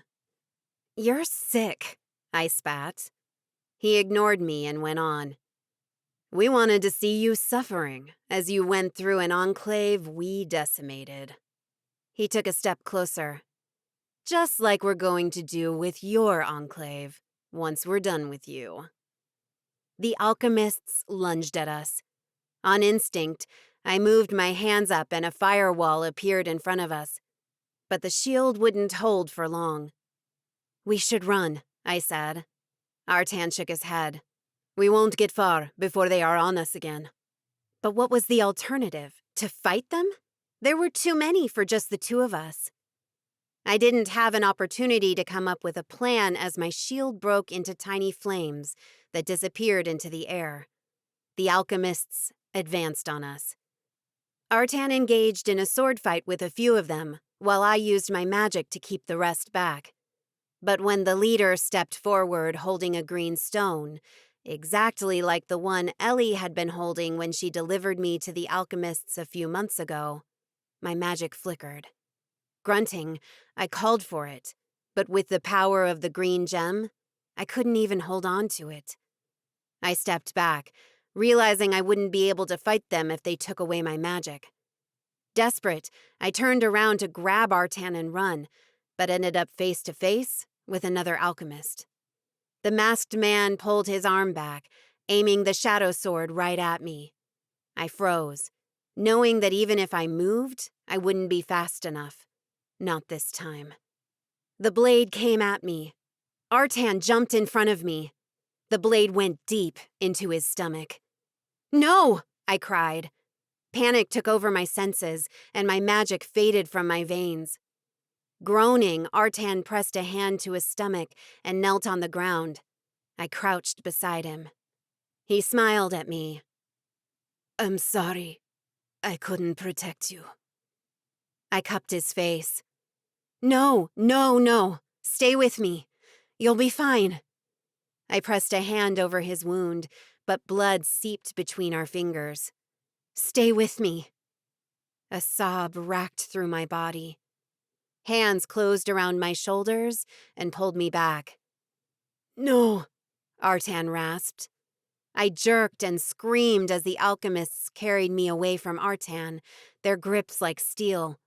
I tried calling my magic, but I wasn't sure if it was the panic exploding inside me that prevented me from reaching it, or the alchemist's stone. "Let me go!" I cried. All the alchemists retreated with me. All but one. One alchemist stayed beside Artan. The man watched me as he lifted his sword high. My heart stopped. The alchemists carrying me went down the hill, and I lost sight of Artan. "No," I whispered. I couldn't believe it. I couldn't even think about it because it didn't make sense. Artan was one of the strongest warriors Lovell and Belleville had, if not the strongest. He couldn't die this easily, this simply. But the blade had pierced him deep, and he was losing too much blood. One alchemist had stayed behind with him, preparing to kill him. For all I knew, Artan was gone. Chapter 21. My body and mind were numb. I didn't know what was up and down. I had forgotten how to breathe, and it only got worse once the alchemists blindfolded me and tied my hands behind my back. It was like I was floating down a river made of oil. It was so thick and slick, I couldn't move a muscle. I just let it take me to the waterfall, where I knew I would fall, where I would end up.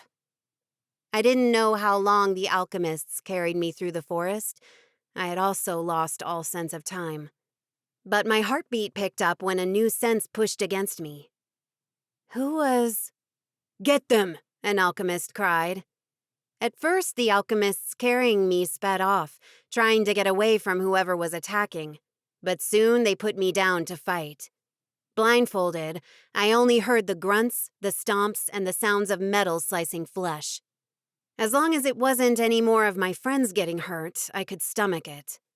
I hoped. Curled on the cold ground, I focused on my magic. I called on it. I begged it to come back to me. Tears filled my eyes as I promised to never let panic get the best of me again. A flicker started deep in my chest. I tended to it, and slowly the flicker grew into a spark, then into a flame, and soon it was a violent river running through my veins. I channeled my magic to my arms and wrists and burned the ropes. The smell of crispy rope filled my nostrils just as they broke. I took the blindfold off. Just a couple of steps from me, Cora swiped her sword wide, cutting the throat of an alchemist, and on her left, Rye plunged his sword into the chest of another one. Their bodies fell to the ground with a sickening thud. No alchemists left, Cora and Rye turned to me. "Me!" Cora rushed to me. "Are you all right?" She hooked her arm around my elbow and helped me stand. Tears filled my eyes, and I shook my head. "No." "What happened?" Rye asked. "Artan. The alchemists got Artan." A sob ripped through me. Rye frowned. "What do you mean?" I shook my head. I couldn't even think about it, much less say it. Cora hugged me. "Oh, me." Rye stiffened. "I should go after him." "No." Cora pulled away but kept one arm firmly around me. "I told you, when I was wandering alone, I found alchemists. I hid from them and heard them talking. They are spread around the forest, looking for us. If you're alone when they find you..." As much as I would love Rye to go find Artan, even if it was the only way to bring his body with us, I knew Cora was right. Now wasn't the time to wander alone through the forest. We had to stick together. At least until we dealt with the alchemists. Then we could go back and find Artan. "We need to find the others," I said. "You're right," Rye nodded. He reached for me. "Do you need help walking?" Shaking my head, I disentangled myself from Cora. No, I'm fine. Still a little shocked and numb, but fine. The three of us moved through the forest, sending our senses out every couple of minutes, wary of any alchemists. I only hoped they hadn't gotten to the rest of my friends yet. It hurt too much to think about what happened to Artan. I couldn't bear it if anyone else was hurt. All of it was because of me. Theron was right. The trap had been set through Cora, but I had been the one who lied to the Elder Council and brought them here. If I hadn't lied, if maybe I had investigated a little more before we launched into this crazy mission, Artan would be fine. Tears filled my eyes, and I swallowed the pain lodged in my throat. I would cry a river for him, but later. My tears had to wait until later. First, I had to get to my friends and fight the alchemists. A mirror image of Cora, Rye, and myself flashed in my mind 2 seconds before Felix appeared between the trees. He rushed to us, and behind him were Theron, Ramon, and Ellie. Theron looked around. "Where's Artan?" "Where's Sloane, Tomas, and Ryan?" I asked. Ellie's lips trembled. "They were taken by alchemists." Chapter 22. An invisible hole opened at my feet, and I fell into that black abyss. It couldn't be. We couldn't lose any more of our friends. "They were taken? Alive?" Cora asked. "We're not sure," Ramon said. "We arrived too late, but it seems like they fought a group of alchemists and were taken." "They will use them as bait," Theron said, his tone serious, businesslike, "to lure us to them." Another trap. I pushed all doubt and fear from within and focused on revenge. I was going to take all these alchemists down and save my friends. "It doesn't matter," I said out loud. "Artan is gone. I won't let it happen to anyone else." Ellie's eyes bugged. "What do you mean Artan is gone?" "He's dead?" Theron asked. New tears burned the back of my eyes, but I blinked fast. "I don't know. He was stabbed while saving me, then I was dragged away. I saw one alchemist with him. He had his sword." My voice broke. "If he were alive, the alchemists would have taken him to where Sloane, Tomas, and Ryan are," Rye said. "But even if he wasn't alive," Theron said, "the alchemists would have taken his body to drain his blood." My stomach turned. I couldn't go into a fight with that image in my mind. "Please, can we not talk about that right now?" "Right." Theron straightened. "Let's just hope Artan is still alive and was taken to where the others are." "Does anyone know where they are?" Ellie asked. Felix growled. "I think he can follow their scents," I translated. Ramon looked at the lion. "Show us the way." Without hesitation, Felix turned, and we set out after him. With each step we took, my chest hurt more. By Saint Sarah la Kali, Artan was gone. Oscar and Darcy would right out kill me for his death. I could barely focus on following Felix and my friends, much less send out my senses every few minutes, like everyone else was doing, trying to prepare ourselves in case we encountered more alchemists. About 30 minutes into our trek, I sensed something weird. I halted and sent more of my magic out, trying to find what was going on. Ramon glanced at me over his shoulder. "What happened?" The group slowed down and looked at me. A warm feeling bloomed in my chest. "I think—" I gasped and ran back. "Mirella!" Theron yelled. Blind to the forest, I followed the little thread. I only halted when he came into view. Artan. One hand over his wound, the other on a tree's trunk as he leaned into it for support. He lifted his sweaty face and offered me a small smile. "Hi." Emotion burst into me, and I ran to him. He stumbled into me, and I hugged him. It was all I could do so we both didn't go tumbling down to the ground. How? What? I didn't know what to ask first. Did you think I would go down that easy? The moment that alchemist lifted his sword to strike me, I moved. I found my sword and killed him. He groaned as he pulled back. He had ripped a piece of his sleeve and tied it around his waist. This damn thing slowed me down, though. I wanted to call his sister to heal him, at least a little since she wasn't a full-scale healer. But she wasn't here.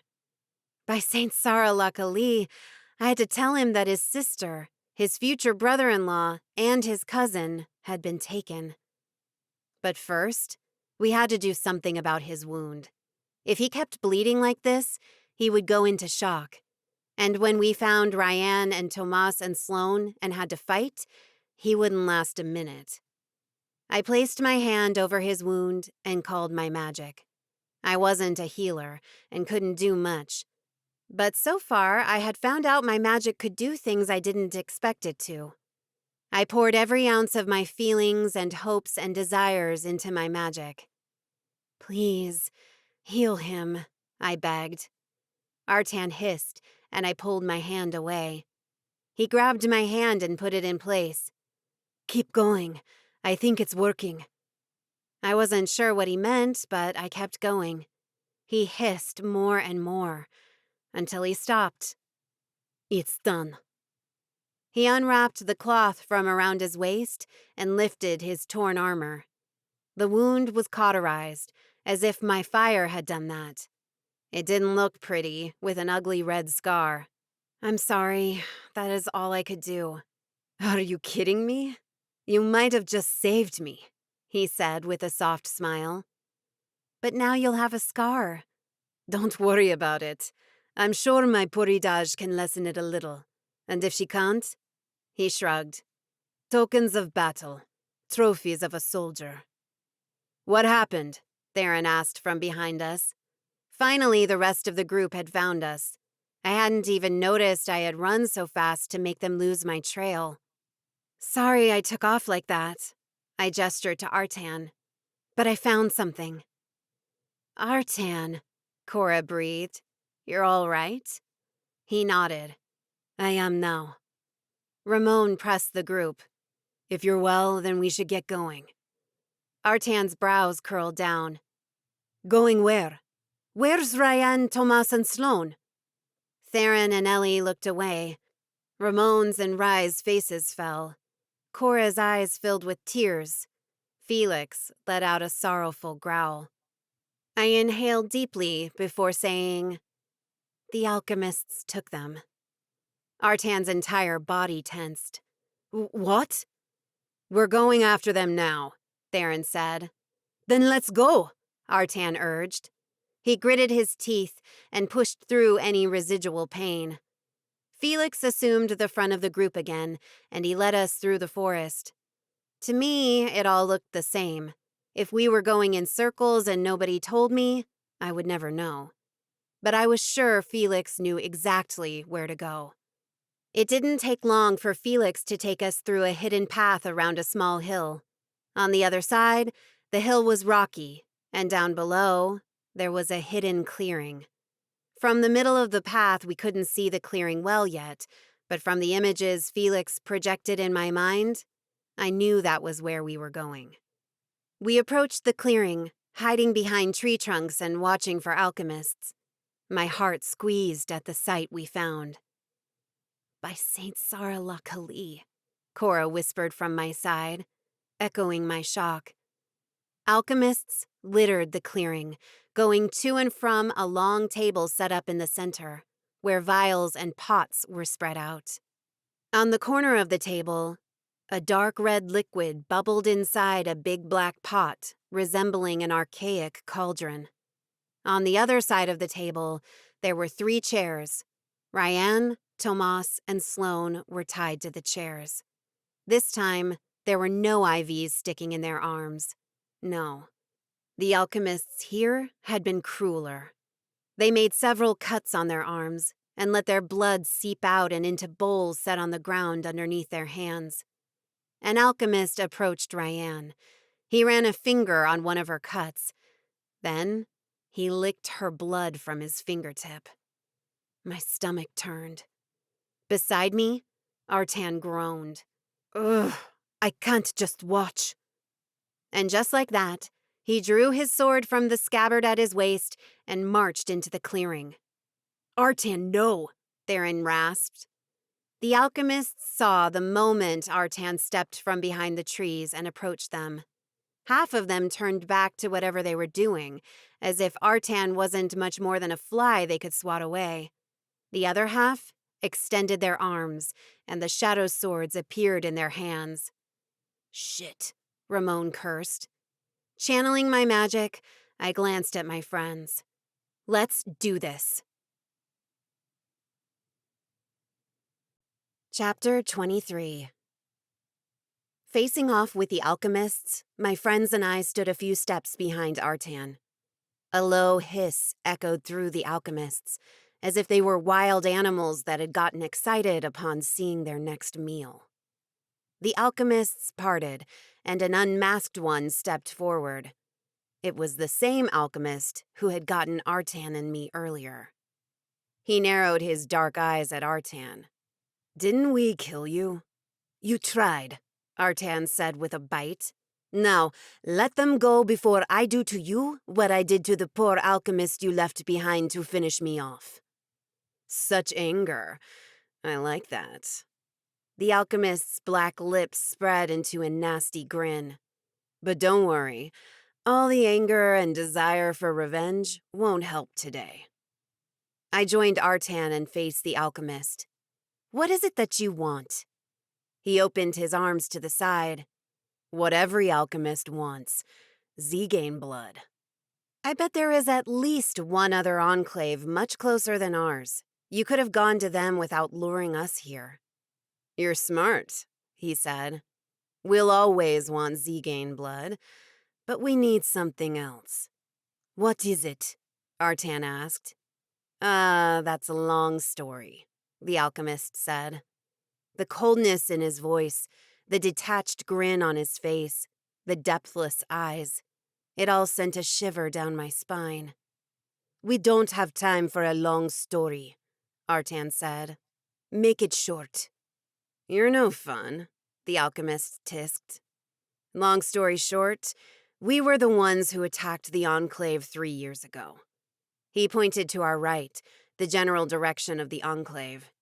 After we killed the tziganes and took them away to drain their blood, we searched through the rubble for anything useful. Like us, tziganes also make powerful potions, don't you? He tilted his head at an odd angle. We found lots of half-burned books containing instructions for spells and elixirs. One of them seemed quite interesting, but we made it even more interesting by changing it up a little. Instead of being a healing potion, we added a few special ingredients, and it suddenly became an elixir that grants immortality. I gasped. You succeeded? We haven't had the opportunity to test it yet, he said, because it needs the blood of a half-dozen tziganes and the blood of the Heart Maiden. Artan shot an arm in front of me, as if he could keep me safe just like that. You're dreaming. We honestly thought we would never be able to make it since there hasn't been a Heart Maiden in over 200 years. His dark eyes shone as he fixed them on me. Imagine my surprise when you showed up, and you were friends with the only 3 survivors of this enclave. You sent the letter, Cora muttered from behind me. The alchemist looked at her. Like I said, we searched the entire enclave for things we could use. For some reason, I held on to the journals with code I had found. I'm glad they came in handy after all. Cora's knuckles turned white as she gripped the hilt of her sword tight. You'll never succeed. But we're almost done. He gestured to the cauldron at the table. All we need is your blood. He extended his hand to his side, and the shadow sword popped up on his hand. "All you have to do is surrender." "Never!" Cora yelled. The alchemist shook his head. "I'll give you one more chance." He stepped to the side, and the crowd behind him parted, giving us a perfect view of Ryan, Tomas, and Sloane, and the alchemists holding their shadow swords to their throats. "No," Artan breathed. "Don't listen to them," Tomas shouted. He was the only one still conscious, but his skin was pale. He was losing blood fast. The alchemist lifted his finger. The swords against Ryan's, Tomas's, and Sloane's throats moved a hair's breadth. "Your choice." Grunting, Artan's shoulders sagged. Eyes downcast, he dropped his sword on the ground. I gawked at him. What the hell was he doing? Was he really giving up? If we did, then there was no chance to make it out of here alive. But if we didn't... "You win," Artan said, his voice dejected. Whispers of protest started among our friends. Then, in the blink of an eye, Artan threw his hands out and sent a strong gust of wind forward. It weaved up and down as it crossed the clearing, until it curled under Ryan's and Tomas's and Sloane's chairs, coming up fast. The alchemists lost their grips, and the shadow swords flew away. The leader turned to us and bared his teeth. "You little—" "Now!" Artan yelled. He kicked his sword with the toe of his boot, enough to make it lift from the ground. Then he hooked his foot under it and propelled it high. He caught it with his hand, just in time to swing it wide and strike the chest of the alchemist running toward him. The leader raised his sword and yelled, "Get the Heart Maiden!" The alchemists who had been working on the potion stopped and joined the other half, ready to fight us. Almost all of them turned to me. "Protect Mirella," Theron said, coming to stand beside me. I blinked at him, momentarily surprised that he had said that. I thought he hated my guts at the moment. "I'm going to get Ryan, Tomas, and Sloane," Artan said in a low growl.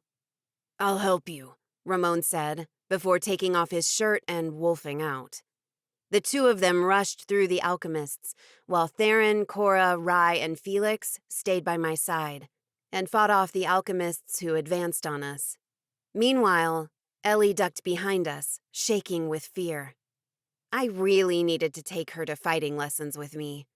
Perhaps she could learn a move or two and be more helpful in the future. I kicked myself for thinking about the future when the present seemed so messy. Focus on the task at hand, fighting alchemists. My power hummed in my veins, and I let it out. Theron and Rye cut through the alchemists with their swords. Cora opened holes and sent earth rocks flying at our enemies. With his claws and sharp teeth, Felix ripped many throats, and I used my fire. I threw firebolts and raised firewalls when necessary. But, even though we were strong, there were too many alchemists around us, and they weren't playing fair. Potions hit the ground around us every 5 seconds.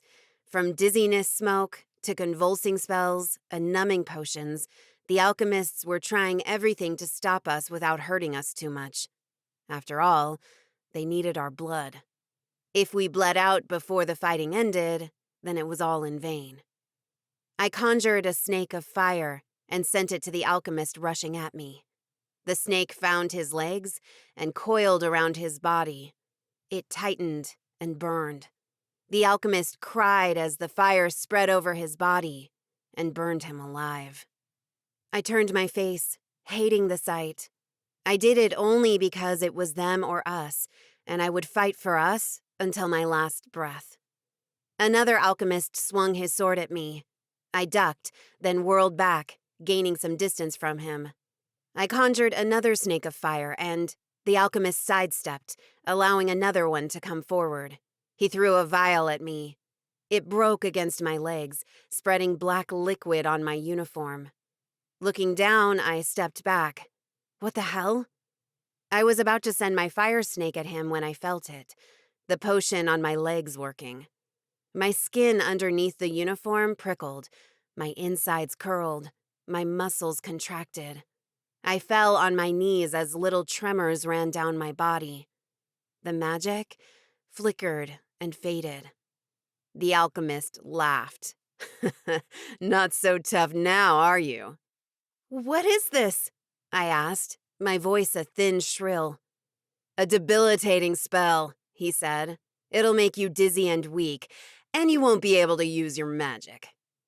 The first alchemist who distracted stepped to his side. "Making it easier for us to take you." "No, no." I tried scooting away, but I barely moved an inch when they hooked their hands under my arms and hauled me up. "Mirella!" Ellie yelled. She took a step forward. "No!" I cried to her. "Stay with Theron." After parrying an attack, Theron's eyes flickered between Ellie and me. "By Saint Sarah Kali." The alchemists pulled me back, toward where I had last seen the chairs with Ryan, Tomas, and Sloane. I fought against the spell, but it was too strong. I didn't have any control over my legs, and I couldn't channel my magic. Damn it! I took a second to look around and analyze the situation. Everything was a mess. Theron tried to protect Ellie while fighting wave after wave of alchemists, and now he kept eyeing me too, as if he was trying to come up with a plan to get me back. Beside him, Cora alternated between using her earth magic and her sword as she fought our enemies. Rye was a couple of feet ahead of her, slashing his sword right and left, cutting the alchemists who dared to come close. Felix did the same, but he used his claws and teeth. The poor lion tried moving toward me, but there were too many alchemists around him, and for every inch he gained, he soon lost 2. And on the other side of the clearing, Artan and Wolf Ramon fought alchemists around the chairs where Ryan and Sloane sat. Tomas's ropes had been cut, and he knelt on the ground behind Artan, trying to recover. There were too many alchemists, and we weren't progressing fast enough. If we didn't cut through them soon, I didn't think we would have a chance here. I glanced at my friends and caught Ellie stealing glances at the table in the center of the clearing. I could see the wheels turning in her head as she came up with the plan, and was ready to execute it. "Ellie, no!" I yelled. Too late. She dashed through the alchemists, dodging them with ease. She was small, and they hadn't expected her to run past them. Their attention had been at the tziganes, not at the cowering Gajo girl. Without slowing down, Ellie bumped the table and pushed the cauldron, tipping it over the table and spilling the potion on the ground. Heavy, dark smoke rose from the dried grass. "No!" the alchemist leader yelled. For a moment, the fighting paused as everyone looked at the cauldron and its spilled contents. But Artan and Theron were too smart. Knowing that 1 second could be our salvation, they moved before everyone else. Theron ran to Ellie, while Artan freed Ryan and caught her in his arms. The leader advanced on Ellie, who was shaking her hands as if she had burned them. But then Theron reached her. He grabbed her arm and pulled her behind him, while he swung his sword wide and drew a line across the leader's chest. The leader faltered, and Theron finished him. Again, the fighting paused. Meanwhile, Artan carted Ryan to us, Tomas coming right behind him, and Ramon bit off the ropes around Sloane's legs and chest. Still faint, Sloane slid to the ground. Ramon stayed in front of him, fending off alchemists who advanced on both. With his air magic, Artan pushed back the alchemists on his way, and he brought Ryan to where Rye, Cora, and Ellie were. Tomas practically fell on the ground beside them. Meanwhile, I pushed over the table. Without being able to move my legs, I couldn't do much. I rolled over the table and tried to scoot to the other side, but alchemists held my arms and tied them behind my back. "Behave and we won't hurt your friends," one alchemist said. "Much," a second one added with a sneer. As if I believed them. They rushed to pick up whatever they could from the broken vials and the spilled potion, even if it was a tiny drop. Could they still finish it with only one drop? By Saint Sarah la Kali? I hope they didn't. I called on my magic, but only a spark answered. I tried coaxing that spark, make it bigger, but their damn potion was working. My magic had faded and I couldn't call on it. Without magic, I jerked my shoulders, trying to loosen the ropes around my wrists. It seemed like a fool's errand. Spinning and cutting through the alchemists, Artan made his way back to Ramon and Sloane. But as he approached them, 3 alchemists advanced on Ramon at once. He fended them off, but one called his shadow sword and slashed Ramon's hind leg. The wolf let out a yelp as he limped back. "No," I whispered, watching it all unfold around me and not being able to help. I felt useless. With Ramon a few feet back, the alchemists grabbed Sloane by the hair and pulled him up. Half awake, Sloane groaned and jerked, but he went still when a shadow sword rested against his neck. "Stop right there," the alchemist holding the sword said to Artan, who stared at his cousin with wide eyes. "One more step and he dies." My stomach twisted in knots. "And no air tricks, pretty boy," one of the alchemists said. Frozen in place, Artan dropped his sword and raised his hands. "What do you want?" "We want you all dead," the alchemist said with a laugh. He pulled the sword back, slashing it across Sloane's throat. "No," I whispered as my breath caught. My chest seized in pain. "No!" Artan screamed, falling to his knees. The alchemist let go of Sloane, and his body hit the ground with a loud thud. They stepped over Sloane and advanced toward Artan. Tears filled my eyes. By Saint Sarah la Kali, where did it all go so wrong? Why? Ellie burned her hands, Ryan was unconscious from blood loss, Tomas didn't look much better than her, Ramon had injured his leg, and now Sloane was dead. Sloane was dead. And next would be Artan. That was enough. In the blink of an eye, rage swept through me, powerful and constant, replacing my shock and hurt. I welcomed it. I encouraged it. I used it. Embracing this new feeling, I searched deep and called my magic. It came forward like wildfire. Burning through the ropes around my wrist felt as easy as breathing. In no time, the alchemist's potion was gone. It evaporated from my body or burned away. I didn't care. It was gone, and I could now move. Summoning my fire, I jumped off the table.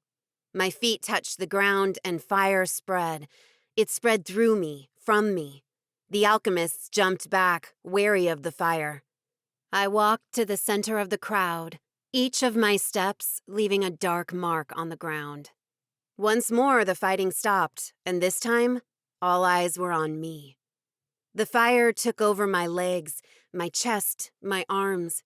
I opened my hands and looked around the alchemists. "Leave now, or burn." They flinched, but didn't move. I moved my arms in an arc, and my fire flew toward them like a long, deadly whip. They jumped back, but a few were caught. The whip licked their arms or chests or backs, and fire spread. In seconds, they were on the ground, jerking and screaming as my fire took over their entire bodies and burned them alive. "Last chance," I said, my voice eerie, creepy, not mine. Most of the alchemists ran.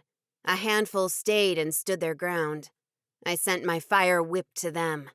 They moved, trying to get away from its path, but my fire molded to my will, and it went after them.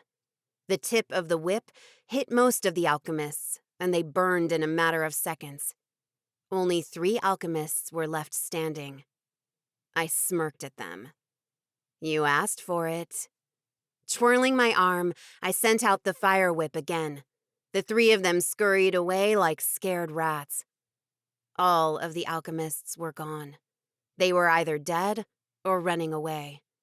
I was a little stunned they actually ran and left everything behind. The table, the broken vials, their tools. They simply ran. Away from me. I closed my eyes and sucked in a long breath, and my fire retreated into me. I compressed it in my chest, as if I was cradling it with both my hands. When it was no more than a spark again, I let go of my breath and opened my eyes. My friends watched me with wide eyes, wary of me, maybe even scared. My shoulders sagged. "We won," I whispered, feeling like I had only lost. Snow started falling, as if trying to quell, to hide everything that had happened there. Chapter 24. The tension and silence were suffocating inside the van as we made our way back to the enclave. A trip that was supposed to be 9 hours long would take only 7 because of Theron's heavy foot, even with the snow falling hard. If he could, he would have gone even faster, since some of us needed the help of an experienced healer. Ramon had bandaged his leg and stopped the bleeding. With his new super healing, he would be okay, without even a scar to tell the tale. Ellie had her burned hands wrapped in a cloth with some crude healing paste Artan had brought.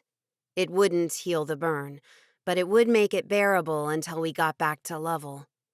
I had closed the stab wound in Artan's stomach, but it had been hastily done. He would still need his grandmother to lessen the scar and make sure there was no internal damage. Tomas was already recovering. He had been the last one strapped to the chair, and the first one out. For some reason, he hadn't bled as much and had maintained his consciousness through the entire ordeal. Then, there was Ryan. She was still weak from the blood loss. She went in and out of consciousness too often. I used my powers to send warmth into her and keep her heart strong, but I wasn't sure how long she would be able to hang on.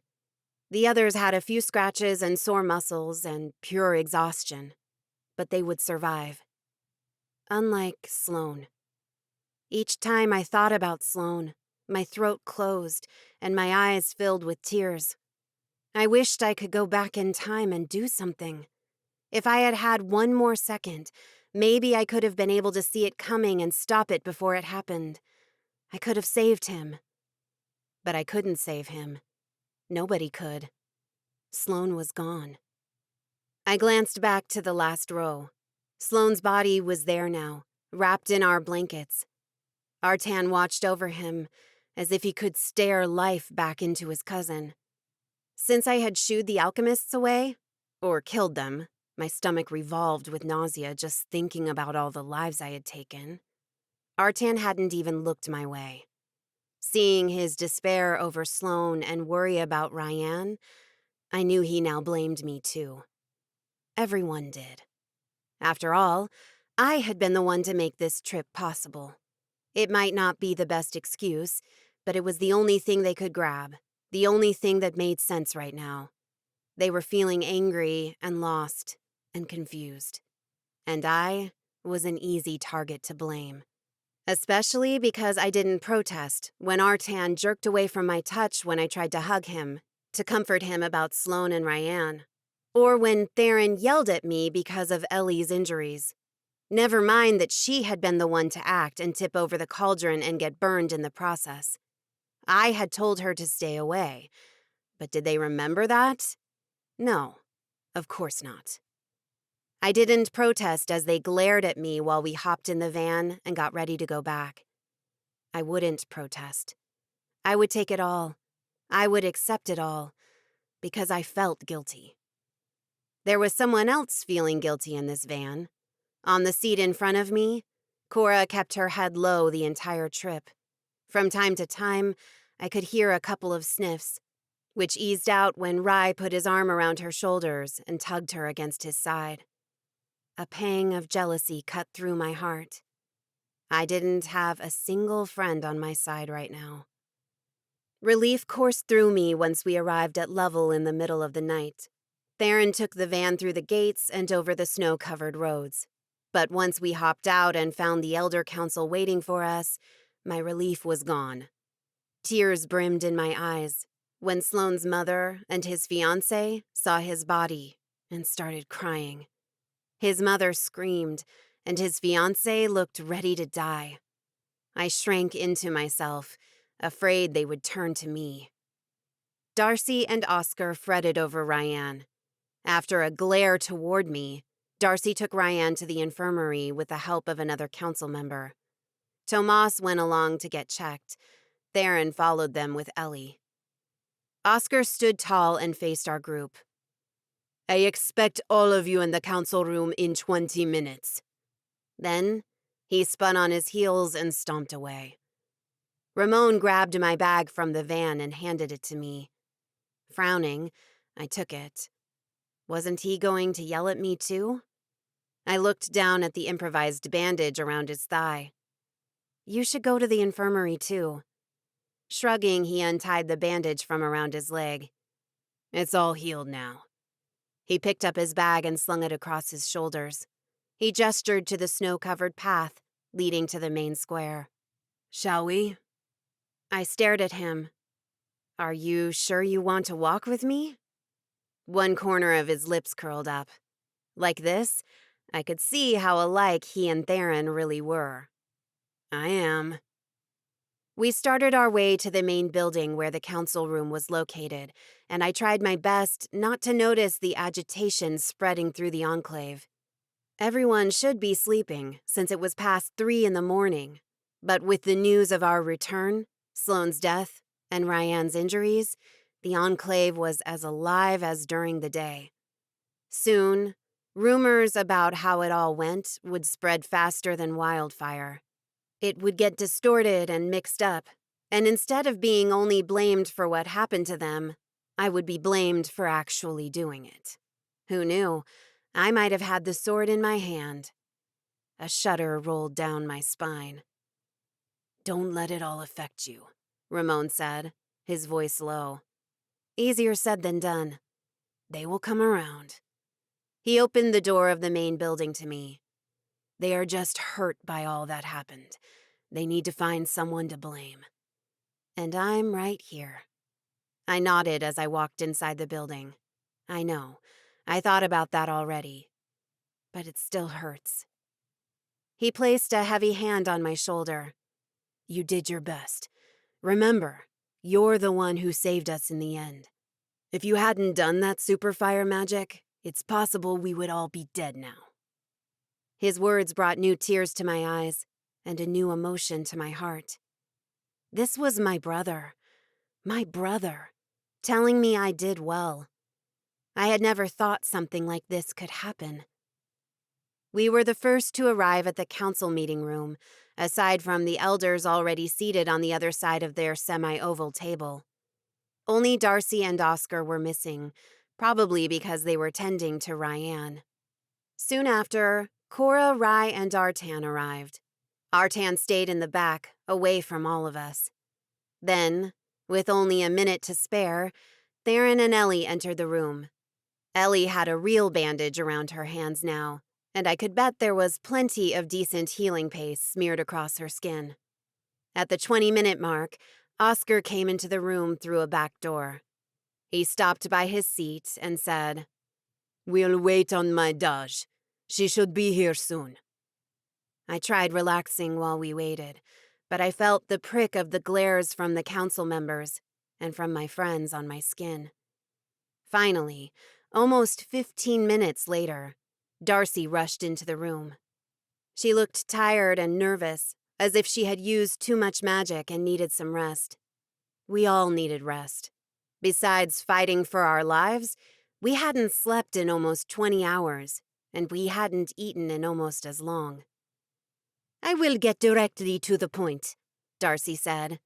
She remained standing before her chair.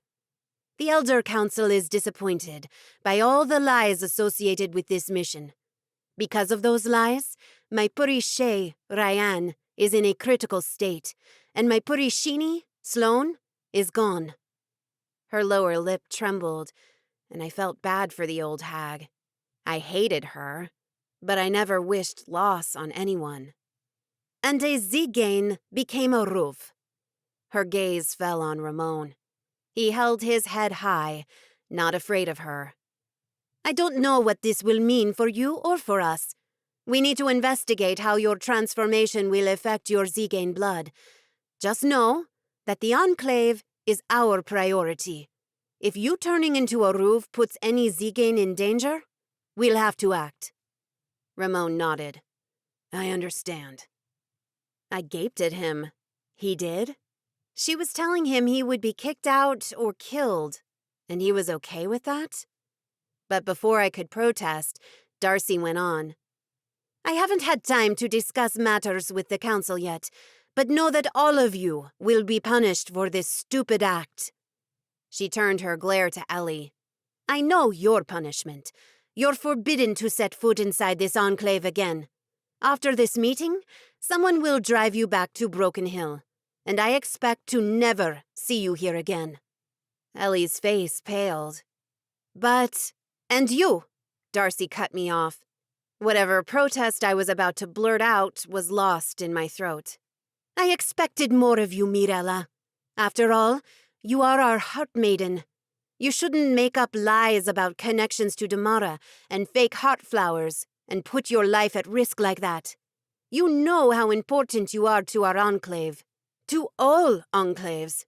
You can't lie like this, especially not to us. Her eyes darkened. Your punishment will be more severe. Be ready. She sighed. I have to go back to the infirmary now. You are all dismissed. She rushed out of the room. Oscar cleared his throat. We'll call on you again when we have decided on your punishments.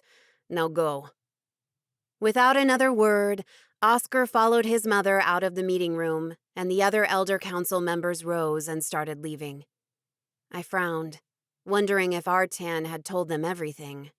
I had seen him on the phone on our way down. That was how they knew to wait for our van and take Ryan to the infirmary, and Sloane's body. But had he told them everything? About the 2 kinds of alchemists we encountered? About my hallucinations? If he hadn't yet, I was sure he would. Telling the council about my episodes worried me, but telling them about the red alchemists seemed important. When I turned around, Artan was already gone. Rai embraced Cora, who cried silently in his chest. Ramon started forward, and Theron walked out with Ellie. I ran after my best friend. Ellie! She flinched when I halted by her side.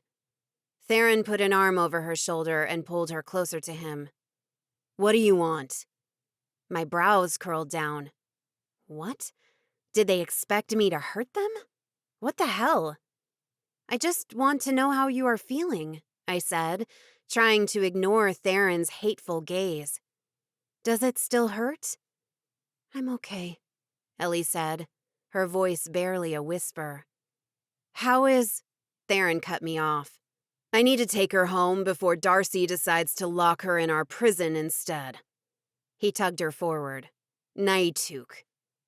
I gawked at him, his words prickling like a bee sting, as he walked Ellie out of the building.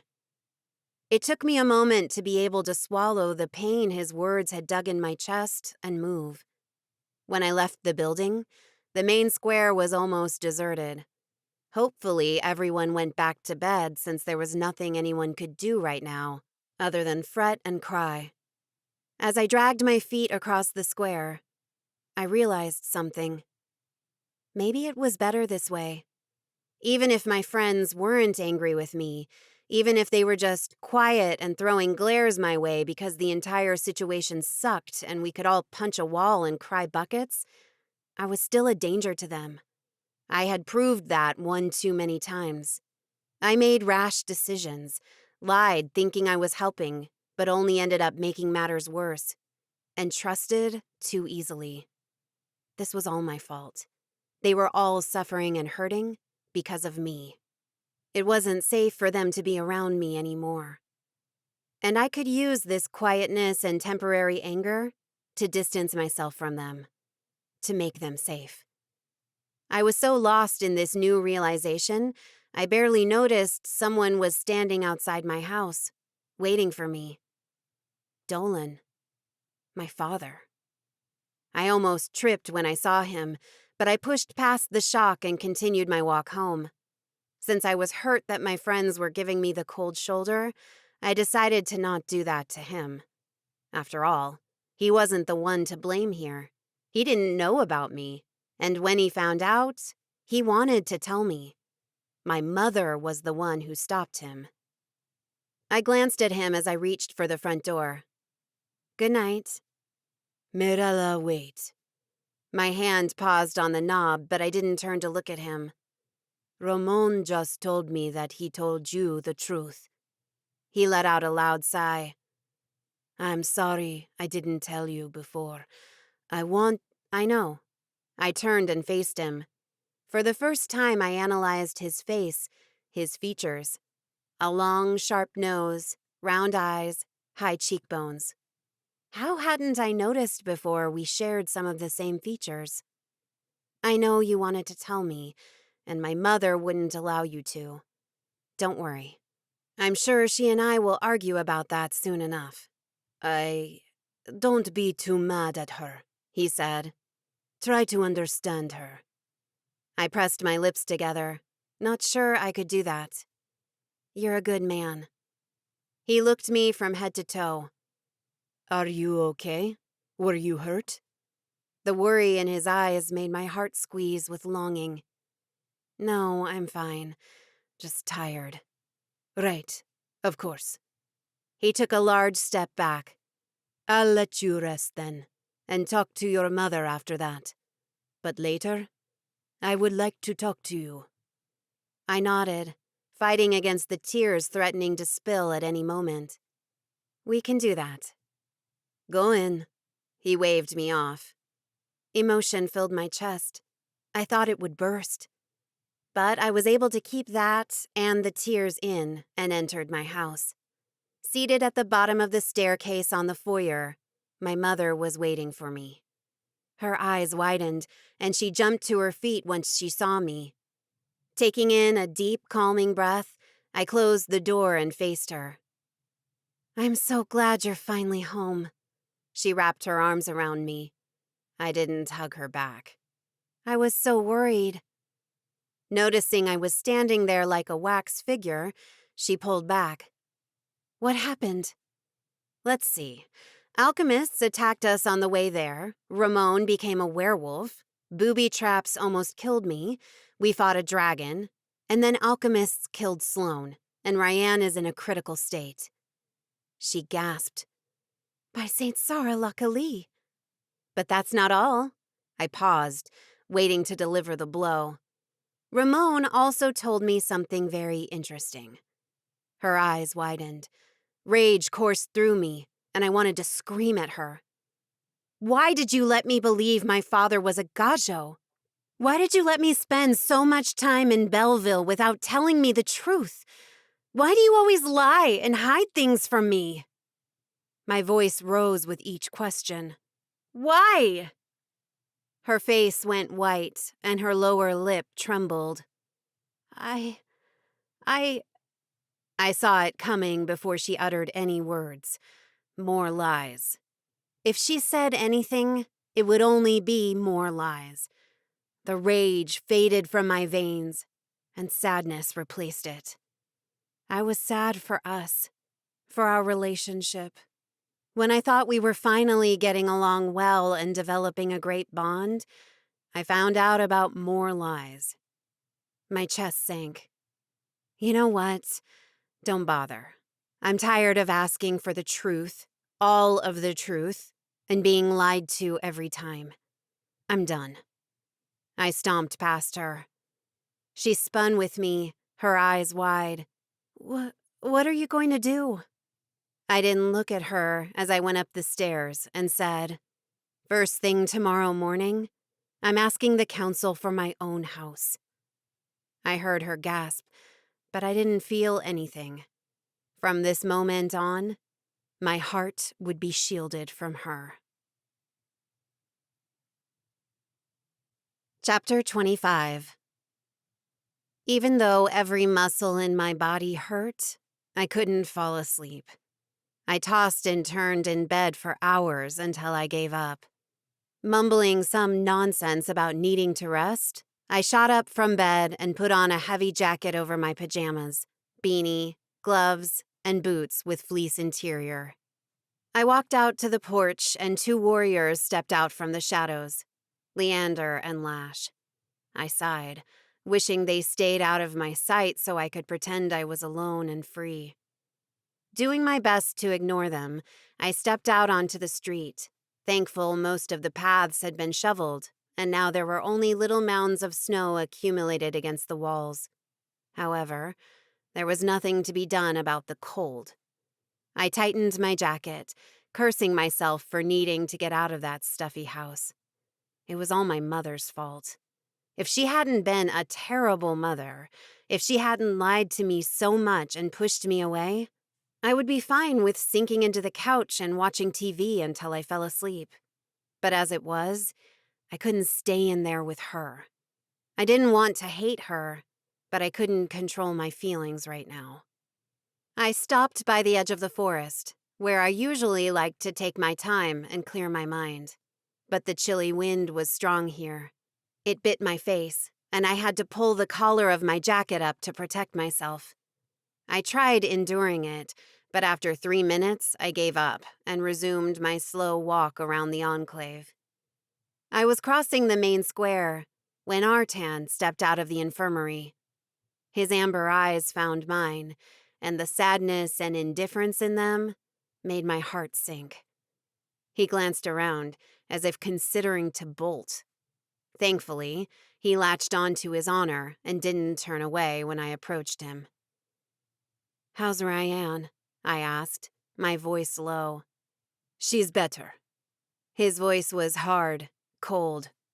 "My puridage has been healing her nonstop. She thinks Ryan is out of danger now." He paused, his jaw ticking. "But it'll take a while for her to recover fully." I placed a hand over my aching heart. That's a relief. If Ryan had succumbed to her injuries and blood loss, I wasn't sure I could endure it. There were too many dead and injured tziganes piling on my shoulders. I would soon cave and crumble under such heavy weight. "I'm sorry." Artan frowned, his hands curled into fists. Tears burned the back of my eyes. He pressed his lips into a thin line before continuing. "I know you're not responsible for all that happened. My mind is sure of that. But the pain in my chest says otherwise. I'll need some time." He retreated a foot. "Until then, I think it's better if I step down from your training.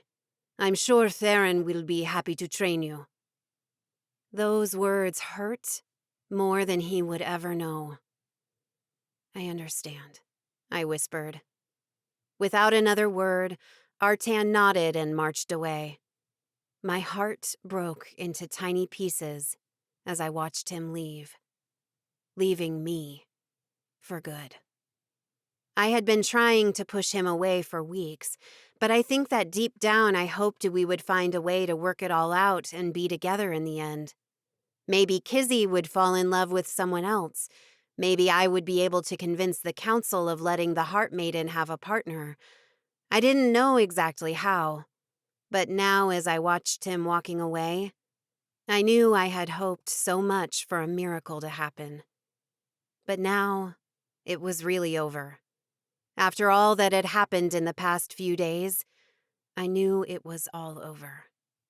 At first, I had lost my trust in him, and just when I thought I could get it back, he lost his trust in me. There was no coming back from that. I sucked in a sharp breath and raised my head. It was better this way. Artan and I were not meant to be anyway. Even with all the hope in the world, I couldn't make miracles happen. Now, he was free to learn to love his fiancée, and I was free to be the best heart maiden I could. Because so far, I had been a pretty bad one. I sat at the fountain's edge in the center of the main square. It was empty. The water had finally been drained since the weather turned cold. The bottom of the fountain was peppered with coins and other small tokens that had been thrown in with wishes. If I threw a small token in it and made a wish, would it come true? Because I had so many wishes, and none of them seemed possible. I closed my eyes and remembered what I was, the Heart Maiden. I might not have wanted to be the Heart Maiden, but I understood its importance now. Being the Heart Maiden was an honor. It was an important duty, if not the most important in the tzigane world. I was the only one who could find the heart flowers and save my kind. I tried feeling proud of it, of my calling. Most of the time I did. Then, my friends got hurt because of my poor choices, and I regretted it immensely. I inhaled deeply. I couldn't dwell on what had already happened and change it. I just had to make sure I would be better from now on. I would be one hell of a Heart Maiden, or I would die trying. I was about to stand up and go back home when the dull pain started behind my eyes. It spread quickly, and I blinked fast as my sight darkened. Suddenly, a burst of light exploded around me. I shielded my eyes with my hands from its brightness. Once it started fading, I lowered my arms and gasped. "Hi, Mirella." I gawked at Damara, seated at the edge of the fountain beside me. There was water in the fountain, flowers in the flower beds around the square. The sun shone high, and the snow was gone.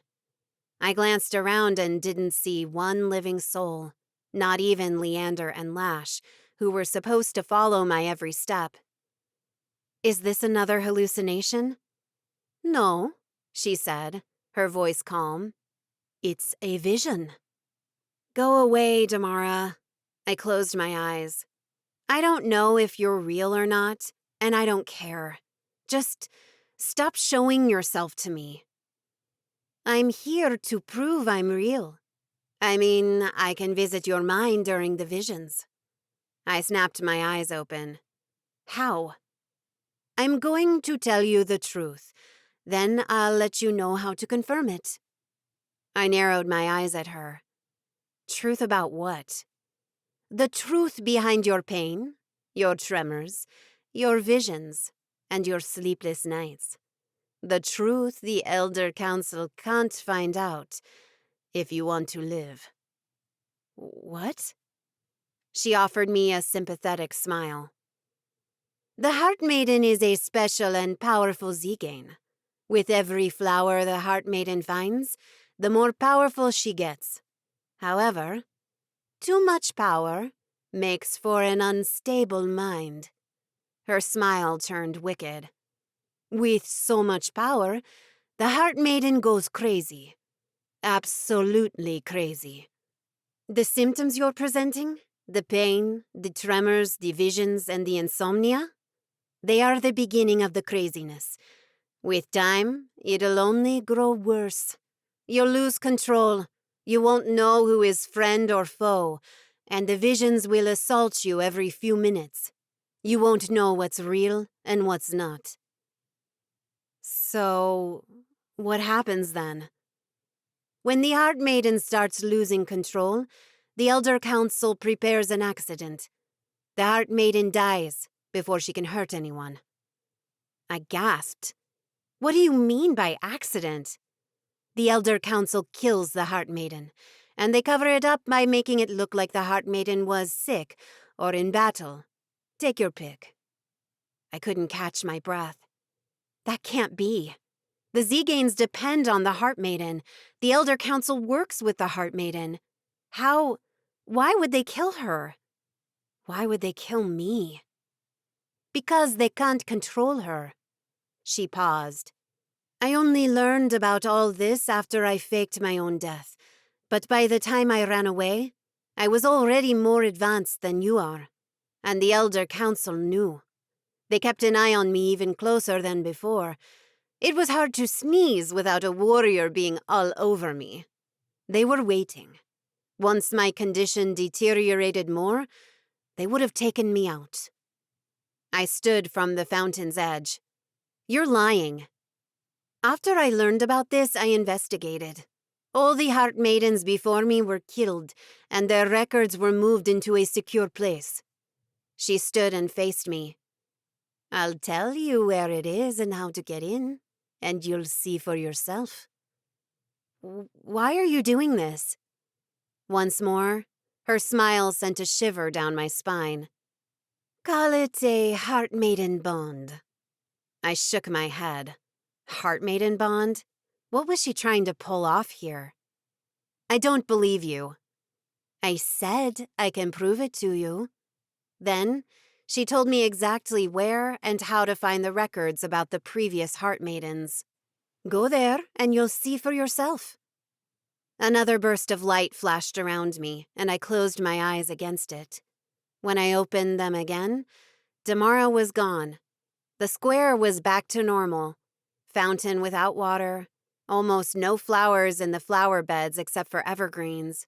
Snow accumulated in the corners, and the two warriors standing a few feet from me, their gaze impassive as they scanned the square. The pain still rang inside my head, but it felt like a bad headache, nothing I couldn't deal with. Despite the pain, my mind whirled. What the hell had Damara told me? Could I believe her? What if it had been all in my mind, and every word she said was part of my imagination? I can prove it to you. If I followed her instructions, if I went where she told me to, would I find the records? I was eager to go check them, but I was also afraid. Because if I found them, if everything was there, then it meant Damara really was able to enter my mind. And it meant her words were right. I had to check it for myself. Determined, I marched into the library building, right beside the main building where the offices and the Elder Council was located. Leander and Lash followed me inside, but as usual, they kept their distance. The library was bigger than I remembered. I had only come in here once before, when I had been with Darcy. At the time, I hadn't paid much attention to the place, but now that I walked through the long rows of shelves filled with books at night, my focus was sharp. I turned on the front lights of the library, but I stepped into the shadows as I advanced to the back. I could have turned on all the lights, but then the warriors would easily see what I was doing, and for some reason, I wanted to be quiet about this. Like Damara had instructed me, I walked to the far back of the library, where there was a section where the bookshelves all turned to themselves, forming a perfect square lined with the wall, the same wall from the main building to the left. I halted before the wall where it met the corner, half of the space hidden behind the side of a tall shelf. I put my hand on the space where Damara had instructed. 2 feet from the wall, 3 feet from the floor, she had said. I focused, channeling my power, and imagined an invisible lock clicking. A second later, a faint click sounded. My eyes widened, but I didn't stop. I imagined the wall moving into itself, like a sliding door. A second later, the wall moved, opening a passageway. Stunned, I walked into the secret room. I turned my palm up and conjured a flame. It illuminated the space, revealing a long, heavy wooden table in the middle and many shelves around it. The shelves contained leather-bound books, scrolls, and loose papers. Following Damara's directions, I walked around the table and halted before the shelf with red markings on its side. I ran my fingertips over the markings. I had no idea what they meant, but I was sure they weren't just there for decoration.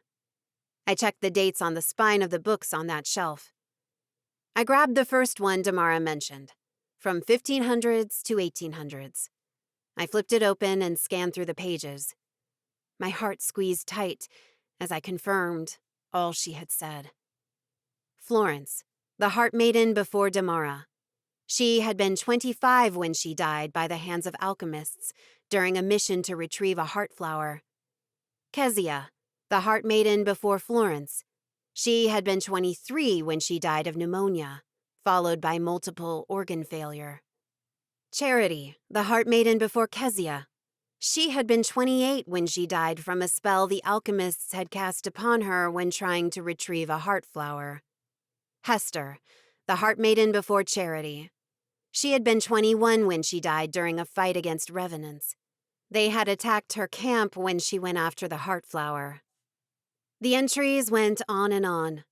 All the heart maidens in this book, it went back for 300 years before Damara, had died young, between 20 and 30 years old.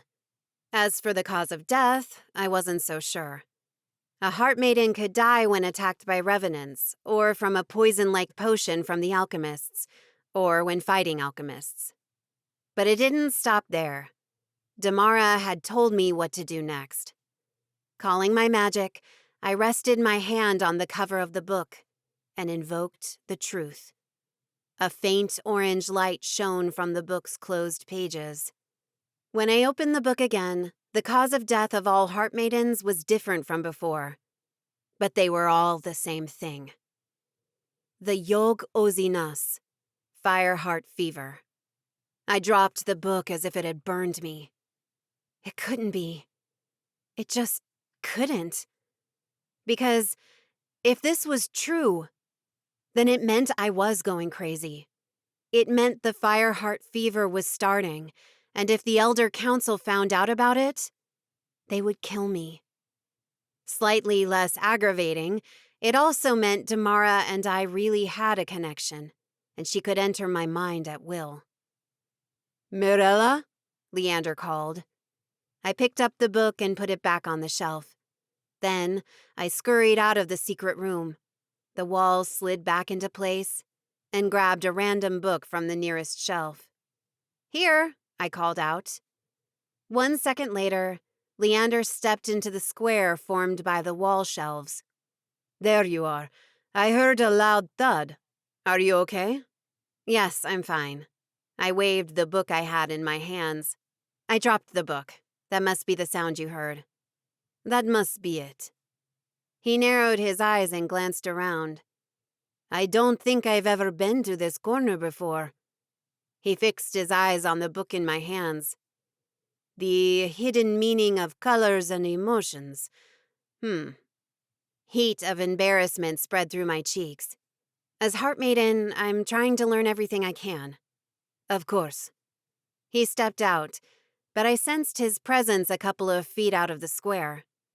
Letting out a long breath, I sank to the ground and hugged my knees.